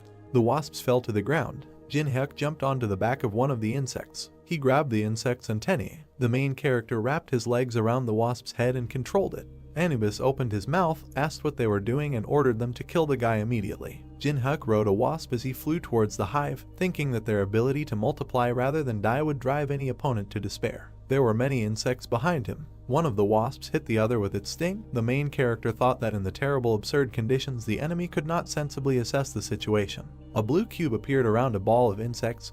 The system reported that an incomprehensible cube had been activated. In the system window there were the names of the items: ability counter, sticky glue, forest cobweb, snot of a 2-headed ogre. Jinhyuk put his palm in front of him. The system window began to glow. The system reported that 4 objects were combining, strengthening an incomprehensible cube. Glowing rays touched the surface of the cube. Flashes were heard. The main character stood on one knee, pressed his palm to the ground and thought that thanks to endless repetitions he could understand the tactics and then correctly assess the situation. Insects fought against the walls of the trap and flames appeared outside. Jinhyuk smiled and snapped his fingers. The system notified that the 5th level fire element had been activated. The main character flared up inside the cube. It was an unusual decision that the main character came to. The system window said that the enhancement pill was starting to take effect. The wasps began to grow, then there was an explosion. There were many system alerts that the enhancement pill had dropped out. There were a lot of pills at the bottom of the cube. The main character thought that in order to become an equal opponent for the boss with a huge army, the maximum number of these pills was needed. Many system windows appeared in front of Jinhyuk with a message that the level had increased. Looking at them, the guy thought that thanks to the endlessly multiplying monsters, He received not only a lot of experience points, but also valuable items. Anubis clenched his teeth, sweat running down his muzzle. He could not understand what was happening. The main character smiled broadly. Behind him was a blue cube and a web. Anubis realized that he had prepared the items for unification in advance, learned the features of the hive, and created a trap. The guy's eyes glowed. He put his hands in his pockets and looked up. The ancient Egyptian god realized that he had succumbed to his provocations. Anubis slammed his hand on the armrest. His face contorted with rage. He raised his hand and cursed. God clenched his fingers into a fist. The system reported that Anubis had destroyed the hive. The fragments scattered in different directions. The main character clenched his teeth and, looking at the fragments, said that he was just getting the hang of it. Anubis frowned in irritation and asked how the man dared treat him with disrespect. God leaned forward and began kicking the floor, repeating the word disrespect. Anubis pointed his staff at the guy and said that he must survive and rise to him. Jinhak smiled and said that there was no need to shout like that, because he himself planned to do so. God smiled bloodthirstily and said that she would punish him for his disrespect. His eyes went dark. The system reported that the Anubis container had been destroyed. The system window said that the conditions were met. The main character smiled, and a square with the inscription saved appeared behind him. In the system window there was information that to activate the Judgment Anubis skill, you need to ask 3 questions, after which the enemy's strength is reduced by 50% and all skills and abilities will be blocked for 1 minute. A purple hexagon appeared with an ancient Egyptian symbol inside. The system reported that the skill can be used on one person only once, and if abused, punishment from the Egyptian gods awaits. The main character presented a fresco on which there was a creature with a bird's head and a human body. The system reported that the gods of Egypt were showing interest in him. He also presented an image with green skin. The system reported that some gods were experiencing hostility. Jinhak squinted, sighed heavily, and said that the local gods are quite picky. Lord's eyes were widened in surprise and she asked what happened here. The main character stood with his back to her and said that Anubis was tired. The characteristics of the player Jinhak were written in the system window. The Lord sat on his shoulder, studying the information. The guy thought that for the first time he was able to rise to so many levels in this place. 3 system windows appeared with a message that strength, agility, and endurance had been increased. The main character thought that he would pump up all his skills since he did not know what awaited him in the future. His eyes widened in surprise when the request for a video call came through. The guy in the dark shirt looked at the main character with displeasure when he asked why Yusung was calling him. Jinhak raised his hand when Yusung began to ask about where he was and why this place was not familiar to him. The protagonist said that it was none of his business and repeated the question about the reason for the call. A bead of sweat ran down his face when the guy on the screen said he had a proposition for him. Yusung introduced several people and said that in 24 hours, a martial arts tournament would begin at the Awakened Association, to which players of rank AA and above, including himself, were invited. Sweat flowed down Jinhyuk's cheek. He looked at his interlocutor in bewilderment and said that the association decided to hold the tournament despite more important things, such as the boss of the 3rd floor. Yusung frowned and asked the protagonist to take part in the tournament so that they could fight. The protagonist asked why he should waste his precious time on such nonsense and mentally added that his decision might change if the guy had new skills that he could copy. Continuing to frown, the guy in the dark shirt said that Jinhyuk couldn't refuse. The main character looked interestedly at the screen in front of him. Yusung showed a black card with gold designs and said that he had a pass to the black market. Someone tapped a brown object on the stand. The blonde man said the item was sold. The auction host waved his hands. According to Yusung's explanation, the black market was not a place where players could buy something with coins. The knight crossed his arms and smiled.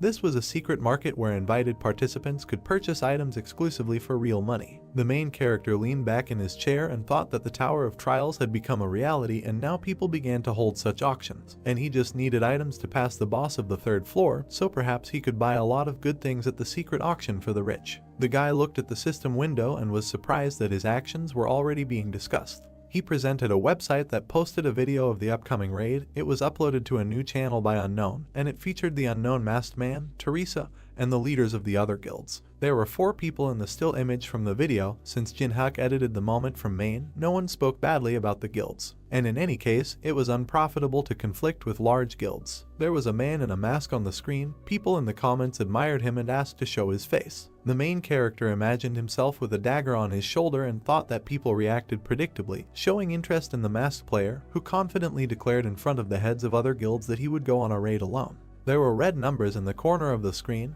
The main character was pleased that the video had 50 million views and expected to receive 50 coins for it, taking into account a commission of 90%.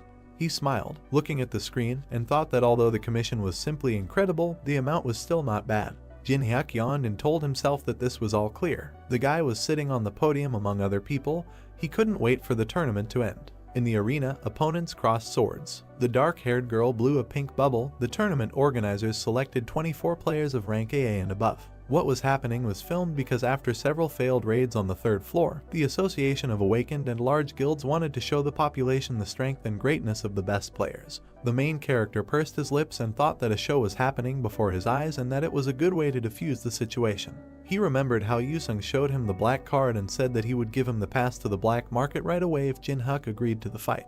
The guy closed his eyes, raised his hand and said that he had not yet reached the rank of AA, so he could not participate in the tournament. Yusung on the other side of the screen ignored him and said that the winner of the tournament would be able to choose a replica relic from the National Museum. With a serious expression on his face, the guy on the screen said that the winner could invite a player who did not participate in the tournament to fight with him. The main character felt anxious. He pointed at the screen and shouted that this time he would defeat him in front of everyone. The guy smiled, waved his sword, told his friend that this was his limit and offered to surrender. His opponent replied that he was deliberately fighting half-heartedly so as not to harm him. He raised his head. Anubis stood behind them. The tournament participants could not believe that the summoning had happened. The players scattered screaming. Other participants in the tournament were caught in the fire. There was a fire burning above Janu's palm. Someone said that these two were not bad either. Guild representatives in black suits sat on the podium and discussed which player they should recruit. A blonde man, the head of the Black Fortune Guild, named Dokpyo, said that he only liked one. The man pursed his lips and thought that the guy in black clothes was gorgeous. Yusung swung his sword. Watching him, Dokpyo thought that he had control of the battle, a wide view and most importantly many types of attacks. He remembered how the assistant opened a suitcase with gold. The head of the guild invited the guy to join them, but he refused, saying that he was not interested. The man frowned in irritation and thought that it was the first person who refused to join his guild. This ambitious guy was different from the rest. Blonde Dokpyo thought that he couldn't watch the tournament anymore because he was too nervous. Another man adjusted his glasses and said that if he had participated in the tournament, he would have dealt with everyone present and forced the one who refused to join the guild to bend the knee. The man took off his glasses and asked the head of the guild if he was right. His name was Doan. He had the rank of AA and was a member of the Black Luck Guild. He put his glasses back on. Dokpyo said that he should think less about the tournament and focus on the interview because he was invested in for a reason. The player replied that he had nothing to worry about because he knew how to shine in front of the cameras. Doan opened his mouth wide and yawned. The head of the guild thought that the guy had every opportunity to rise to the S rank in a couple of years and that if everyone knew that he had raised a rising star, then the prestige of the guild would greatly increase. The fight in the arena continued.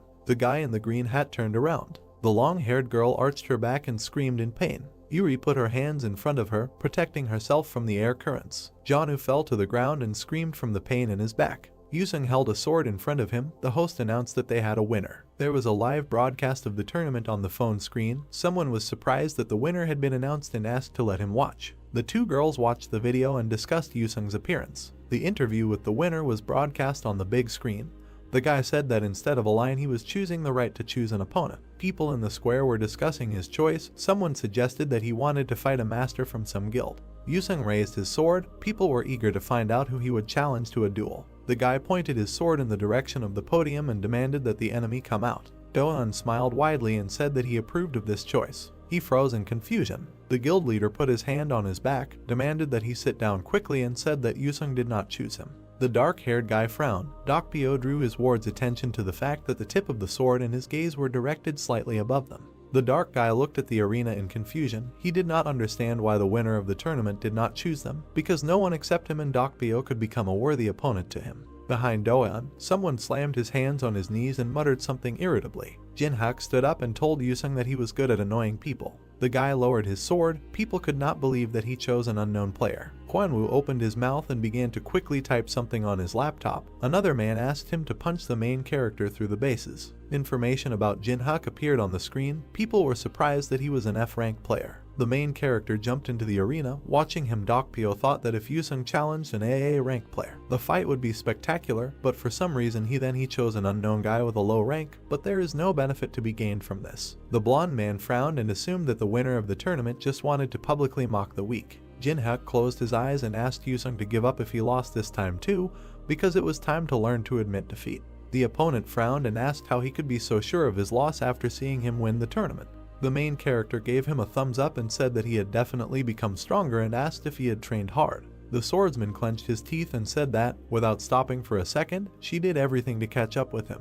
Yusung waved his sword and said that in order to get a pass to the black market, Jinhyuk must fight at full strength.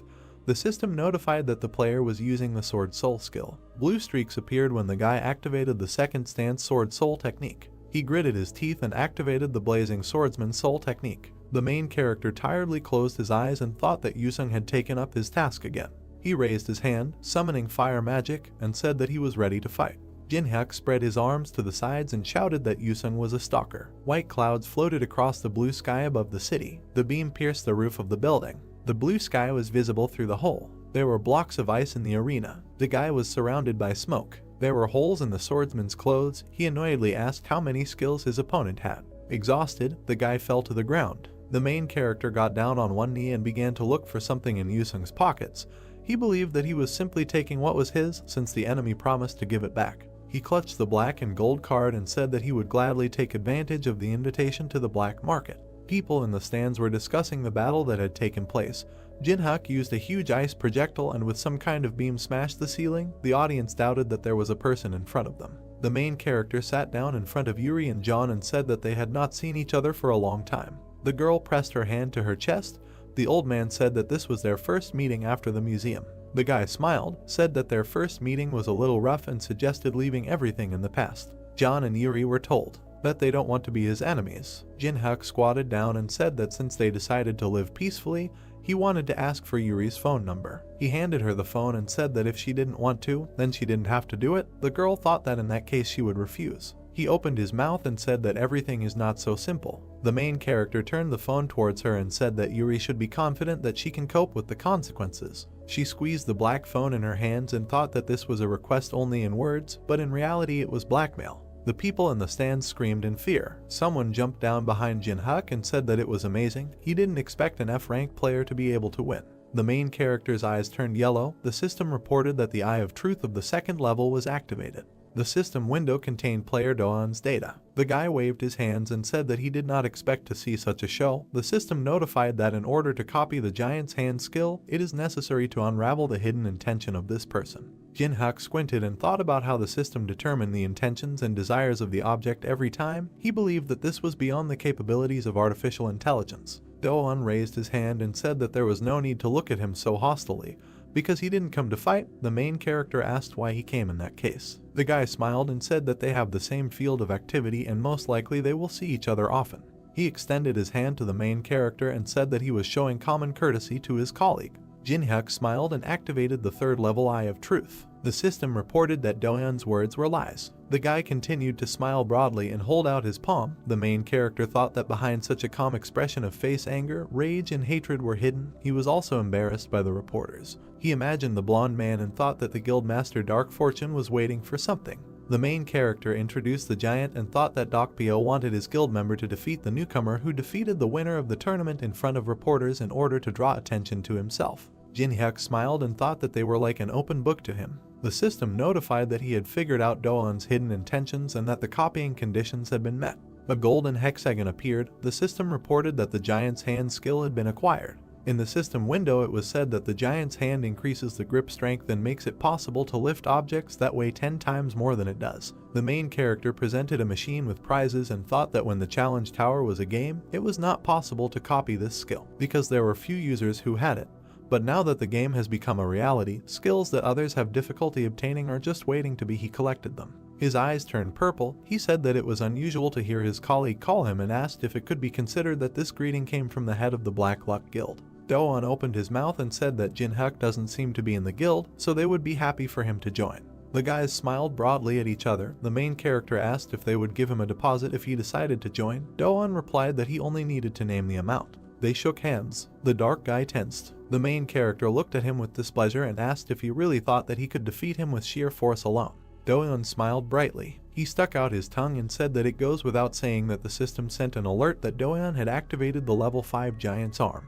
The guy opened his mouth wide and said it was obvious. They continued to stand holding hands. A purple silhouette of a woman with scales appeared behind him. The system reported that Anubis's court was activated. Doan could not understand why his skill did not work. The guy frowned. He got down on one knee and screamed in pain. Jin-hyuk said he had to admit he was holding up well. The main character's eyes became their normal color. He said that Do-eun seemed confident in his strength, asked if he was ashamed to writhe in pain like that and why he forgot about his pride. Purple discharges surrounded their hands. The guy opened his mouth wide and screamed in pain. Golden lines appeared between them.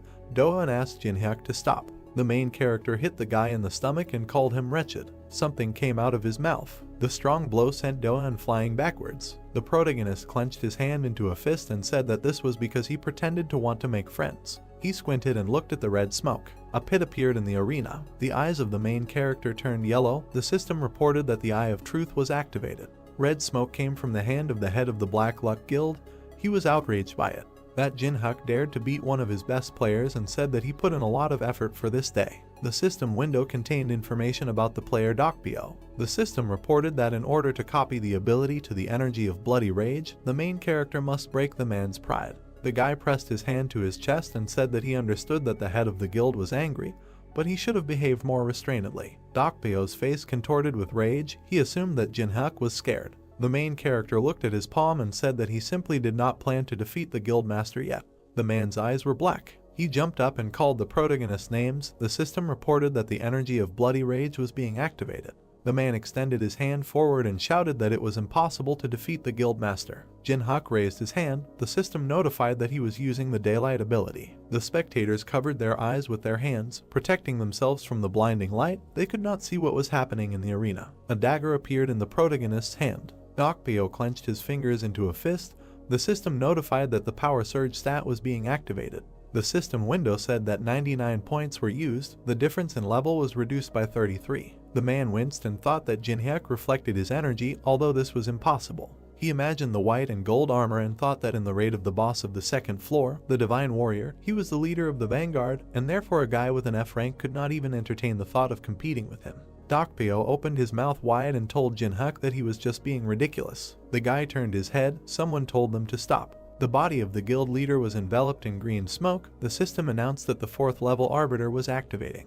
The main character pursed his lips. Someone said that in a tournament that most of the population is watching, they must show that they deserve people's trust. Someone came down to the arena. There was green smoke coming from the man's hand. It was the head of the association, Sanjin. Jin-hyuk squinted and thought that in front of him was the head of the unification of all awakened Koreas. The man with the scar on his face looked at them disapprovingly. Dokpyo pointed at the guy and told the leader that he came on time because Jin-hyuk had just beaten up his guild player. The man turned his head when Sanjin said that they were at a tournament, not a show, so there was no need to worry about getting hurt. He approached Jin-hyuk, introduced himself and said that he was glad to meet them. He remembered sitting at the table in his office and said that, to be honest, 20 minutes ago he had no idea about the guy's existence. But the director in charge of the tournament contacted him urgently. A man sitting in the stands was talking on the phone. He told the head of the association that he had to come as soon as possible, because something incredible was happening in the arena. Sanjin introduced the man with glasses and said that he rechecked his test results due to the fact that there were many inconsistencies and found out that Jin-hyuk influenced the examiner. He looked closely at the main character and called his name. The association representatives bowed, congratulated him on receiving Korea's 16th S rank, and apologized for the association's mistake in giving him the wrong rank. Spectators jumped up in the stands upon hearing the news. People ran into the arena, eager to see the special player. Do-eun continued to lie on the ground unconscious. Dokpyo gritted his teeth and thought about what was happening, because this tournament was supposed to glorify the Guild of Black Luck, but it simply trampled them. He opened his mouth and asked them to wait when he decided he had to take control of the situation. The man grabbed the reporter's hand and said that he had to report that their guild was planning an attack on the boss of the 3rd floor. The reporter's jacket remained in Dokpyo's hands. He said that they would talk about this another time and asked him to contact the editor. The man froze with someone else's jacket in his hands. The journalist was filming Jin-hyuk. Dokpyo's eyes turned black with anger. He turned around and walked away from the crowd. The system reported that the conditions for copying the Dokpyo skill were met. A red hexagon appeared. The system reported that it had received a unique ability, the energy of bloody rage. A news site was open on the screen. There was a photo of the main character smiling. The comments discussed Do-eun's loss. Jin-hyuk smiled. Looking at the phone, he was pleased with the public's reaction. He remembered Sanjin raising his finger and saying that as an apology, the association would provide him with a plane to fly to Las Vegas. The guy leaned back in his chair and said that everyone wants to have a high rank because the attitude towards such players is radically different. The plane took off into the sky. A flight attendant approached the main character. She placed the food in front of him. Jin-hyuk was delighted with the level of service in first class. He tasted the food. The main character closed his eyes and smiled blissfully. The Lord called him. The blonde guy was chatting with the flight attendant. The vampire asked the main character to pay attention to him. The man was surrounded by smoke. Lord said there was a strange smell coming from him. His blood smelled so bad that she didn't even want to taste it. Jin-hyuk looked to the side and asked what she was complaining about. The vampire said that this was not a joke and that guy was not an ordinary person.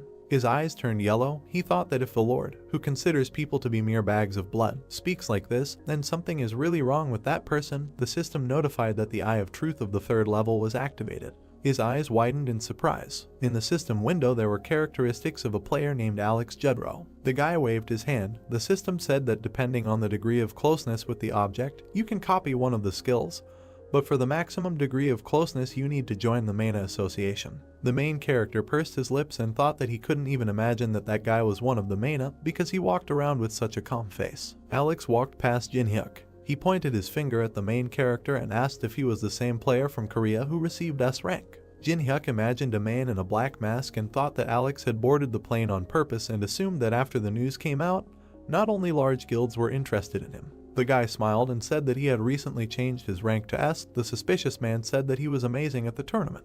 Alex handed over his business card and introduced himself. He gave us a thumbs up, said it must be fate, and suggested they have a drink together to pass the time on such a long journey. The main character took the black business card, decided to play along and said that he was right. There was a bottle of alcohol on the table. Taking out expensive cognac, Alex began to talk about himself. They sat opposite each other. The new acquaintance told Jin-hyuk about his cosmetics business and the difficulties he had to endure after the appearance of the test tower. The main character closed his eyes, smiled, and thought if this man knew that he knew who he was. The blonde guy smiled back. He raised his glass and said that to be completely honest, he didn't come to Korea for the cosmetics business. Alex tilted his head and said that he wanted to expand his business and start doing business with the awakened ones to keep up with the times. The guy raised the glass to his mouth and said that he had a problem. Jin-hyuk asked him to tell him more about it.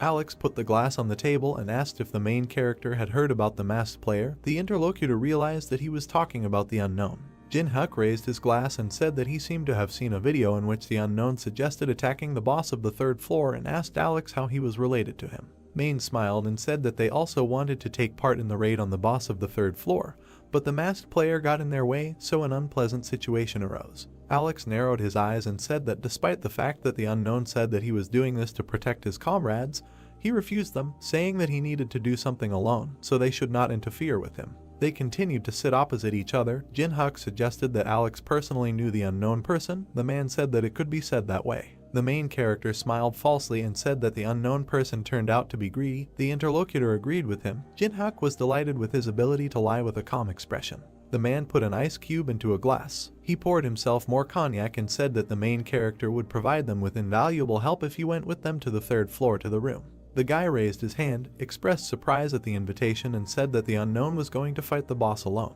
Alex handed him a bottle and said that S-rank players are given the right to freedom of action, so that no one will touch them and they will be able to get items from the 3rd floor. The main character closed his eyes, thought that even the large guilds allowed the unknown to go through the floor alone and agreed to block the entrance to the boss's room and assumed that the main wanted to get there with his help. He opened his eyes and said that Alex's request was too serious because he had just received rank S and his new acquaintance wanted him to go against large guilds. The man smiled and said that he was a businessman and that he not only asked a lot but also offered a lot. A vial appeared above his palm. Main said that there is a medicine that helps with incurable diseases and even with cardiac arrest. His eyes lit up and he showed the main character a bottle of elixir. Jin-hyuk's eyes widened in surprise. He took the bottle in his hands, said that his interlocutor's offer interested him, and thought about how the Mana Association was able to get such a rare thing. Alex hid his hand under his jacket and said that many people wanted this elixir, but he was ready to give it to a new acquaintance as an advance. He put the contract on the table and asked Jin-hyuk to sign it. The system reported that Main would activate the contract with the 6th level dead man.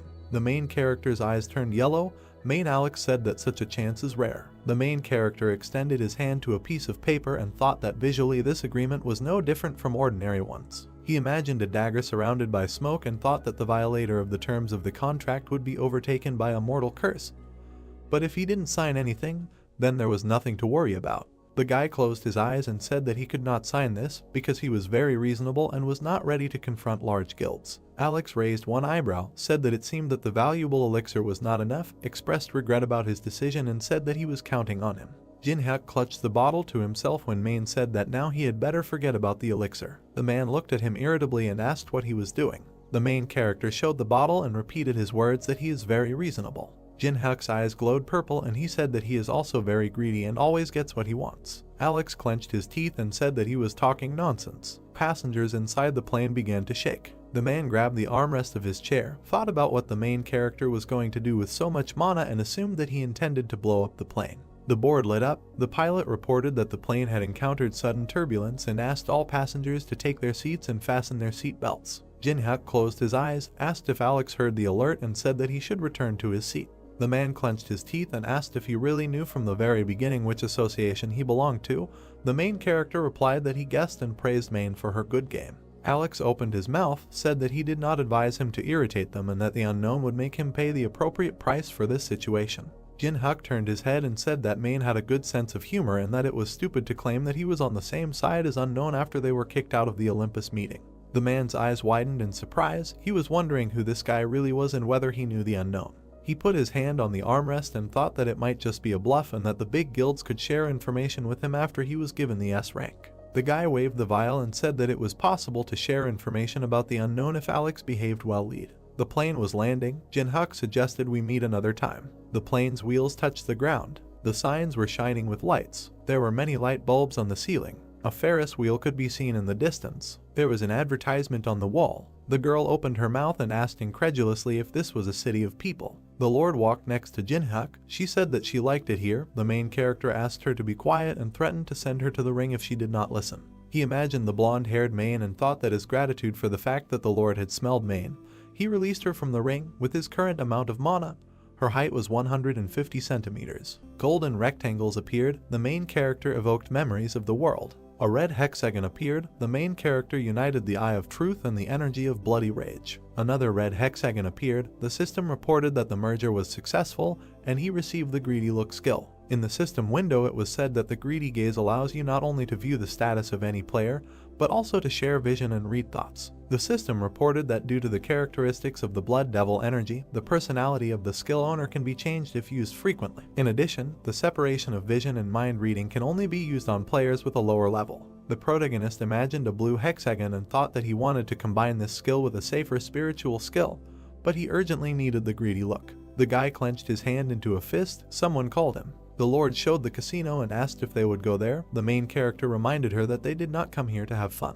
They went further. Jinhyuk said that it is forbidden to use magic in ordinary casinos. The hotel employee hurried to the car. The main character thought that he could take the money by force to spend it at the auction, but he could not take the earnings from ordinary people. The Lord turned to him and asked where they were going. Jinhyuk smiled and said that this place cannot be compared to a regular casino. The girl's eyes shone with delight. They approached the building where the Tortuga private gambling house was located. The Lord frowned with displeasure and said that those buildings were better. The main character once again reminded her that they did not come here to have fun. A man with a knocked-out tooth shouted that he had seen with his own eyes how some person used the skill so that he became a victim of deception. Another man slapped him in the face and said that he used the skills himself and was now trying to get out. The main character and the Lord went up the steps. The girl said that those who are beaten like that are fools. Jinhyuk looked at the back of her head and agreed with her. The girl looked at the surroundings with delight, said that there are a lot of interesting things here and asked how this place differs from others. The main character picked it up and said that you can use magic in this casino. He sat Lord down on a chair. He asked the woman behind the bar to serve the girl any drink she wanted to try. The vampire was outraged by his action. She had not gone out for a long time, and he did not allow her to have fun.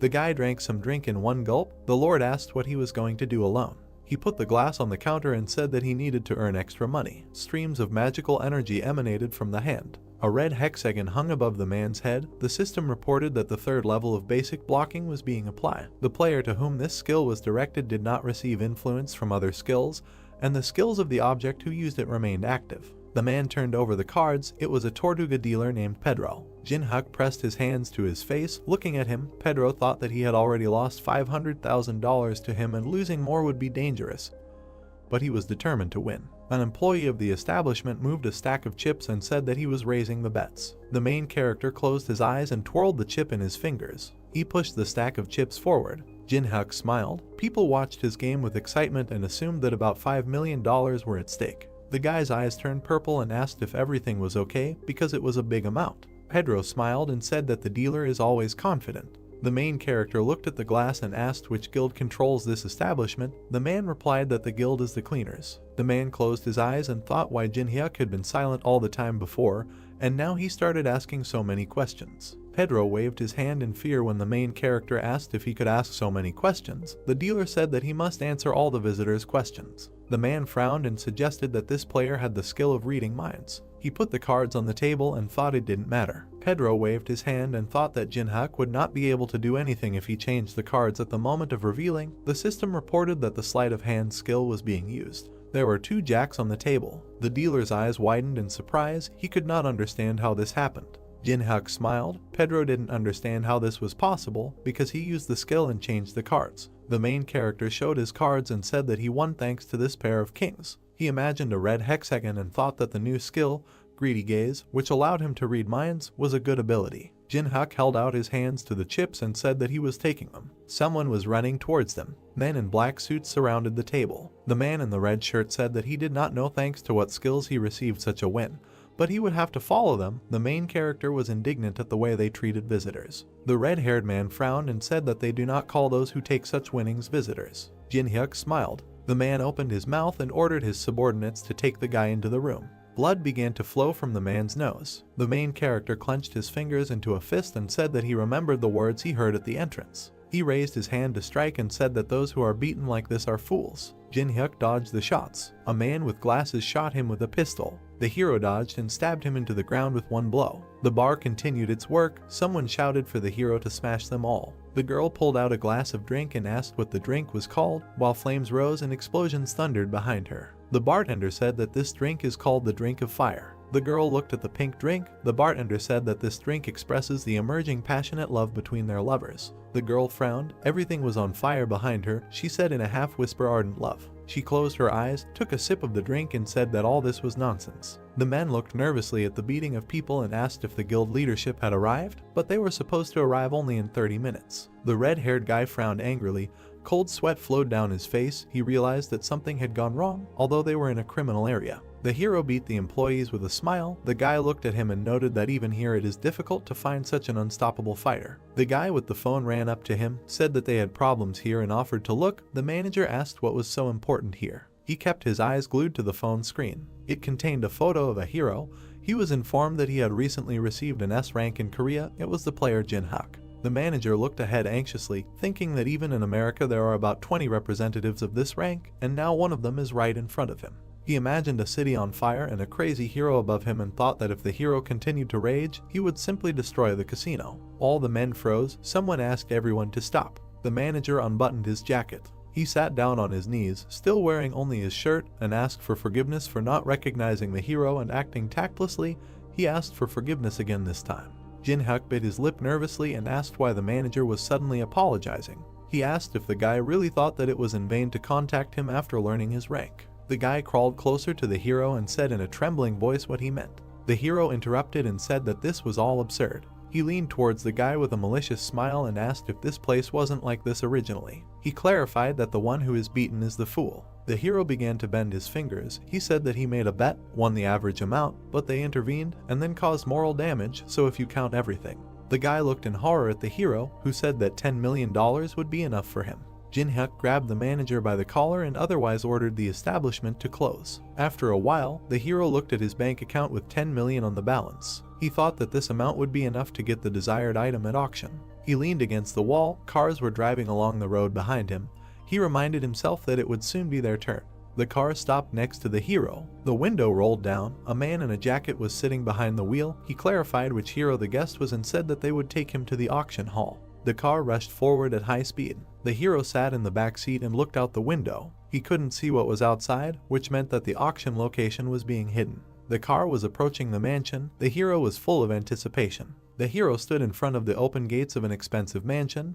They wished him a good time. The hero's pendant began to smoke red. He asked if the hero had forgotten his promise. The guy asked to wait because he was going to an inconspicuous place on purpose. The demon began to hurry the hero, but he nervously asked him not to be capricious. Alice incarnated into a human body. She was wearing a white shirt, smiled and said that she liked being outside. The hero smiled and asked if she really liked it that much. The girl said yes, and this place is suitable for someone as noble as her. The heroes began to rise. Alice asked if they were going to the auction now. The hero asked not to attract much attention to himself, and the girl asked why. There were a lot of people inside the mansion.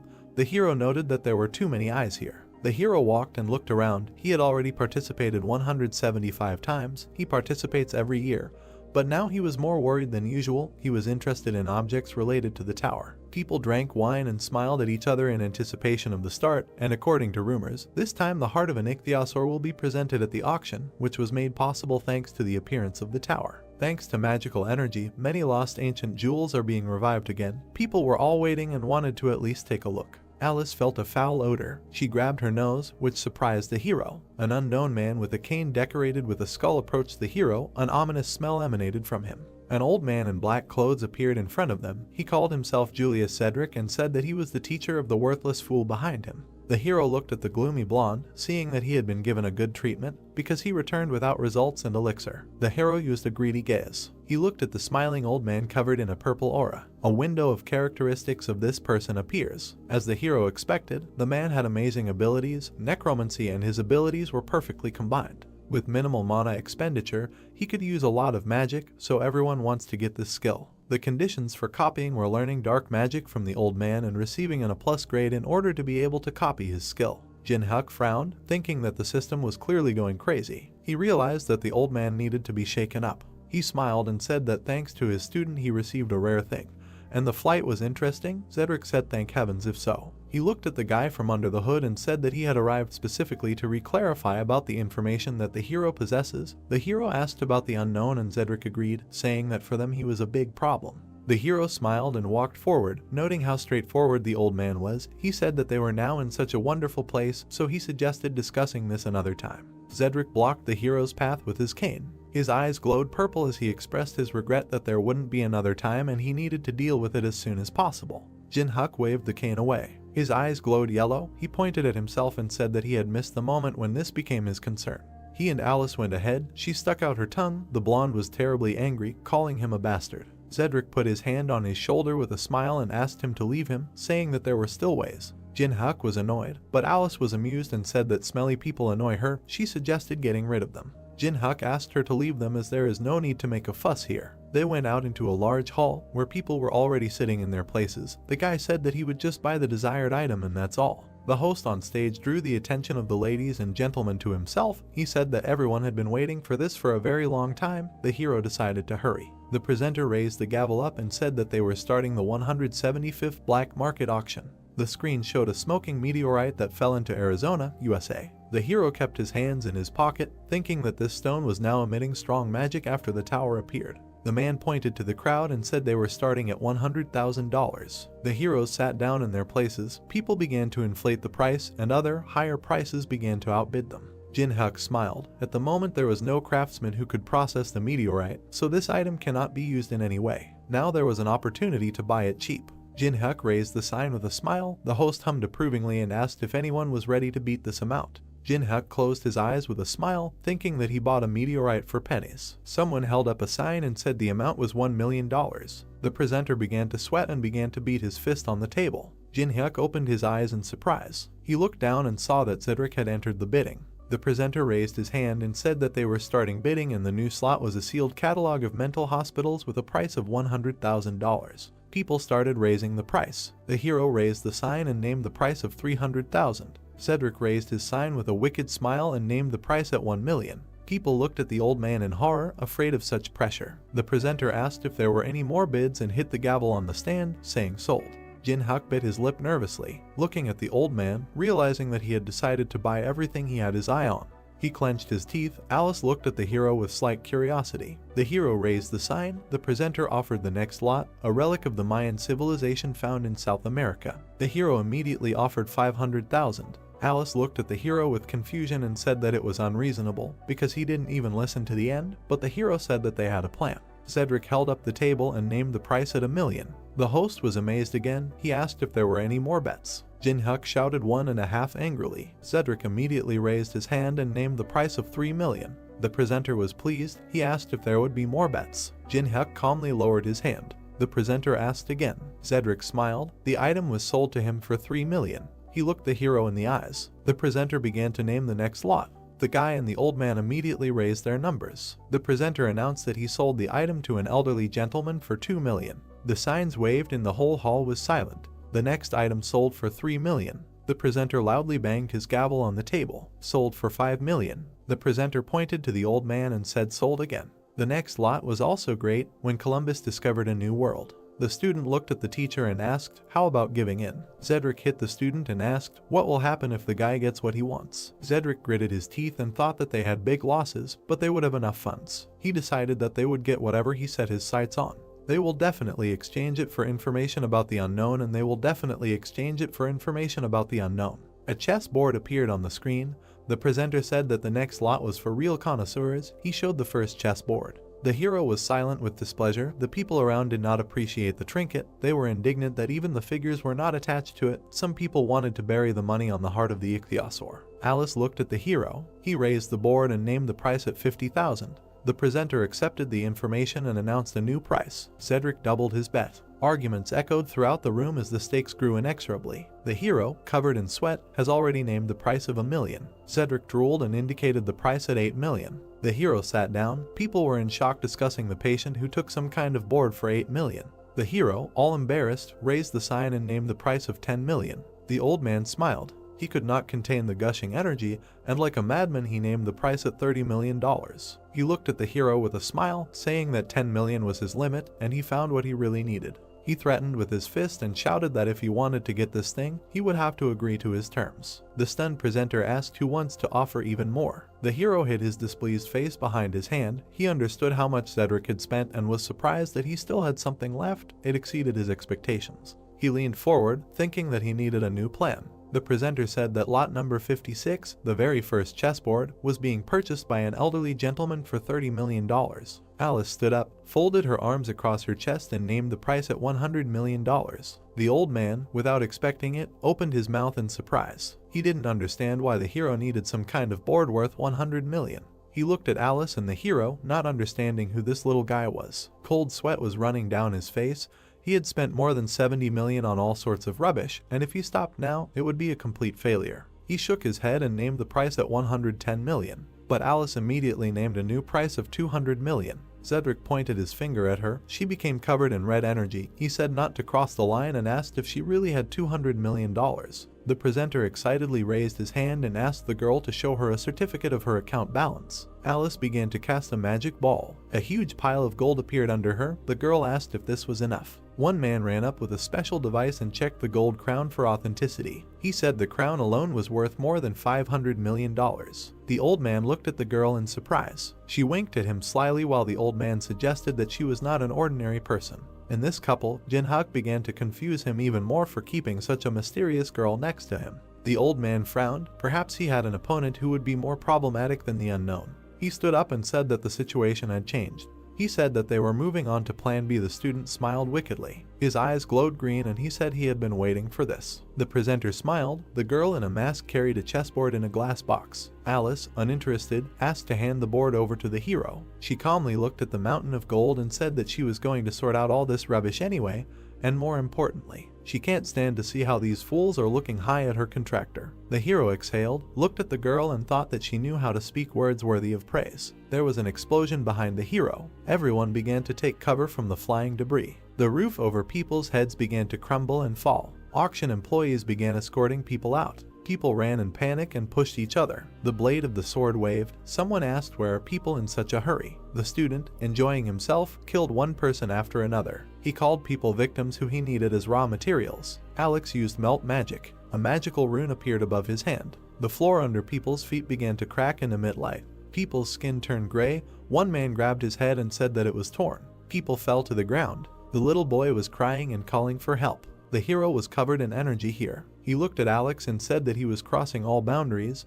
He called him a psychopath. The souls of people left their bodies, flying out like green smoke from their withered bodies. A bloodthirsty monster appeared. The hero prepared for battle, calling his opponent an abomination. 2 more monsters appeared in front of Alex. Alex said that they were beautiful. The hero gritted his teeth and stood in a fighting stance. Alex said that this was expected of an S rank. He smiled and said that he remembered very well how the hero insulted him on the plane. After the order to eliminate, the monsters ran to attack. The guy said that he no longer needed to hold back. Jin-hyuk calmly looked at the approaching monster. A bloodthirsty hand was approaching his face. There was a flash and stones flew in different directions. The hero jumped to the side. 2 monsters stood in front of him. Alex called the hero agile. The monsters were slowly approaching. Alex asked where that little rich girl ran off to. A sword began to appear in the hero's hand. He said that she didn't like these nasty guys, so she ran away a long time ago. He noted to himself that her body had disincarnated, since it would need all the magical energy. The damage will gradually stack.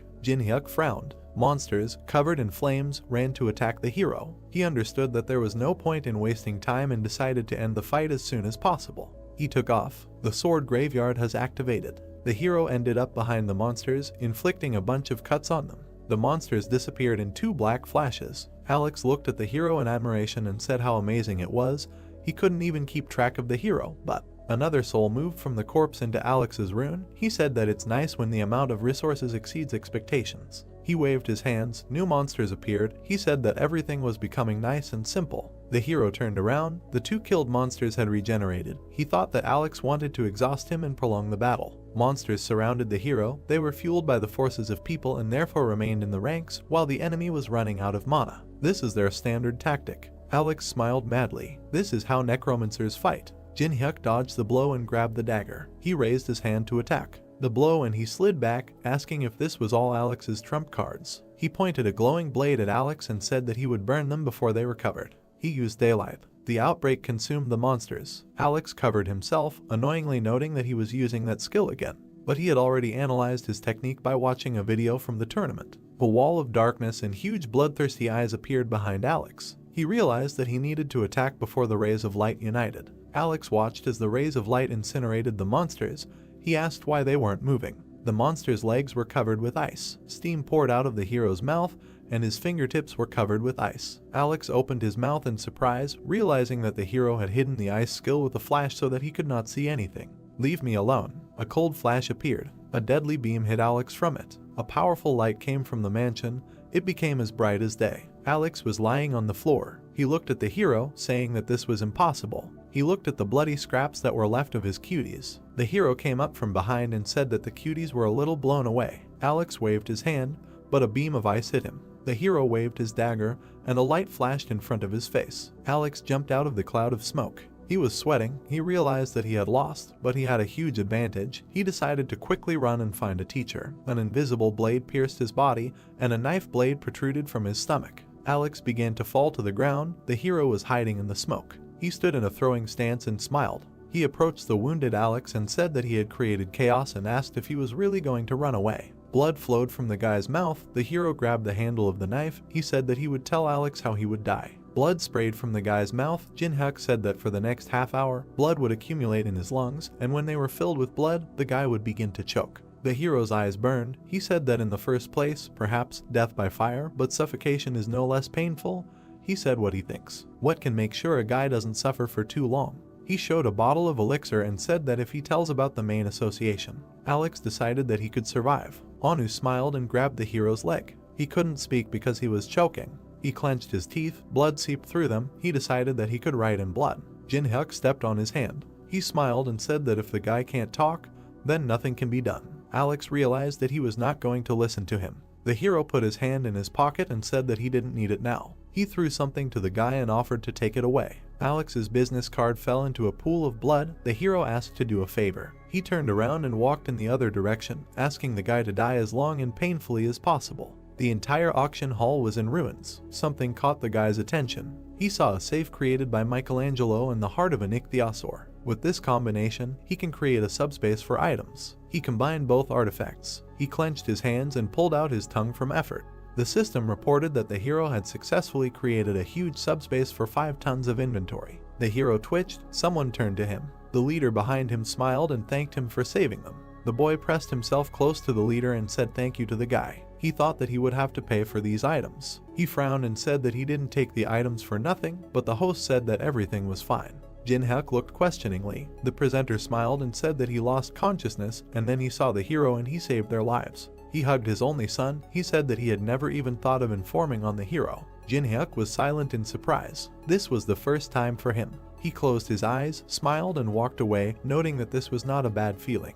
Third floor of the Tower of Challenges, Cathedral of Hate. The door opened leading into the corridor. The girl covered herself from the arrows with the tabletop. She threw it aside. She asked why they put up so much protection. She slouched and said that you have to go through this every time. A man with glasses stood behind her and asked her to stop complaining, as he was in a bad mood because of Alex. Melina turned around with displeasure. She put the snake dagger to his neck and asked if she should really worry about his bad mood. He replied that if she did not want to die, she would have to. Someone appeared in front of the couple and asked them to stop. There was an inverted cross on his robe, and the man in the plague doctor mask said that he couldn't even believe that they had survived together for more than 10 years. The couple turned away from the unknown. He asked why they are always like cats and dogs. They sat down on different benches. The unknown person said that the reason he called them was the appearance of a new character who required special attention. It was about a hero. Melina waved her hand and said that he probably played before too, but that does not mean that he is stronger than other rankers. The unknown man turned around and asked the girl to be vigilant. Perhaps he had already risen above them. Melina said that those who rose to 20 are considered covered. She did not think that he could. The man said that he also thought that they shouldn't have done that. He looked at the unknown person and said that they had chosen the unpopular virtual reality, the Tower of Tests, to hide from the surveillance of the international police, and therefore they knew the tower well. Melina said that others simply had no need to bother themselves like that. She leaned back and said that perhaps the hero was playing this heartless game out of idleness. She looked at the chandelier and said that only a sick person could try to get into this game.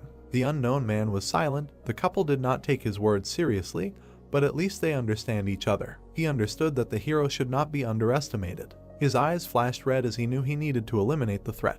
He ordered to keep an eye on Kedrick. He disappeared and asked to be told that this was not a fiasco. Melina smiled and called the unknown man a troubled old man. It was a sunny day. Yewa swung her leg. Teeman was on the defensive. He managed to block, but the blow was too strong. The guy's defense fell off. He fell to the ground. Yonghwa asked if he was okay. He raised a trembling thumb. They washed up after training. Teeman called Nuna over to him. He pointed to the screen. An unknown person was depicted there.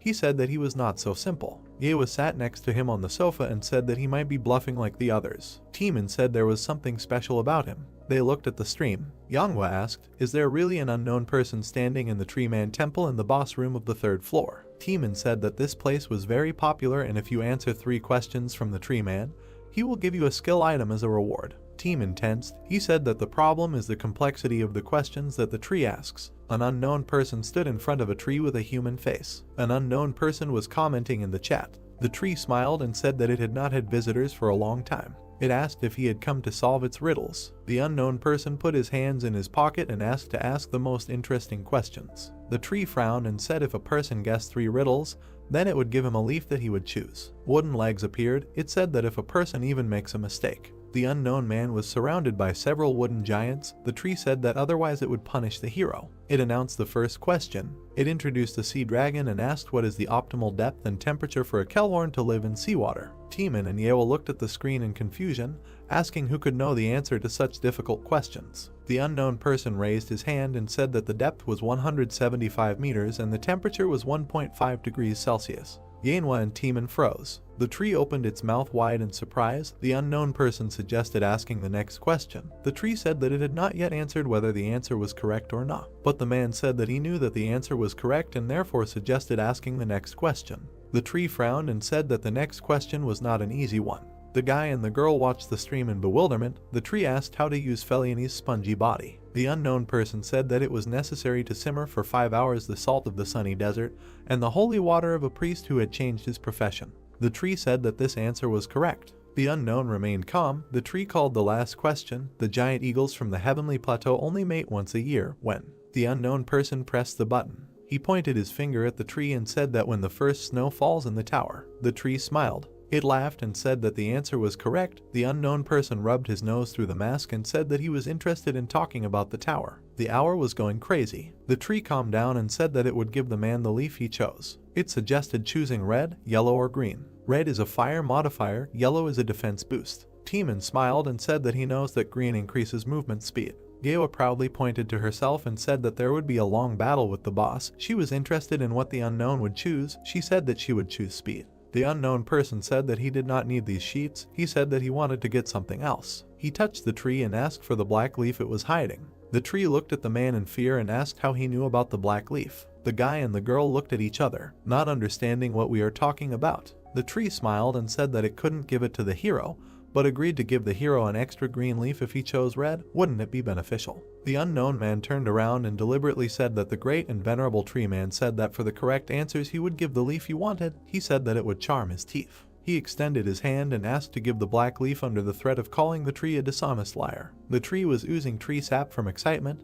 The unknown person asked what the managers would think about this. All the leaves fell off the tree. The system reported that the spirit had kept its promised word and the hero was receiving a well-deserved reward. The hero received 1280 black leaves. The unknown person squeezed the piece of paper in his hand and thought that the last element of the puzzle was ready. He asked if it was time to start. He took out a lightning dagger, looked at the tree giants and said that he would deal with them first. One guy turned to the other and asked if he had heard. Two guards stood in front of the portal and one said that the unknown person had already started a raid on the boss of the third floor. The second asked, "Is it really so fast?" They told him that they could sit here and go home. There were still soldiers in front of the guards. The guard asked if there was any point in protecting the entrance. "Will someone come?" "Only crazy." The second guard said that they were ordered, so they are on defense. He ordered them to do what they say. The guy smiled and said that they had a plan of action, and if he bothered too much, nothing would work out. The soldiers in front of the guys turned into purple smoke.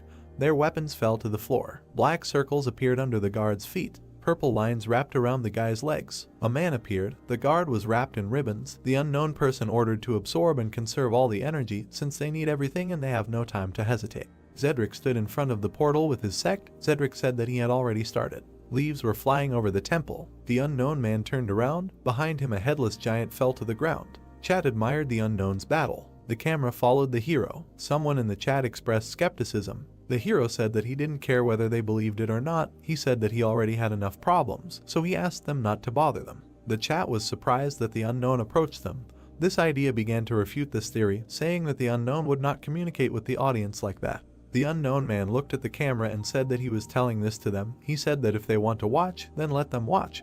But if they don't want to, they can leave. Many streamers curry favor with viewers to increase views. The guy looked at the phone in surprise. "But if from the very beginning I come out with a concept, I do what I want." The guy smiled and asked what is he doing. Then a fandom will be formed from those who are interested in such a concept. In the chat they admired the hero's audacity. The hero walked silently towards the gate. There was a purple flash above the mountain. The hero turned around, surprised that there was someone else here. He grabbed the camera and asked to cancel the broadcast. This was not appreciated in the chat. The system reported that the broadcast was completed. A bunch of warriors ran to attack another group. The magicians put up purple runes. Warriors in armor ran to attack. Stone statues defended their positions. The evil spirits attacked the soldiers. The battle has begun. The hero watched what was happening from the cliff. It seemed to him that the sides were equal. The evil spirits destroyed the stone soldiers. The hero assumed that their side was stronger. The sorcerers put out runes. They shouted that the blow was aimed at them. Someone hit one sorcerer in the shoulder. The sorcerers saw fragments flying at them. They began to demand that the shields be turned around. The fragments began to bounce off the magic discs. The sorcerers could not understand where the attack was coming from. They saw a masked man behind the stone army. The sorcerer ordered the undead to eliminate the masked man. Skeleton archers began to shoot at the hero. The hero began to hide behind the stone soldiers. He put out his hand, rays of light swirled in it. He used the protection of heaven. A flash of light illuminated the undead. The sorcerers looked at how the undead suffered from the blow. They realized that they could not control it because of the holy skill. They decided that they needed to concentrate on controlling thoughts. A huge warrior in a horned helmet began to attack the sorcerers. One of the subordinates shouted to the master that Team 3 had been destroyed. Zedric clenched his teeth and said that he could see it that way. The unknown ran forward. He thought that there were 4 teams created to effectively control the undead. He presented the battle plan. One of the teams was destroyed. If you destroy the first one and break the network, then control is completely destroyed. A fiery flash appeared next to the hero. He attracted attention. He attacked the stone golem, asking if he could really catch it at that speed. The fighting statue of the Moe ran after the hero. The sorcerer pointed to a huge approaching head and said that the enemy was coming in their direction. He was ordered to stop him. The unknown person found himself behind the sorcerers. Moe jumped. The sorcerers looked in shock at the approaching death. The statue stuck into the ground with a roar. The sorcerer shouted to the master that the first team was destroyed, and if this continues, they will be surrounded. Cedric said that he knows all this. He shouted furiously and asked what kind of enemy they were facing. He said that he throws ash into the cooked rice porridge every time. He held out his staff and began to activate the Pyramid Guardian. They shouted to him that if he used this skill, he would have no mana left to attack the boss, but he ordered him to shut up. His eyes glowed and he said that he would concentrate all his power and kill him. He ordered to wake up. Ghosts and bandages began to appear around the necromancer. These were the guardians. Exhausted, Cedric fell to the ground. They asked him if he was okay. The old man replied that he was a little overtired. He turned around and ordered to come closer. He grabbed the sorcerer. He looked in horror as the master's hand began to suck out his life. In an instant he withered away. Cedric regained his strength and said that if the guy twitches, the pain will only get worse. The unknown dodged the attacks, noticing how Cedric absorbed his own comrade. All that was left of the assistant was hollow clothing. Cedric's eyes glowed red. He asked how long the hero had been waiting for him. He stood in the middle of the army of guardians and smiled madly. He suggested that the fun begin. The guardians rushed to attack. Cedric screamed and asked the unknown how he liked his strongest army. The guardian extended his hand and the bandages, like snakes, stretched forward. Cedric said that it was his mummy soldiers who were free to use bandages as strong as steel. The bandages easily destroyed the stone soldiers. Cedric shouted that the undead could not be stronger. The hero dodged the soldiers' fragments and bandages. The necromancer shouted that he had to hold them back for the battle with the boss of the third floor, but if he killed the unknown, then the game was worth the candle. Cedric began waving his staff, stuck out his tongue like mad and asked the hero to die as quickly as possible. The two watched the intense battle from the sidelines. Melina and her partner said that the eccentric in the mask was amazing and she had not seen Cedric give all his best for a long time. The guy said that his plan to destroy the bases was, of course, good, but the fact that he didn't leave after that was stupid. He said that Cedric had miscalculated the balance of forces and paid for it. The steel giant swung his sword. The guy said that after seeing the skeletons and death knights, he thought he could handle it. Cedric burst into laughter. The guy noticed that he had quite a few problematic abilities. The guy touched the glasses and said that there was no point in interfering with them. Melina turned around. She looked at the powerful explosion. The unknown man dodged his enemies, destroying one after another. He was serious. He recalled that time, that experience. He remembered the old man who said that the hero's sword is strong and sharp, but he is very tense and his mistake is the dissipation of strength. He took the rope and offered to look at it. The old man smiled and said that a true master is able to deliver a good blow using a minimum of force. He waved. The rope shattered into pieces. He asked to imagine that it was moving freely, like the wind. It was responsive and pliable, impermanent. He waved, saying that at the right moment. The hero looked in surprise at the master, who said that at one moment you release the energy of her movement. The master smiled and asked if he wanted to learn his spiritual sword art, Shuhangamu. The system reported that part of the spiritual art skill had been restored and could now be reproduced. Something dug through the earth in an arc. The bandages began to be pulled off the mummy's face. The hero attacked with a dagger. The system reported that the understanding of the Shuhangamu sword spiritual art skill was growing rapidly. Cedric began to cover himself from the pressure of energy. He looked at the hero in confusion, thinking that the whirlwind from his spiritual art was so powerful that it attracted everything around him. A tornado of energy began to form, sucking everything inside itself. The hero frowned. He used the fifth type of sword dance, Soul Destruction. The entire battlefield lit up brightly and began to collapse. Cedric was able to stay on his feet, but all his mummies were scattered in different directions. Double shield activated. Cedric covered himself with a shield from the attack. He knitted his eyebrows, thinking that only 6 months had passed since their world had changed. He asked where he got such strength from. The skull on the staff began to crack, and a moment later it burst, spewing out energy. Cedric was thrown to the side and screamed. The tornado went out, leaving only twilight. The necromancer lay among the debris and bodies. He looked ahead and realized that he needed to run. He realized that he could not win this fight. He looked at the pile of bodies around and the approaching army and began to ask to protect himself and delay the enemy. He shouted that this was an order. A hero approached him from behind and said that the apple does not fall far from the tree. He compared him with his student. Cedric turned around in horror. The hero said that he first boasts of his advantage, and when he realizes that he needs to run, he immediately runs. Cedric called the hero a bastard. He realized that the unknown was Jin Huck. The hero asked to say hello to his student.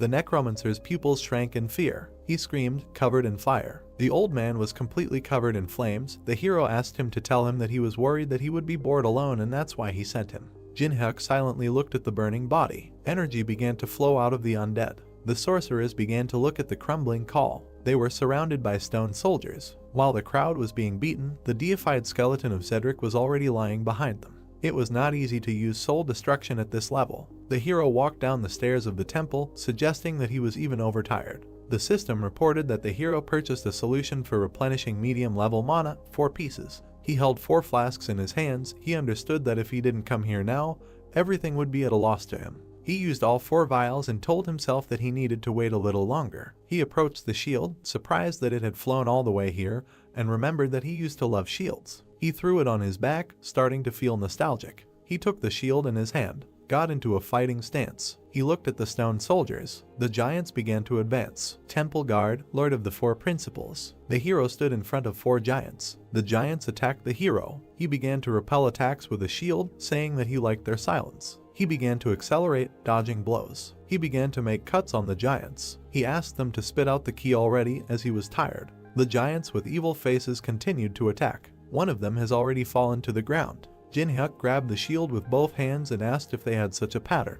The giant held a golden bud in his hands. He used the pagoda of knowledge. At the end of the golden bud was a key. The giant squeezed the flower. It shone with green energy. The system reported that the key leading to the main hall was responsive. The hero's mask began to disappear. The entity behind the gate responded to the call. A huge orange flower appeared above the giant. The hero frowned, realizing that the enemy had decided to act for sure. The flower was shining. Golden hands appeared. A golden sage appeared with a bunch of hands. The bodhisattva appeared. He looked at the destroyed giants and said that he had not been summoned for a long time. He smiled and said that he didn't think there would be a person among the visitors who would pose a threat enough to use the key. The hero lowered his hands and said that he would only destroy the boss of this floor. The deity smiled and called the man interesting. He said he was not sure about the rest but acknowledged the man's bravery. The hero jumped back and said that he wanted to finish everything quickly since he was terribly tired. The deity said that he would like to continue the conversation. The hero jumped. He covered himself with a shield and said that chatting with statues was such fun. Spears appeared in the hands of the statue. He said that every moment of life is a gift. He called the hero a stupid child. He swung a bunch of arms and ordered the hero to enjoy it while he could. He said when death comes, he will miss this moment. The hero frowned. The statue smiled. There was a green flash. The hero fought off a powerful green beam with his shield, which began to crumble the ground. The shield began to crack. He bent down, thinking that the attack was so powerful that when he simply blocked the blows, it seemed to him that his body was crumbling. He ordered himself to endure. He will only have one chance. The statue smiled and said that the hero was able to withstand sound attacks. A bunch of hands attacked the hero. The hero took a stance and began to cover himself in cold steam using ice creations. Huge ice growths appeared in front of him. A moment later they collapsed. The statue's spears easily destroyed the hero's defense. The statue frowned and called the hero a boy. He frowned, saying that he was using Western magic. He swung with both hands, and he caught the shield with one hand. He smiled, saying what pathetic tricks he uses. Suddenly a black flash appeared in front of him. The hero remained in the throwing stance, looking at the statue's displeasure. The statue's hand was pierced by the hero's dagger. He said that poison did not affect him. The hero clenched his red fist and said that it was called blood energy and said that if you wound once, you could deal damage continuously. The statue tore off its own hand and said that it did not matter, and such a trick would not work twice. The hand fell to the ground with a crash. The statue asked what the hero would do, because he only took away one hand. The hero leaned on his hand and said that he was right and one would not be enough, and he said that he knew that he did not use the same method twice. He pulled the pearl from the statue's hand and said that he had received exactly what he needed. The statue frowned, realizing that the hero had been aiming for the hand with the gem from the very beginning.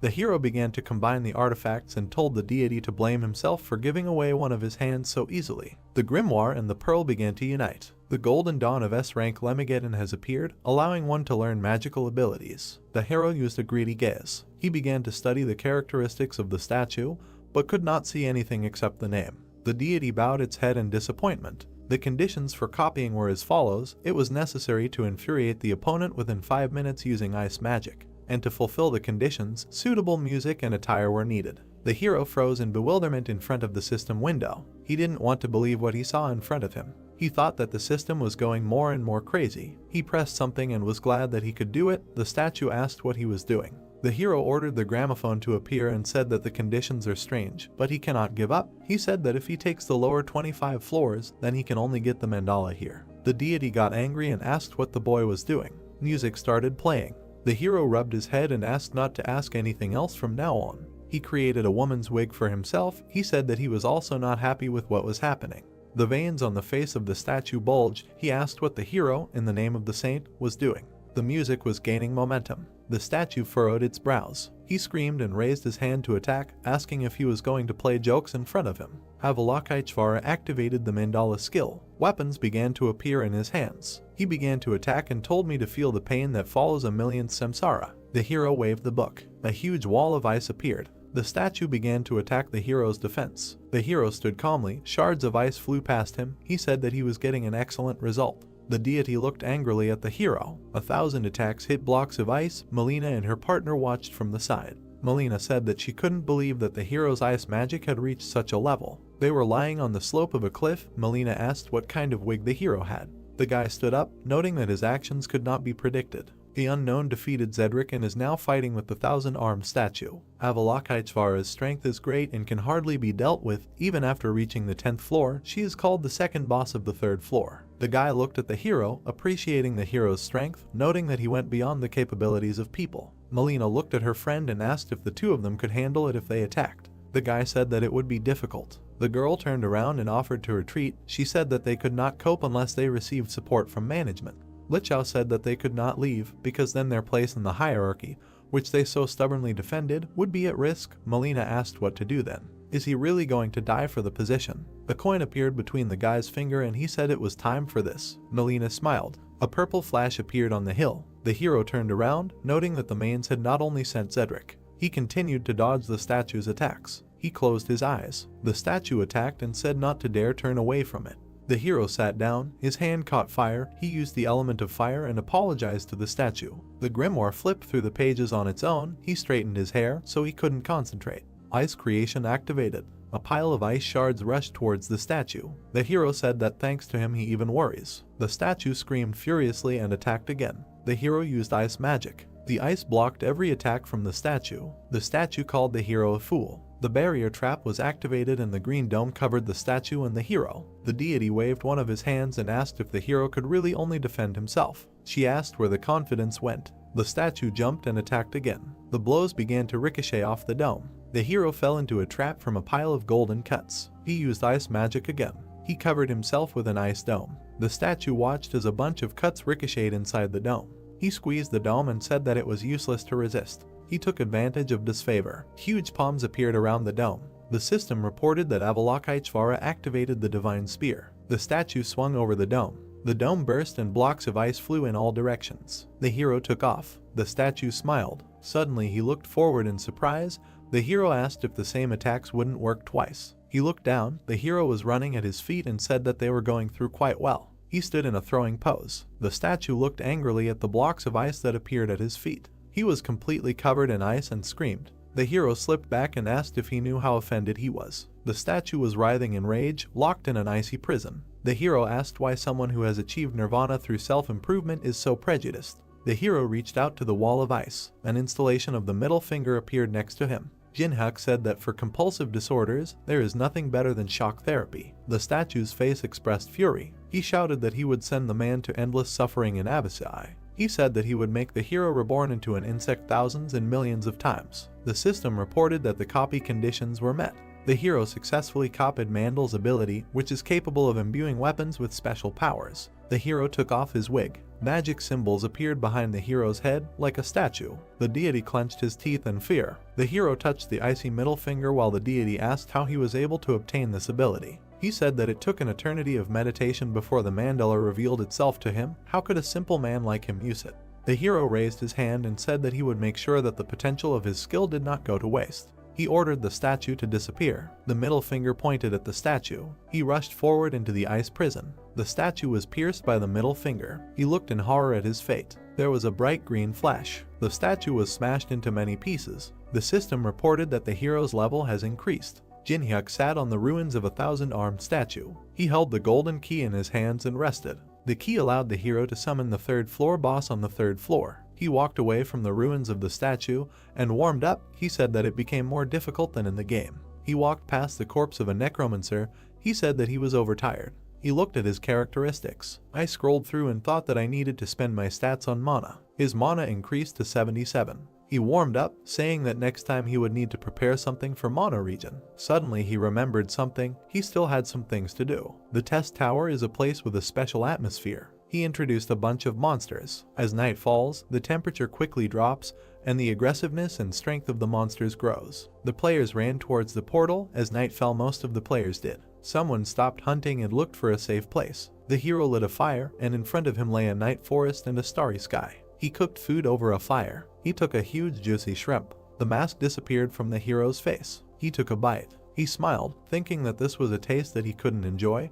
He decided that next time he would need to copy the cooking skill. Someone made a noise among the bamboo. Strangers appeared and said it smelled delicious. It was Melina and Lichao. The girl said that they would also have to spend the night here. Could they stay with the hero until dawn? The hero silently looked at the unknown people. Melina smiled. The hero agreed and offered to sit down. They sat down and introduced themselves. The hero held out a bowl of food and offered a treat. Milne's mouth watered. Lichao waved, thanked the hero and said that they do not eat what strangers who hide their faces offer. The hero put the bowl on the ground, asking if the mask really bothers them. Lichao said that it is worn when there is something to hide. Jinhuk pointed his finger and said that he could take it off if they were embarrassed. They were sitting by the same fire. The couple was surprised. Jinhuk raised his finger up and said that he wouldn't take it off just like that. He suggested holding a game. He showed 3 fingers and said that they would be interested in learning about each other. He suggested asking 3 questions, and if they answered his questions, he would take off his mask. Lichao looked at the hero, thinking that the answer to the question does not necessarily mean the truth, because you cannot know the truth of the words. He didn't know what the hero was up to, but it certainly wasn't a disadvantage to them. He nodded to the girl. Jinhuk gave a thumbs up. Melina tossed the coins and began to catch them. She smiled and offered to decide with a coin who to start with. She chose obverse. With the help of magic, an obverse appeared. She grabbed the coin and said that they were the first. The hero thought about barely noticeable magic. Caligula coin. Choose a target and pour magic into the coin for 5 minutes, and you can influence the mind of your opponent. Melina thought about it. She decided that if she asked the name or guild, the hero was unlikely to answer. She smiled and asked if any of his comrades were here. The hero noted that this is a practical question. He looked at the couple and said that he came here alone. He said that now it was his turn to ask questions. He said they were hunting the boss and asked why they were only watching. It was clear that he was fighting.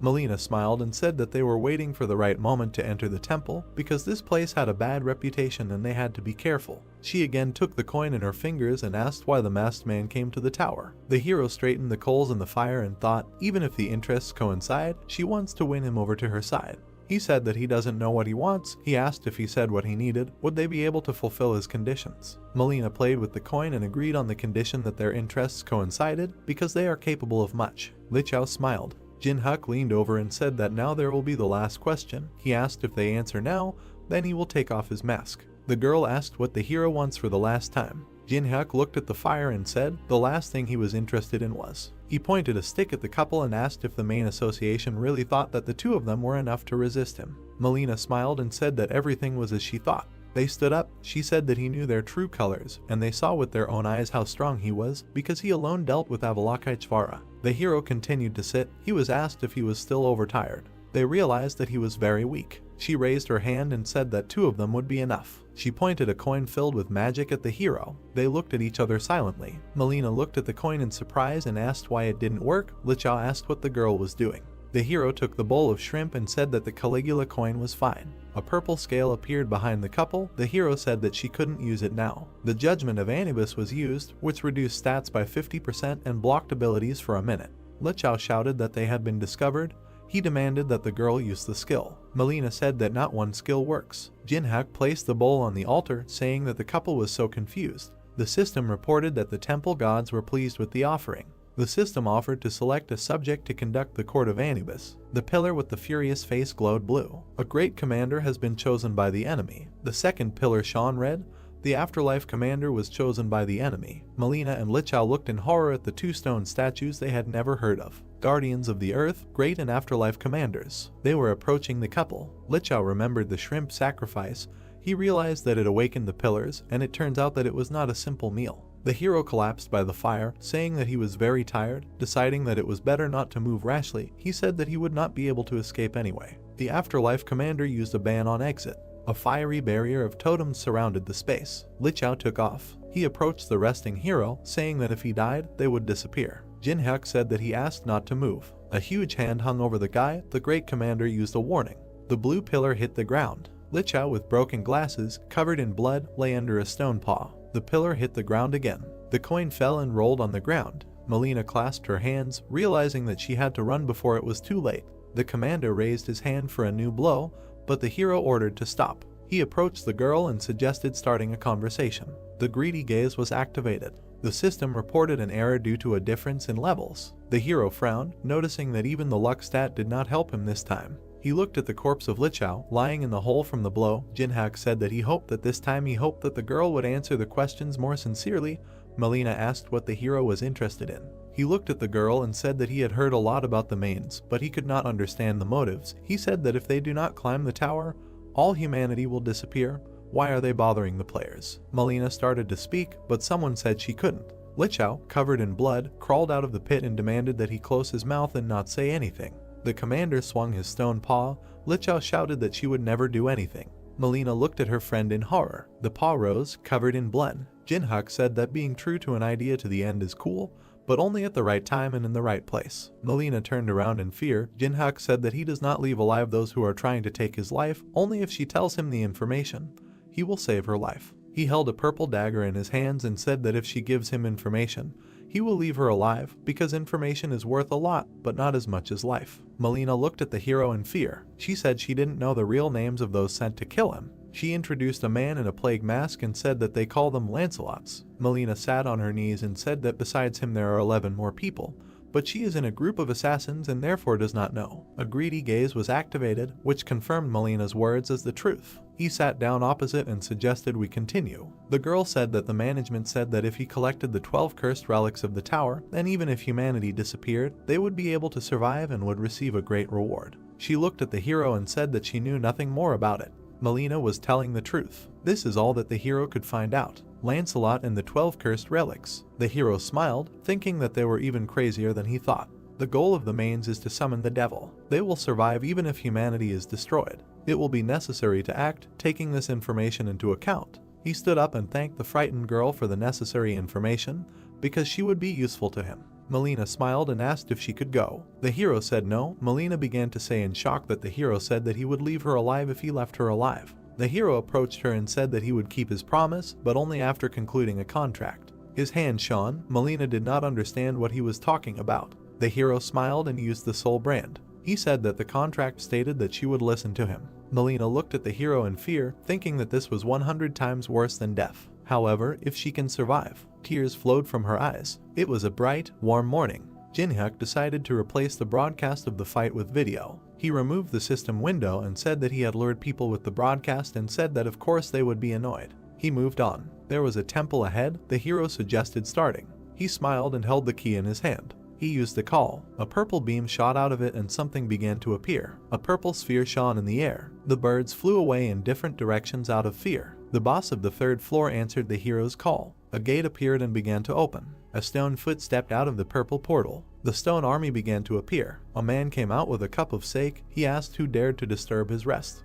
The hero activated his greedy gaze. The system reported that the luck and adaptation stats compensated for the difference in levels. The boss of the 3rd floor appeared. A long-haired man sat on a stone throne. His name was Muhan. The system window of its characteristics opened. Copying was impossible due to the difference in levels. Muhan drank sake and said that many tried to fight against his army, but only the hero summoned him using the key. He sat on the head of a huge warrior, under which there were also many giants and warriors. It was a huge Muhan army of 100,000 souls. Jinhyuk smiled and asked about his army. He activated the first chessboard. He extended his hand, and a projection began to appear under it. He hit the plate. The system reported that the first chessboard had opened. A huge chess field opened up under his feet. 2,851 magic chess pieces volunteered. A row of pawns appeared in front of the hero. Mukhan smiled and said that this is an interesting idea, because with this method one can become a replacement for an entire army. He asked what such a little thing can do. Jinhyuk smiled and said that he wasn't finished yet. He used enhancement pills on the chess pieces. Pawns turned into knights thanks to strengthening. The knight's eyes smoked blue. Musen chuckled with interest. He hit the ground and admitted that the hero was different from those who came before. A huge chess army stood around the hero. Jin-hyuk smiled. A man was cutting a chess piece out of stone. The old man turned around and asked Yuri to prepare a few more pieces. Pak Hana nervously sought out the figurine and said that since the goal had been set, they would know how much was left, and she did not understand the task of simply making sculptures. The girl imbued the figures with magic, saying that she had no time to think. She turned around tiredly and said that they had already made more than 2,000. If Jin-hyuk didn't like it, it would be a complete end. She took the bishop piece, saying that for that matter. She looked at the box of chess pieces and said that it was a plus for them to be on his side. Jin-hyuk smiled and said, since he is recognized. He touched the figure and said that to hear recognition from someone who just sits on his third floor and hides behind the servants is bluffing. He mounted his horse, taking a spear. He said that he doesn't care, not nice. Mukhan frowned and asked again. Jin-hyuk said that Muhang defeated a couple of weak players and is now showing off, which is why he is stuck on the third floor because he does not have the ability to go higher. Muzan is covered in energy. The monsters of the test tower guard each floor and use the energy of this floor. In addition, not only the players, but they too can climb the tower and increase their strength. Mukhan laughed, calling the hero a nice fellow. He asked if he really thinks that he cannot rise above the fourth floor because he does not have enough strength. The hero calmly said that it was so, because he was tied to the third floor. Muhan stood up, smiled and said that the hero can think as he pleases. He said that it seemed like the hero's plan was to piss off his opponent. His face suddenly became angry and he said that the difference in army size and level of tactics was obvious. He said that it was simply impossible to win with the strength of a hero. 1st Battalion. The stone warriors put up their shields. They put out their spears and went forward. The hero looked at the approaching enemies, calculated that there were 1,000 statues in the 1st vanguard. He realized that the enemy wanted to see how he would react. He raised his spear up. The first chessboard skill has activated. The attack and defense of chess pieces on the field has increased by 30%.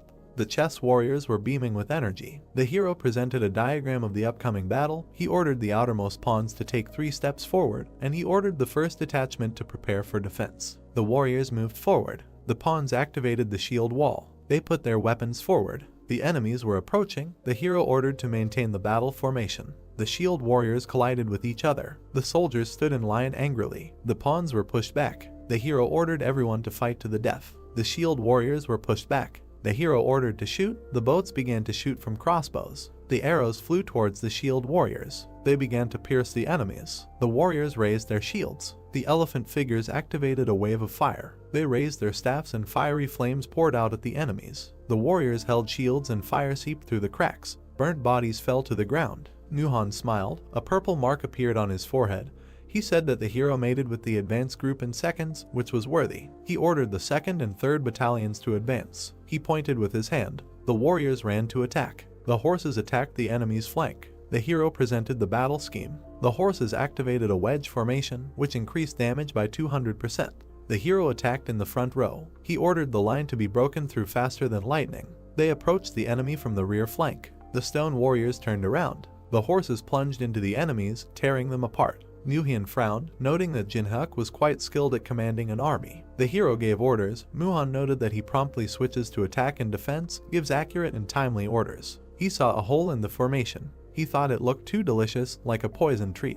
Muchon activated the identification of weak points. Light poured from his eyes. The system reported that if you destroy the crown, the pieces stop moving. Only the king or queen can be the crown. He watched the battlefield and realized that if he destroyed the crown, then victory would be in his hands. He laughed madly. He laughed and called the hero impudent. He kept wondering why the hero makes a mistake that even beginners do not make. He realized that this was not the case. A woman's leg appeared on the battlefield. The crown was Alice, who was watching the battle with displeasure. Muhan with a smile ordered to go forward to make a breakthrough. The hero turned around. He imagined the maneuvers of the current battle. As soon as he withdrew, the enemy targeted the center of the formation.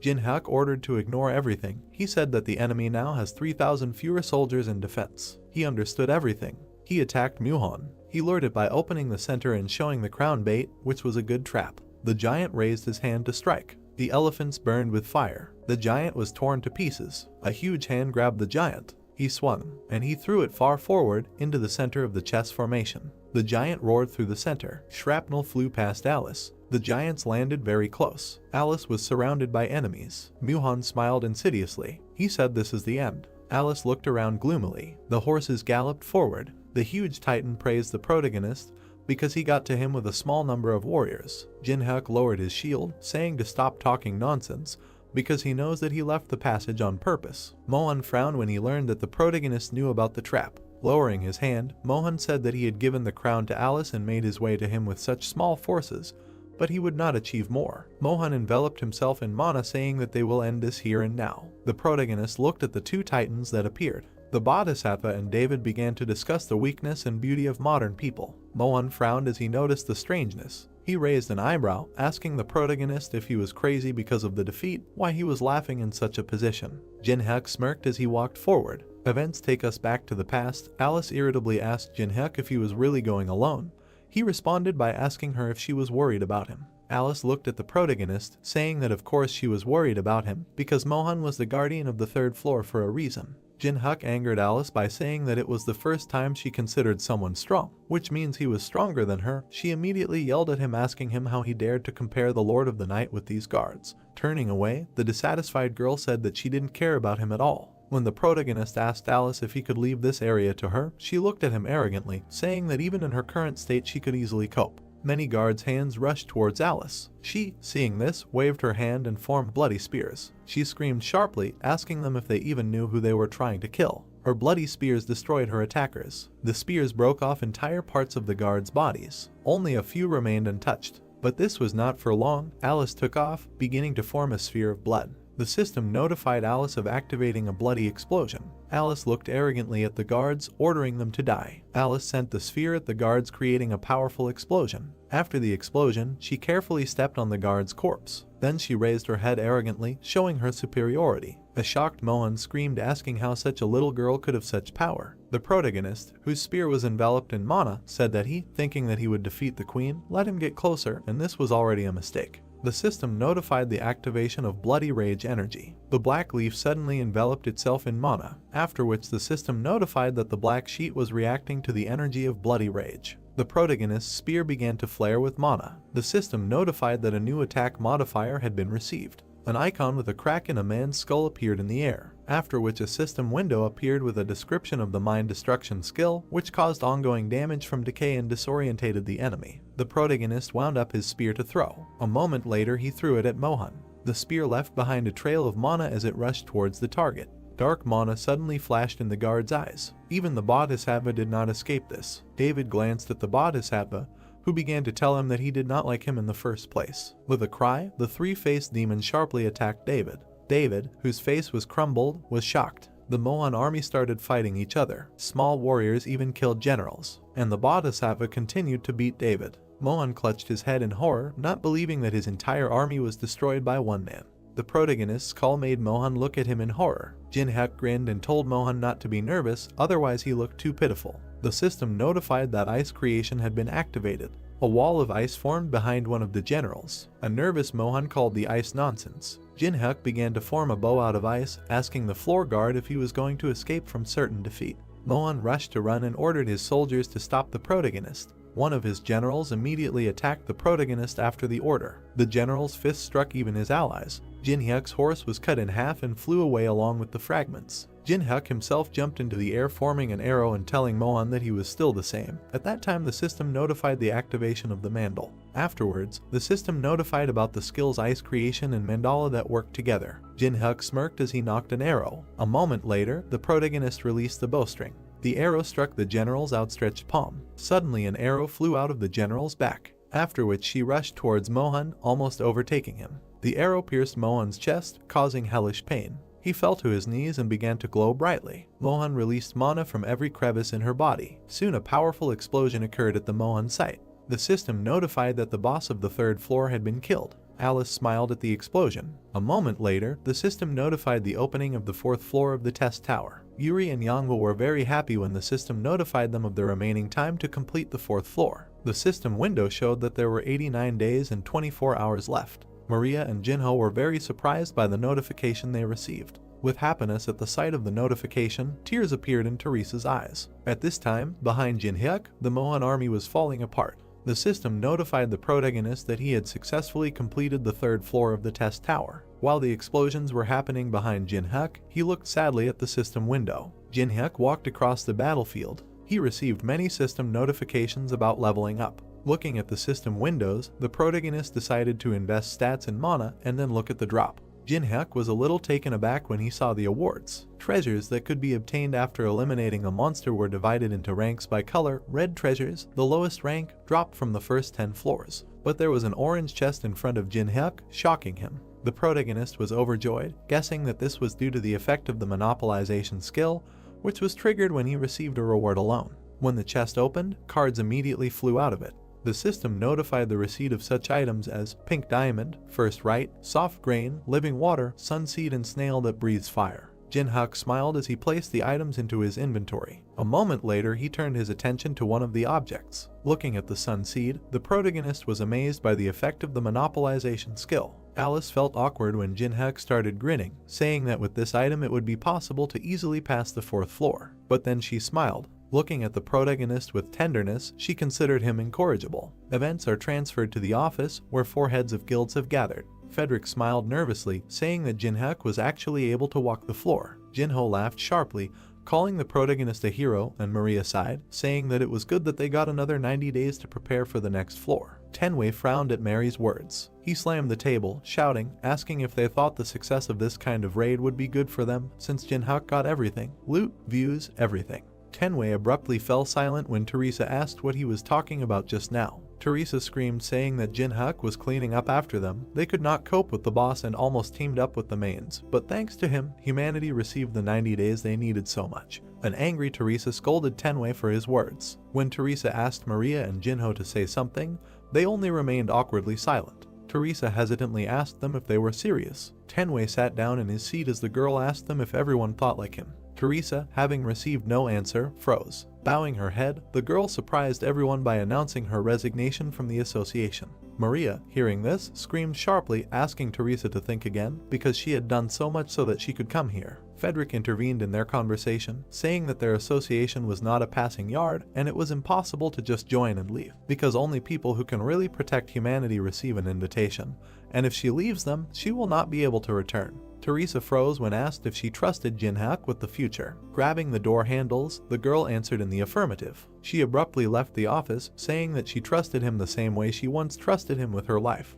Events take us to the beach along the edge of which the protagonist was walking, saying that he could go to a good hotel and relax. Manhwa called Jin-hyuk, surprising him. While climbing the stairs, the protagonist said that he had been in the tower before and could not answer. Manhwa bowed her head and said that her grandfather did not open his eyes. Jin-hyuk became wary and asked where she had been. Manhwa was the granddaughter of the legendary martial artist Chunin. She was always resilient, active, and cheerful. But looking at her now, the protagonist was amazed. She looked at him crying. It was the first time he had seen her in such a state. Jin-hyuk grabbed the girl by the shoulder, asking her to tell her what happened. In the hospital, a girl's voice was heard saying that this started around the appearance of the test tower, after which she asked if he remembered the incident in Incheon. The protagonist remembered the incident when he was with Pakhana in the labyrinth. Looking down, Jin-hyuk said that he seemed to see it on the news. A despondent Manhwa said that then grandfather was there and defeated the monsters that awakened after the outbreak, but was severely injured and did not recover. She pointed to her lying father, saying that now he felt even worse. Jin-hyuk, seeing the sick look of the old man, could not believe that this man was considered the strongest in Korea. A moment later, a system window with a complete list of characteristics appeared in front of him. The system informed him that if he saved Chunin, he would be able to copy one of his skills. The protagonist's pupil flashed.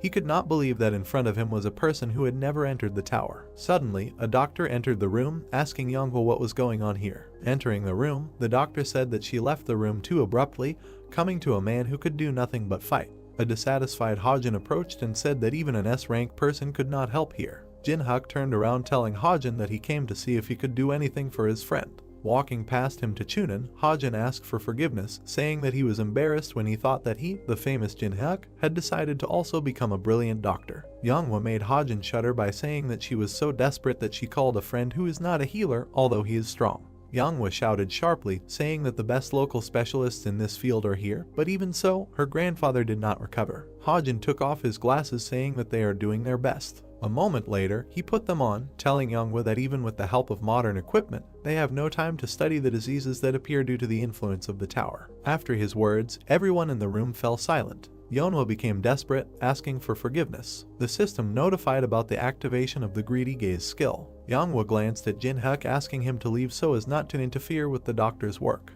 But the protagonist was very angry and did not listen to the girl. Looking at Hajin, he read his thoughts. He complained about his appearance because now he had to pretend that he was doing treatment.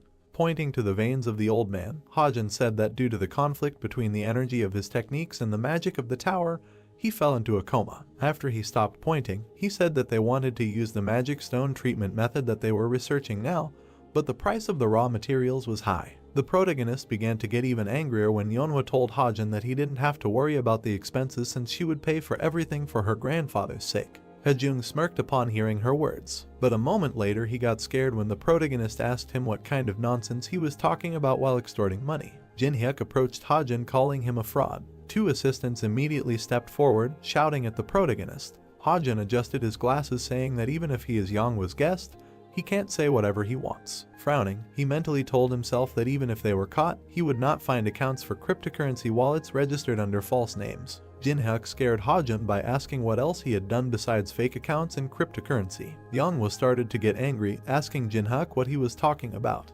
Pointing at the protagonist, Hajin shouted about his lack of evidence. Jin-hyuk read the thoughts of the perplexed guy with his own eye. The protagonist fell into a stupor when Hajin asked himself if Jin-hyuk knew that the Black Fortune Guild was in contact with the Dweller. Jin-hyuk was horrified, not believing that the occupant of the tower had made contact with people. The two groups of people looked at each other. The protagonist tried to understand what the inhabitants of the tower were planning by contacting Doc. Suddenly the heart rate monitor beeped, and Chunin began coughing up blood. Yeonhwa screamed for her grandfather. Hajin looked at Chunin annoyed. Suddenly he began to run out of the room, but Yeonhwa's foot closed the door, preventing him from leaving. The angry girl asked him where he was going to go. Angry and crying, Yeonhwa threatened the guy, saying that if her grandfather dies, he will not leave here alive. The protagonist surprised the girl by telling her to calm down, because the most important thing now is treatment. Chunin clenched his teeth in pain. Hajin shouted sharply, saying that he was about to go get the necessary medicine, but they stopped him, forgetting that it was thanks to them that Chunin was still alive. Jin-hyuk closed his eyes, tired of the guy's lies, and then asked Yeonhwa to hit him once. She jumped up sharply. Hajin was puzzled as he watched the approaching foot. Yeonhwa's punch hit Hajin square in the face. Jin-hyuk approached the old man, thinking that the case was serious because the overflow of mana was too serious. The protagonist began to form the elixir, telling himself that he could not leave it to die. The wounded Hajin stared at the protagonist in shock. Jin-hyuk smiled, saying that Hajung really knows something since he understood what was in his hand. I uncorked the lid. The protagonist decided not to miss this chance and not copy the Chunin skill, even at the cost of the elixir. Pouring out the elixir, the protagonist smiled terribly. The system notified that the patient had consumed the elixir. Chunin's body began to glow. Soon his veins changed color, and a moment later they disappeared completely. He sighed in relief, no longer feeling pain. Yeonhwa was happy when she saw this. She even cried out of happiness. The system notified that the conditions were met. A moment later, the system notified that the heavenly flower cultivation technique had been successfully copied. Next, a system window appeared with a description of a technique that helped restore mana 30% faster. Hajin was shocked, not believing that Chunin would be cured. Opening the door, he decided to quickly leave. Suddenly, Jin-hyuk kicked him on the back. The assistants were very scared when Jin-hyuk gave them permission to go. Looking at Hajin, he told him that he would talk to him separately. After some time, Hajin was thrown into the wall. Angry, he asked the protagonist what he was going to do to him. Jin-hyuk narrowed his eyes, saying that he is not killing for simply embezzling money. He will let him go if he returns the money stolen during this time. Hajin was surprised, asking if he would really let him go after this.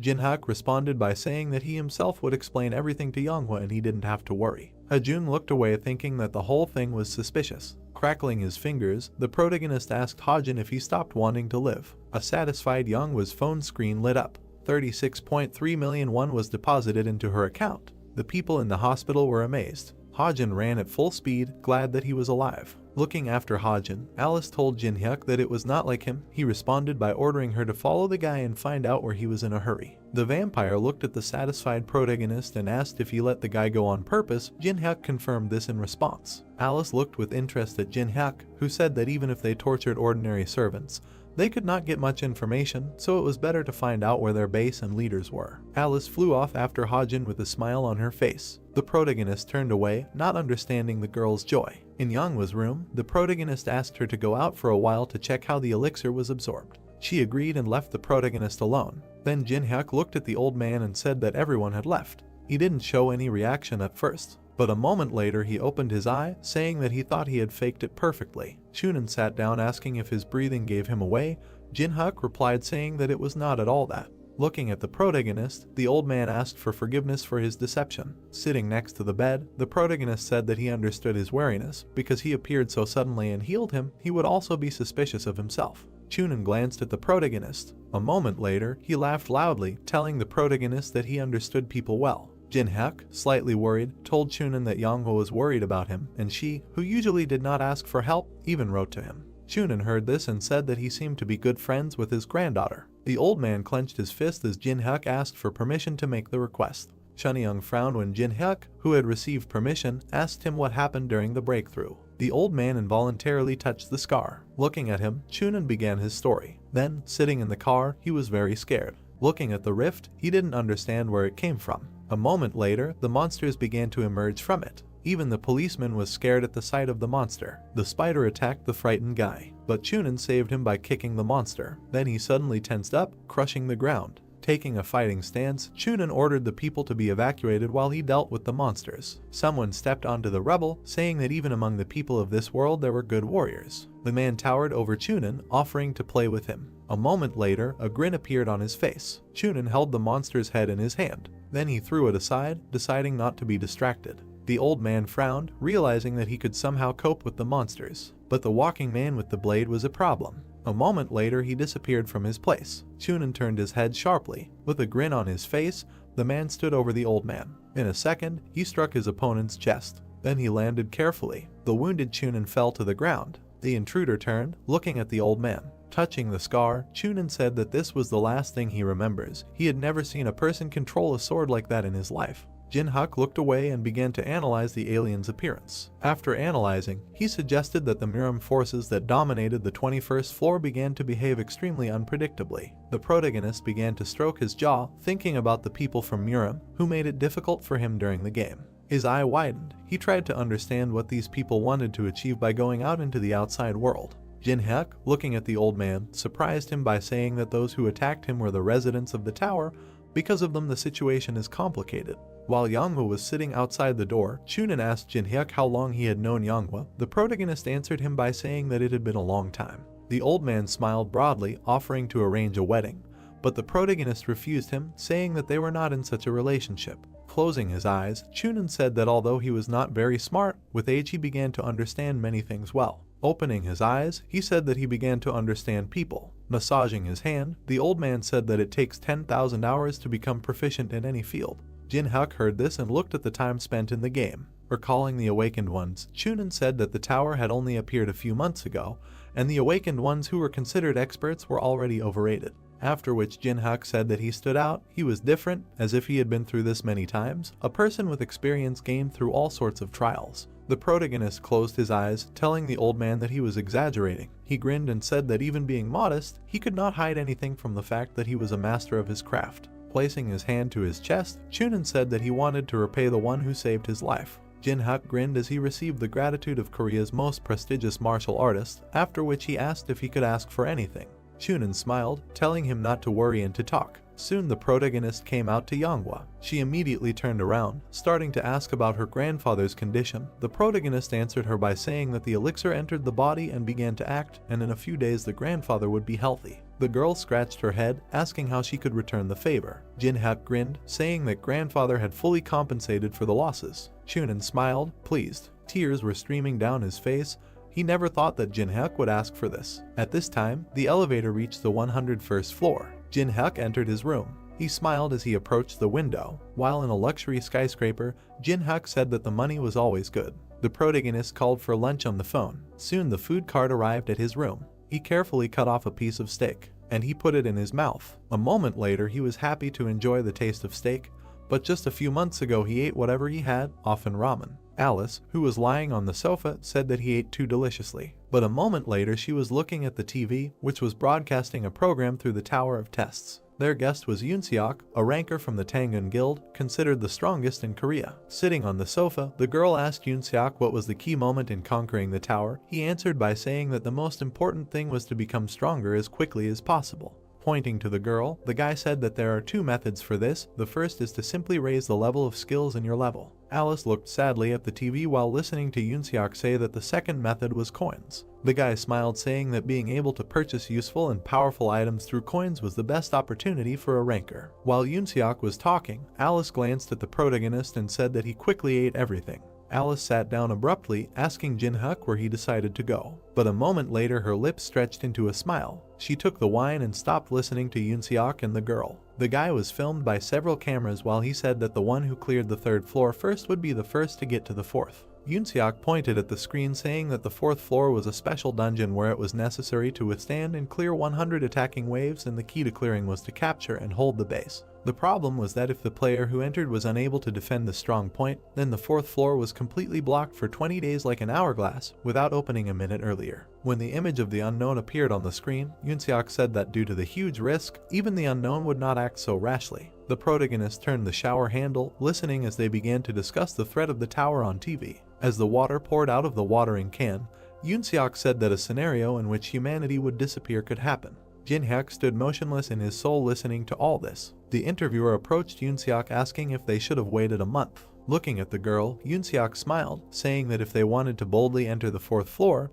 they would need a month to prepare. Standing near the car, the guy offered to relax this month with him. When he got into the car, the system window that suddenly appeared puzzled him. The system notified the player unknown, who began passing the fourth floor. Yoon-seok's eye widened as the system asked players planning to participate in the passage of the fourth floor to prepare. Next, the system notified about the first wave, which would begin in 8 hours. Yoon-seok spun his car around. Ignoring the girl's screams, the guy ordered to gather all the rankers. System messages from players began to appear one after another. Yoon-seok was very angry.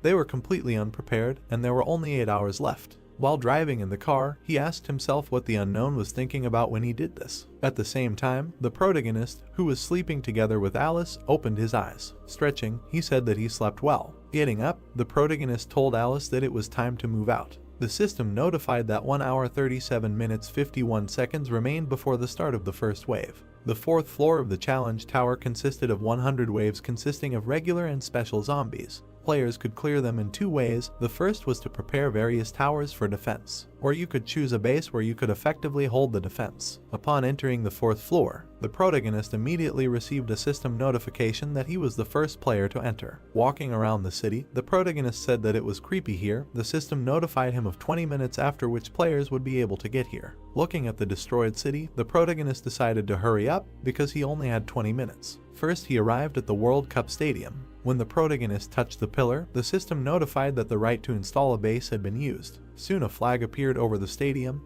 and the system notified that the stadium had been chosen as its base. When the protagonist began to plant and apply various seeds and living water, the system notified about each of them. The system reported an increase in plant growth of 20%.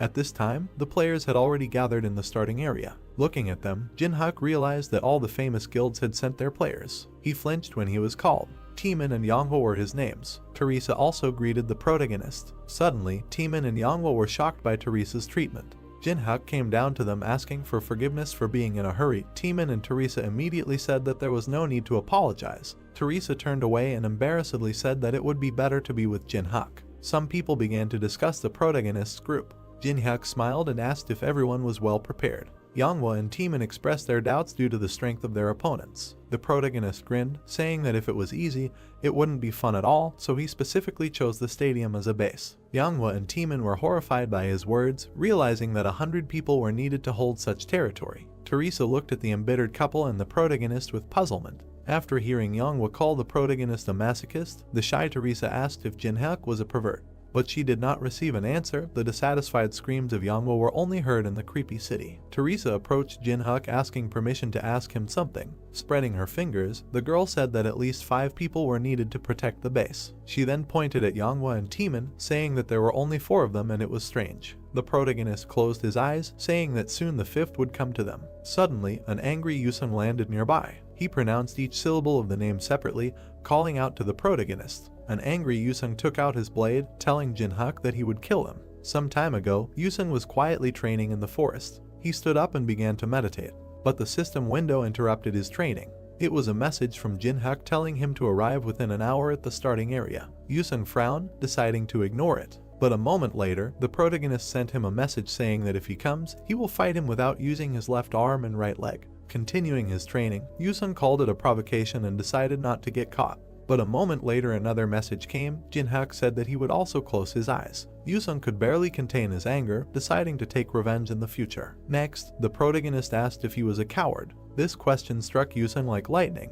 Jinhyuk told an angry Yusung to come over. He smirked when he saw the attribute sword, an item that channeled elemental magic that allowed him to fight at a distance. Yusung approached and told the protagonist that he would now show how wrong he was. I screamed furiously. Yusung's sword flashed. Pointing to it, the protagonist asked what he was going to do with this unfinished sword. Yusung gritted his teeth, asking what his words meant. Raising his hand, the protagonist said that the attribute sword was not bad, but only in its completed state did it fully reveal itself as a weapon. Smiling, Jinhyuk said that the random drop on this floor contained an item that would complement his sword, but he needed the fire attribute, didn't he? Yusung shouted, demanding that the protagonist stop bluffing because a random drop was just random. Pointing at Yusung, Jinhyuk said that he has his own methods of getting what he wants, so if he joins them, he will give him the item. Yusung frowned and thought seriously. A moment later he sheathed his sword. Turning away from Jinhyuk, he said that it would be good if this item fell to them. The system notified the formation of a group of 5 people. Next, the system notified that a minimum number of players had been assembled to defend the base. Yusung watched the group leave. Teresa asked Jinhyuk if everything was okay. Because Yusung was not himself, Jinhyuk answered her by saying that as long as the agreement was in force, Yusung would not betray. Although Yusung came across as creepy, he was a man of honor. Manhwa called out sharply to Jinhyuk, remembering something.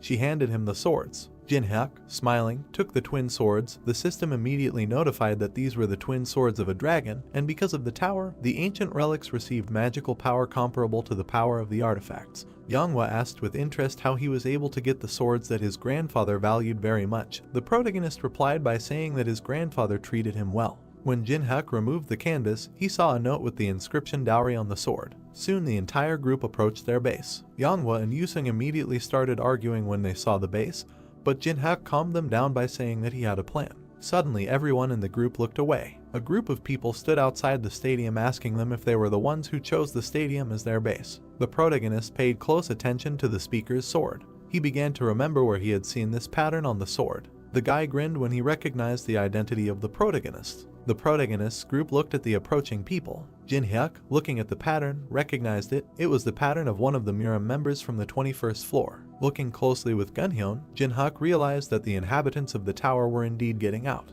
The protagonist confirmed his identity when one of them asked him. Gonghyun closed his eyes and introduced himself. But Jinhyuk interrupted him with irritation, saying that he shouldn't introduce himself because he knows well enough how wild the people from his family are. Gunhyun fell into a stupor upon hearing the words of the protagonist. Teresa worriedly asked Jinhyuk if he knew Gunhyun. He answered her by saying that they knew each other. The clan of masters of the world of Murim, inhabitants of the 21st floor of the tower, remembering their protagonist, grinned because they were all warriors with incredible self-esteem. Gonghyun trembled with anger. Suddenly, the protagonist made a face that parodied Gonghyun's future reaction. Then he waved his hand asking me to skip this part. Gonghyun gritted his teeth when the protagonist said that his clan had no pride left to protect. Unable to restrain himself, Gunhyun shouted sharply, asking the protagonist how he dared insult his clan. He unsheathed his sword in preparation for battle. Next, the protagonist saw a system window with a complete list of Gunhyun's characteristics. The system notified that if he found all the inhabitants of Murim,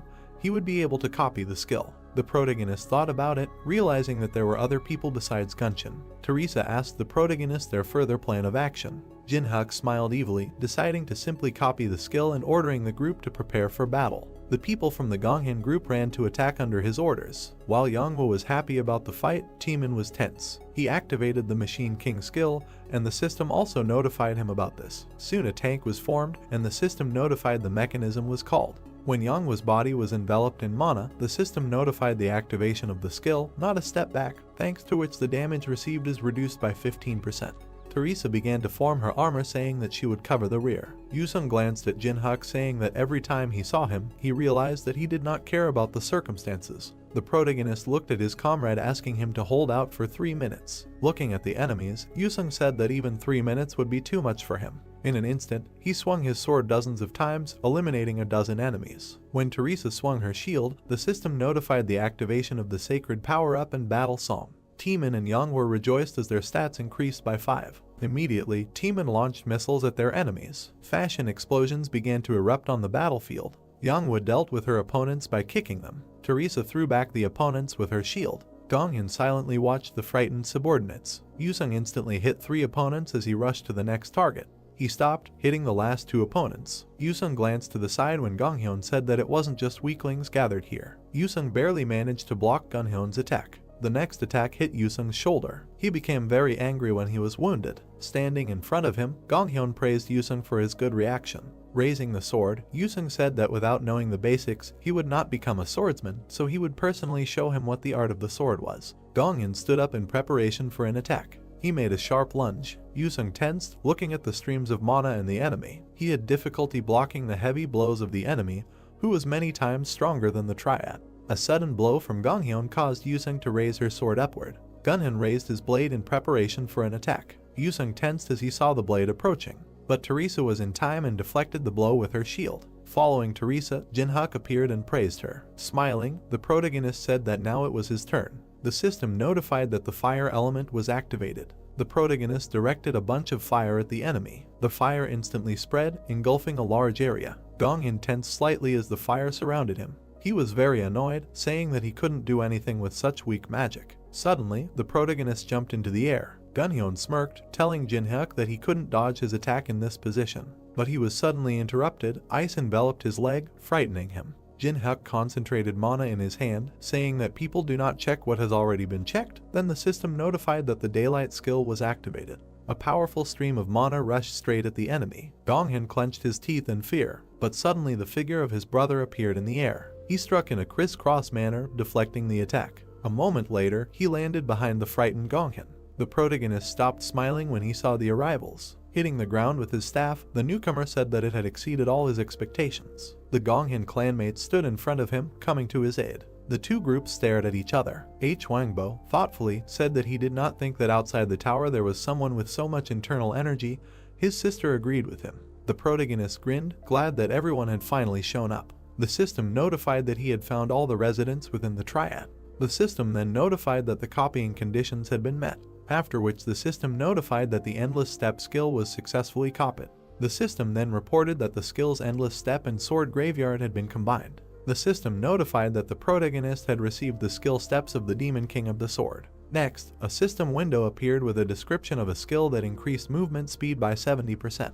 Jin-hyuk smiled, satisfied with the result. Hwangbo glanced at his brother, asking if he was okay. The brother and sister began to anger Gonghyun by making fun of his failure. Gonghyun shouted sharply, saying that he could have done it alone and no one asked them to interfere. Hwangbo reassured his brother by saying that they did not doubt his abilities, only the head ordered to reach an agreement and not kill. The sister looked at Gonghyun, saying that he shouldn't fight much. Gonghyun looked at his sister irritably, saying that he already knew everything. He then pointed at the serene protagonist, saying that he already knew that they came from the tower. All three arrivals were shocked to hear this. Jin-hyuk watched Gunhyun's questions with a smile. Gonghyun abruptly stood up, saying that regardless of their plans, he must be killed. But Hwangbo lowered his brother's sword with his Bicento. Hwangbo raised his hand and said that they needed to go. Gonghyun got angry when he heard one of the guys say that they had 3 minutes before the zombies arrived. The protagonist waved his hand, driving away his enemies. Hwangbo told him that they would not have chosen this terrible place anyway because they already have a base. Putting his Bicento on his shoulder,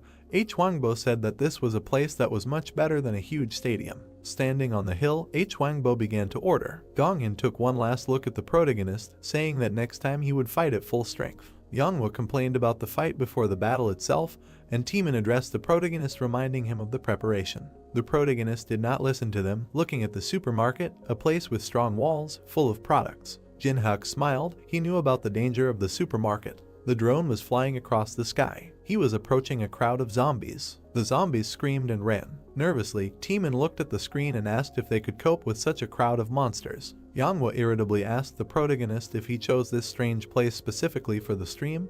He answered her by telling her not to worry. Pointing to the huge flowers of the sun, Jinhyuk said that they seemed healthier. Looking at them, Teresa expressed her surprise. Jinhyuk took the branch in his hand and asked everyone to come closer. Pointing to the flag, Jinhyuk said that the purpose of defending the base was to prevent the flag from being captured, so he placed the flag in the center of the stadium so that it would always be in sight. Drawing on the ground, the protagonist said that their stadium had 4 entrances on each side and he just planted plants in front of each entrance. Everyone looked at the plants in amazement while the protagonist said that if they kept them, they would be able to protect their base, and at the same time, thanks to its size, they would be able to count on a reward for the maximum number of kills. Jinhyuk and Yusung took turns saying that the plants would kill most of the zombies, but while they were recharging they would have to hold off the hordes of zombies. Yusung turned around, taking over the western gate. Jinhyuk told him to be careful. Angry, Yusung asked Jinhyuk if he thought that some pieces of rotten flesh could defeat him. Jinhyuk sighed and angered Yusung by saying that he had just said something similar and was beaten. Taemin agreed with the protagonist's plan, saying to rely on him. He had to cover his comrades by staying in the center and do not forget to use drones to monitor all directions. Flexing her fists, Manhwa took the northern gate and Teresa took the southern one. Walking east, the protagonist ordered everyone to take their positions. Summoning the swords, Jinhyuk was happy that he would finally be able to use them. Taemin knelt down, forming a cannon. Jinhyuk looked at the system alert alerting them to the start of the first wave. Taemin screamed, warning everyone about the zombies. Teresa put up her shield in preparation for battle, and Manhwa stood up. The zombies were rapidly approaching the western gate. Taemin carefully observed his surroundings. Yusung frowned as he prepared to fight. Finally, the zombies came out of the gate. A huge crowd of zombies screamed as they entered through the western gate. They ran forward like savages. The system notified the colors of the sun that applied sunlight. The bud of the plant began to open. The opened flower sent a meteor towards the zombies. The meteor was already above their heads at great speed. Explosions and flames began to flare up everywhere. But the zombies did not stop and continued to run forward.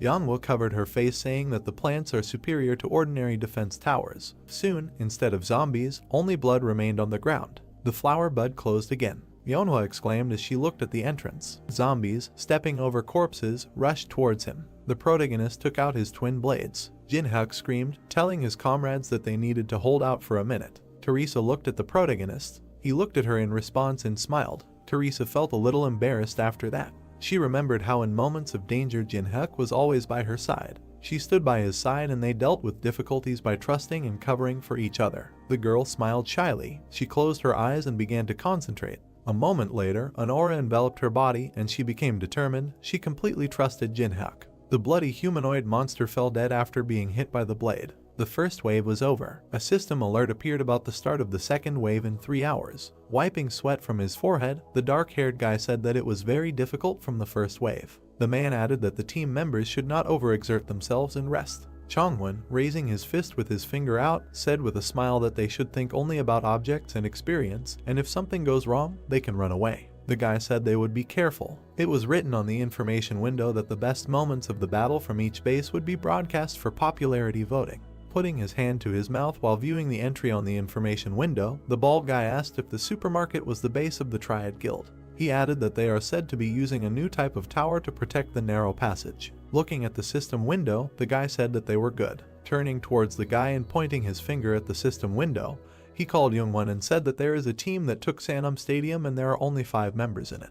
Pressing close to the guy, wanting to watch the recording, he asked in shock how there could be 5 people on such a huge base. The bald guy's eyes widened and he said that this couldn't be happening. An image of an orange flower appeared with a flame burning above it. He asked what had to be done to the plants to make them so strong. An image appeared of a guy performing a huge number of sword attacks in a short time. Chongwon said that these guys are not simple and the zombies were not even close to overwhelming them in numbers. The dark-haired girl with burning eyes put her fists forward. Dozens of zombies scattered from powerful and fast attacks from 2 blades. Turning in his direction, the dark-haired girl stated that Taemin, Manhwa and Jinhyuk, all S-rank and all famous newcomers, were there now. Looking at the system window, the bald guy told her to wait. Approaching the screen with sincere happiness on his face, he joyfully stated that Mrs. Teresa was also there. He recalled with embarrassment the moment when this girl came up to him and asked if he was okay. An image appeared of a small shop with an anti-tank barrier at the entrance. The bald guy shouted for everyone to vote for this video. Another guy stated that as soon as Youngwon saw Teresa,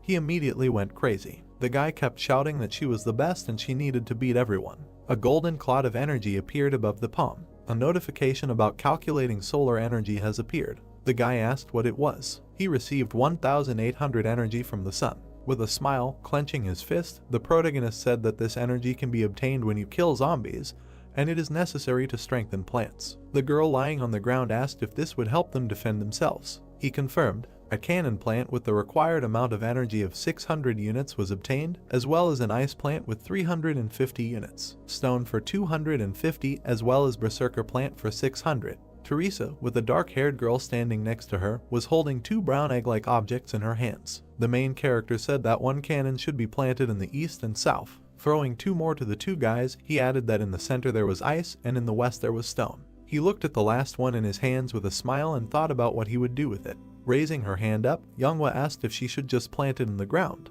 Exhaling with his eyes closed, the protagonist replied that if you just plant it like that, it won't grow in the required time. Making a hand gesture, he told her to wait and then he would explain. He said that they need special fertilizer to grow quickly. Putting his palm forward, he began to create different plants from energy. An alert appeared that the plant cotyledons were trembling in anticipation. They lick their lips because of the incredible taste that they have never experienced in their lives. Throwing the bag and shovel onto the ground, Jinhyuk declared that everything was ready. Starting to pour fertilizer into the plant's mouth, he told it to eat more and grow faster. With a loving face, the protagonist continued to throw food into the plant's mouth. Pointing at him in fear, Timon declared that the main character had completely lost his mind. The dark-haired girl asked how long it takes to stay in the tower to turn into such a person. Gritting his teeth and starting to tremble with anger, Yusung asked how he could lose to such a person. The blonde girl asked if Jinhyuk was a pervert. Putting his hands in his pocket, the protagonist said that, in general, if you give fertilizers, they will grow very quickly. Holding his nose, Timon complained about the stench. The main character told them to take care of the plants until the next wave. Turning her gaze towards the departing protagonist, Teresa asked where he was going.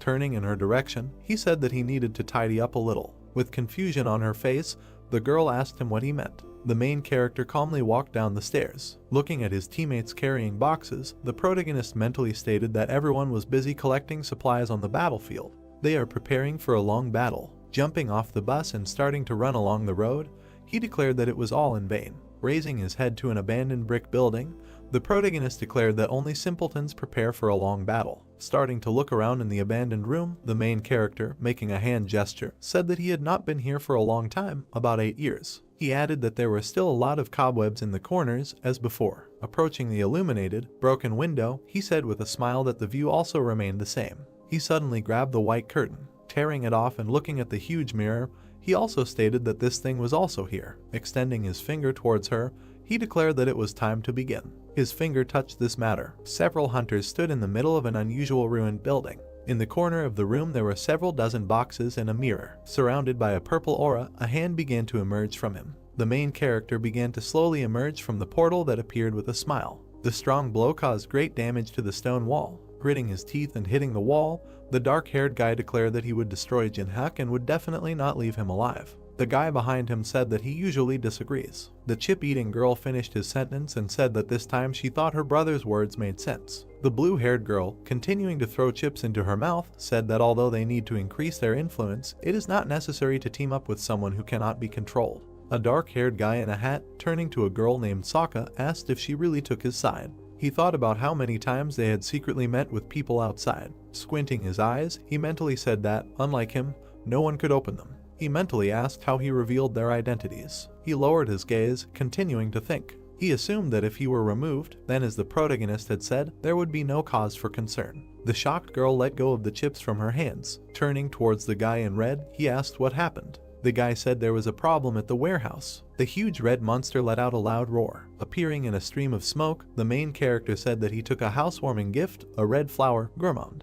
Holding it with a crazy smile, he said that he was sorry for eating all the food that was in the warehouse. The surprised man asked how the main character was able to get here. Throwing his arms out to the sides and opening his mouth wide, the dark-haired guy said that he didn't know what he was up to, but first he should stop. The protagonist asked why. Looking at him angrily, the dark-haired guy declared how dare he and asked if he understood what he was doing now. Covering his eyes and starting to scratch in his ears, the main character asked if he was talking about the queen. The shocked trio of hunters opened their eyes wide and asked how he knew about the queen. A dozen incomprehensible warriors began to look at each other and ask what they were talking about. The strong roar of the red monster created powerful currents of wind. The main character said that if the base, which is defended by more than 200 people, falls before the third wave, the owner of the fourth floor, the womb of the dead, nicknamed the Queen, will appear. An image of a long red hand with huge claws appeared. Covering his eyes, the protagonist stated that he was still thinking about how to fulfill this condition. He turned with a grin at a dozen warriors and said that they had just chosen this place as a base. Taking her weapon in both hands, the purple-haired girl confidently stated that the Queen could not be defeated even by uniting,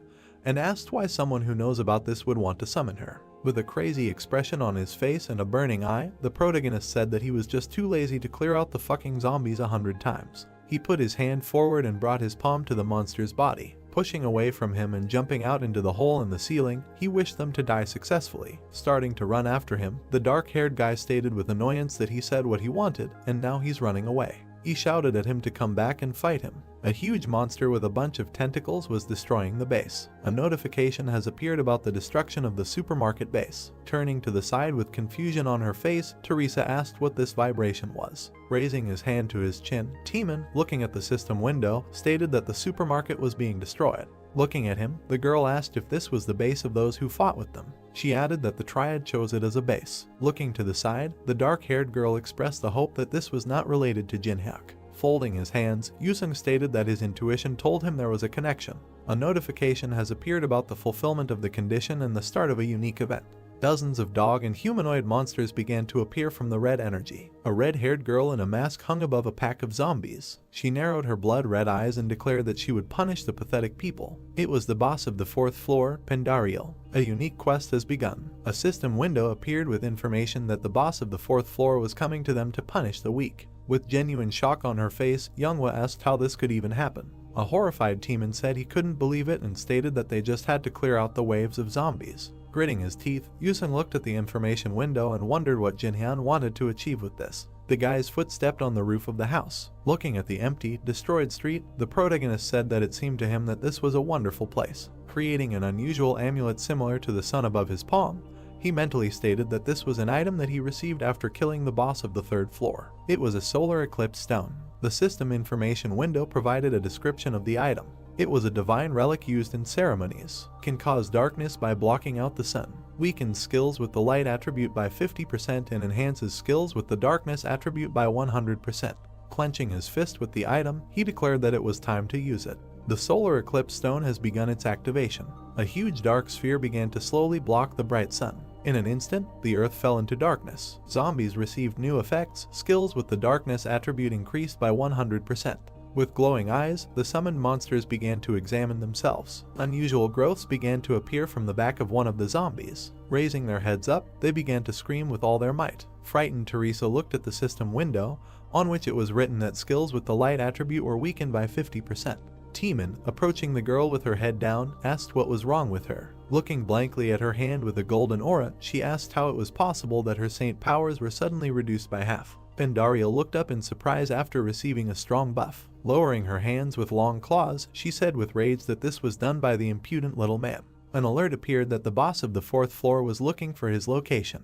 The fourth floor boss directs the entire attack towards Sanam Stadium. Clicking on the system window, the main character stated that it was excellent. Turning his head towards the flying object, the protagonist said that it was time to load. One of the members of the actively escaping team stated that there was no information that there was a boss of the fourth floor. Another said that they needed to get out faster, and because of the triad, this raid failed. Looking at the bald guy running away, the dark-haired guy said that if they failed the raid on the fourth floor, it would be closed and inaccessible for 20 days. He also added that they should not run away. Youngwon told him to shut up and said that first they need to survive, and only then they will think. A new video has been uploaded. An image of the system appeared, on which there was a recording of the destroyed supermarket and the appearance of a hidden boss. Several people were actively discussing the recording. They stated that for such a large guild with over 300 members to have problems with even one of the first waves was a shame.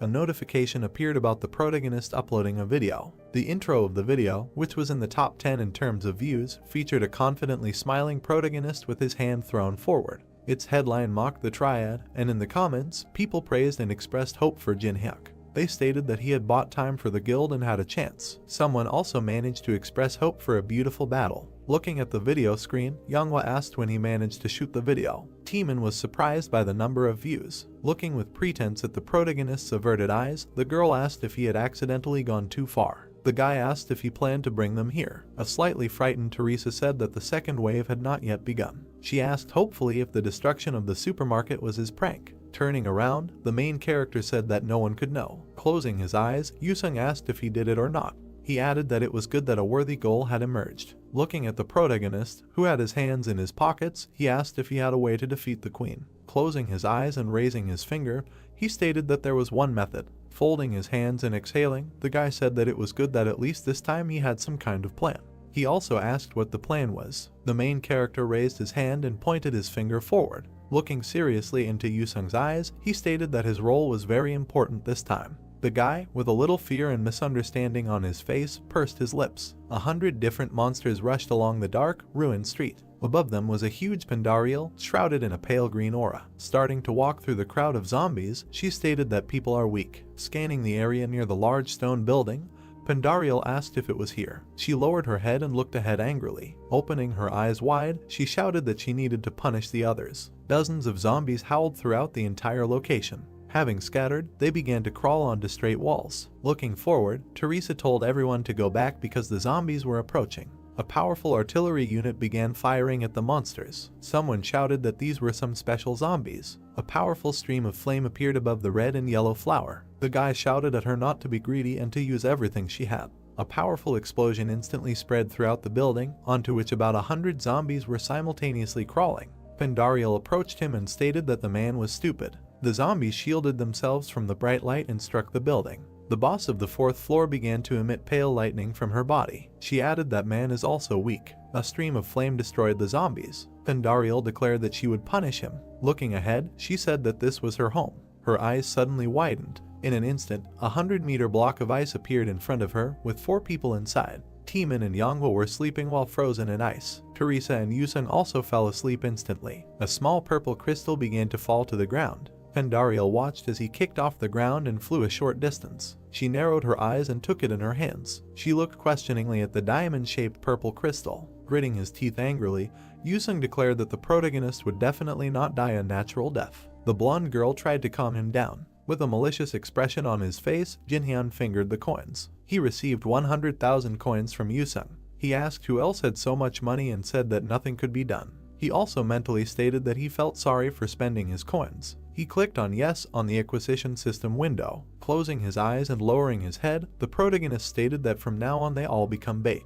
The indignant dark-haired guy asked if he was making fun of him. Turning around with a confident smile and showing them the crystal, the main character apologized and said that it seems he used the wrong word, not bait, but booby trap. Pandariel examined the crystal in her hand. A bright light instantly illuminated her surprised face. The 4th floor boss's eyes widened in fear and surprise. Ice creation has been activated. Huge ice crystals formed an ice prison. They grew through the stone protection of the building. Hundreds of monsters found themselves wrapped in ice. The frozen Pandariel, looking at her hand, said that she was cold. By spreading her arms and activating Plague, the girl smashed the ice with a stream of aura. Teresa slept in the ice with her eyes closed. Bringing her head towards her, the 4th floor boss told her to get away from her floor. Swinging, she struck a 3-meter block. The blonde girl remained motionless. The red eyes of the uncomprehending Pandariel widened. The silent breathing skill has been activated. A powerful rake from under the stone slab shook the air around. The activation of the skill steps of the demonic Sword King has begun. The main character, quickly running away from the battlefield, looked back. Turning his head forward, he smiled. The huge red sphere began to emit powerful energy. Inflicting another blow, she angrily declared that it was forbidden to enter her fortress. Pandariel, the womb of the dead. An image of the boss of the 4th floor appeared, standing under the closed sun, a pale aura shrouding her hands. Her level and skills, and especially her deadly poison attacks, the boss of the 4th floor is strong in all respects except intelligence. An image of 4 warriors shrouded in ice appeared. The essence of passing the 4th floor is protecting the base. This rule applies not only to players, but also to zombies. An image of a zombie appeared near the red flag. Making strong jerks, the protagonist quickly covered the distance. And now, since the queen is in the stadium, this means that the defense of her base is weakened. The main character turned around sharply. Making his way, Pandariel quickly ran after him. Looking at her angry face covered with veins, the protagonist stated that she somehow quickly saw through his plan. Looking ahead with a grin, he said that it was too late because he had a good time and there should be enough time for everything planned.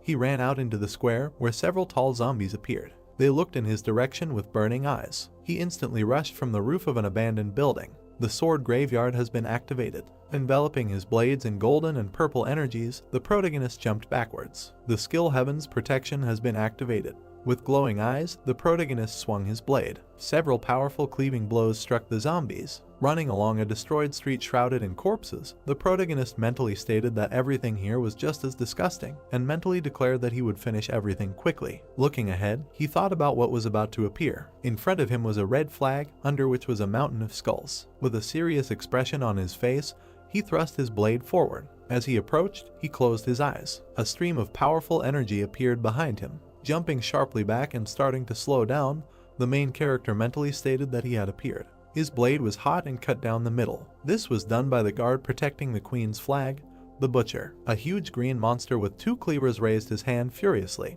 Leaping forward, the protagonist grinned and asked how he could deal with him this time. The butcher took out a pair of scissors and began licking his lips madly. Having parted them, the two-headed monster rushed forward. His scissors stopped on the protagonist's blade. Looking blankly at the two swords shrouded in a blue aura, the monster asked why he didn't cut them. The main character jumped into the sky. His hands were covered in a layer of fire. The element of fire has been activated. Landing on the butcher's head, the protagonist dealt him a fiery punch with his fist. The monster shrouded in fire howled in pain. Both of his heads were on fire, and the scissors flew into the sky. Activating his two blades, the main character mentally stated that he had incredible regeneration.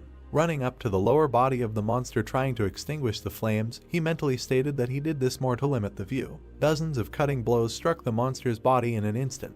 The crippled butcher, gritting his teeth, declared that this would not kill him. Several blades could not pierce his flesh. Running up from behind, the main character again inserted his bladed weapon into his body. A system notification about the activation of the mandala appeared. Starting to channel golden energy through his weapon, the main character offered to argue. A powerful aura struck the body of the monster, who cried out questioningly. A powerful explosion instantly covered a large part of the city. The main character's level has been increased. Large scissors flew away from the splitting butcher. The main character received scissors with a soul thirsting for revenge. He stated that this was the 31st victory. Turning towards the flagpole, the protagonist said that he thought it was time to finish. Putting his hands in his pocket, he slowly climbed the skulls. An information window appeared in front of his surprised face. Above the flag it was written that the Black Hound was showing his presence, and the representative of the Egyptian gods was making him a business proposal. Looking down with a confident smile, the main character stated that he understood what he was talking about. An image of an unusual dark substance appeared, wearing a blue-violet robe. It was Anubis. The main character mentally stated that he thought that he would sit quietly for a while after wasting his energy on the first floor. Covering one eye and raising his head, the protagonist said to speak. The emerging image of a being in the sky looked at him. A system alert appeared that the Black Hound was emitting a long howl. Grabbing the flag, the dark-haired guy asked why she was angry now and stated that then he would just take the flag. The Black Hound is confused. She asks him to calm down. The dark creature approached the flag with a pleading expression on its face. An information box appeared, which said that the Egyptian gods wanted to see the logical conclusion of the battle. Anubis looked at the protagonist standing on the mountain with his skull. The main character thought that as those who guard the floors above the current one, they could not accept that the clearing of the 4th level would end without a battle with the boss of the level. He mentally asked if this was the reason, or if they just didn't like the arrogant little man. Looking ahead seriously, the protagonist asked why he should accept his offer. As he grabbed the flag, he said that he could win just by taking the flag. Anubis clenched his teeth. A notification appeared that the Black Hound was offering him a contract. The main character looked suspiciously at the system window. Putting his hand to his chin and grinning, he declared that this was an incredibly suspicious generosity. Pandariel screamed in the sky as she approached him. The powerful impact destroyed part of the asphalt. Landing on the ground, the red-haired monster struck a fighting pose. She silently raised her gaze. She looked at the flag in confusion and asked why it was there. She turned to the side in surprise. The protagonist asked if she was asking why he didn't take the flag after getting an easy victory. Touching the scissors, which emitted sparks, the helmeted protagonist said that someone forced him to fight her.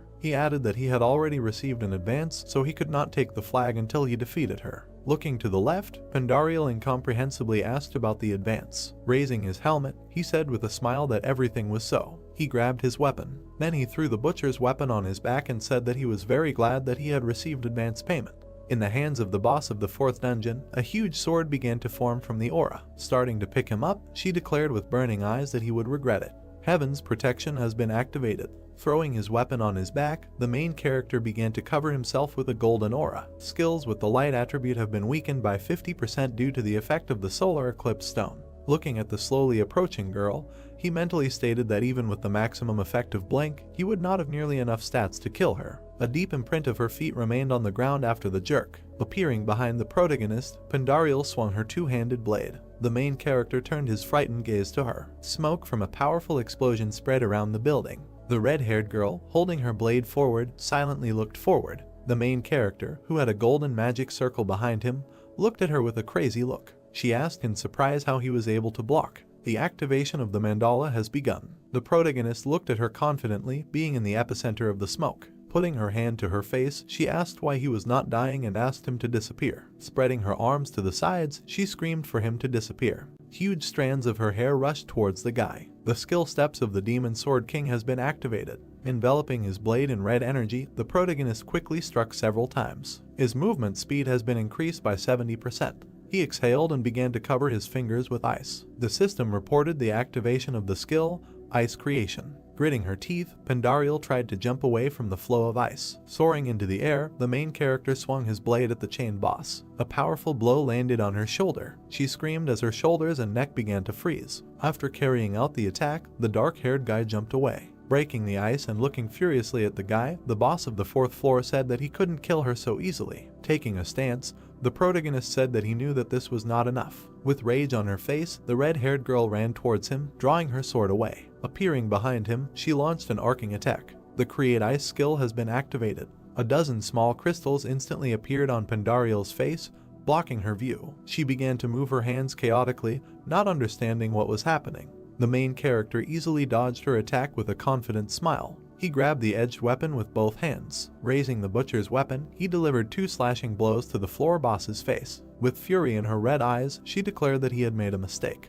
Rushing towards him, she was able to throw him away with a blocked blow. The protagonist looked at his blade, which blocked the enemy's attack. Pandariel looked at him in fear. She narrowed her red eyes slightly. Looking at her with a smile, the protagonist stated that Muhan could only hide behind the backs of the servants, but she was much stronger. Cutting the hand of the crying boss of the 4th floor, he said goodbye to her. A notification appeared that Pandariel had been defeated. The status window reported that the level was elevated. The guy smiled and put his hands in his pockets. The system reported that the hero successfully defended the base. The ice blocks on the building were breaking up into smaller pieces. People came to their senses after the ice around them melted and turned into water. Teresa smiled and said that Jinhuk managed to do it this time too. The girl sat on her knees and looked at the blue sky above her head. There was a news broadcast on TV. The heroes were talking about how 24 hours had already passed since the 4th floor of the test tower was broken through. But one of them still could not believe it, because he expected that it would take at least 20 days to fight off hundreds of waves. There were signs at the establishment about 40% discounts. The door opened slightly and the bell rang. It was said that it was hard to believe that Jinhuk and his team managed to do this in one day. Apparently they saw the full power of an S-rank player, truly monstrous. Manhwa stood up and happily waved her hand at the hero. Timon smiled, pleased that the guy had come after all. The main character smiled, asking if he was late. He just had to bring someone with him. The girl opened her eyes in surprise, asking who he was talking about. A girl wearing black shoes entered the room. She pressed her palm to her chest, looking to the side with dissatisfaction, noticing that it was quite dirty for a banquet hall. Manhwa realized that this was Alice, whom they met that time. Jinhuk raised his eyebrows, saying that he brought her because she is now also part of their company of old men. The girl raised her hands to say hello. The young man smiled awkwardly, asking what this strange name was. The main character turned to Manhwa, asking where Teresa was. The girl smiled, saying that she would be there in about an hour, and asked to start eating without waiting for her. Suddenly, the guy turned his head in surprise. Jinhuk smiled, saying that he didn't think the guy would come. Yusung folded his arms and frowned, saying that he only came to find out the secret method for receiving random rewards. The young man hugged the arriving hero and, smiling, he said that he would tell him this secret, asking him not to choke and drink with them. The bell at the entrance rang. Pak Hana, Hyun, Rick and Yuri entered the establishment, holding a phone in her hands, saying that they had also come. The heroes bowed to Jin-hyuk, congratulating the president on the successful clearing of the 4th floor. The young man smiled, thanking them. The guy smiled broadly, pointing to Alice, who was taking money out of her wallet, saying that they could eat as much as they wanted, because in honor of clearing the 4th floor, this lady was paying for everyone. The girl smiled, taking out gold coins. On the table there was a chicken appetizer and large mugs of intoxicating drink. The hero threw his head back, drinking the contents. Jin-hyuk smiled, saying that it was wonderful. Alice, who was sitting next to her, closed her eyes, saying that she couldn't believe that you could eat so much for just 2 coins. She picked up her fork and knife and frowned at the plates full of goodies. The girl opened her eyes wide, looking at the chicken leg on the fork, saying that she had tried a lot of meat, but here its taste was simply on a different level. The main character, licking his lips, reached for her plate with a fork. A bright flash flashed. Alice bared her teeth and looked at him angrily. The hero said that if that was the case, then she could eat herself. She ate happily. A blush appeared on her face. Alice thanked him, saying that she would never forget this. Jin-hyuk smiled, looked at her and thought that no one could tell from her that she was one of the strongest inhabitants of the tower. Taemin looked confusedly at the man sitting next to him, asking what Hyun was doing before. Yusung frowned at him. He raised the glass to his mouth, saying that he was a student at medical school. The guy screamed in surprise, saying that this could not be. The door to the establishment opened. Teresa came inside and smiled awkwardly, asking to be forgiven for being late.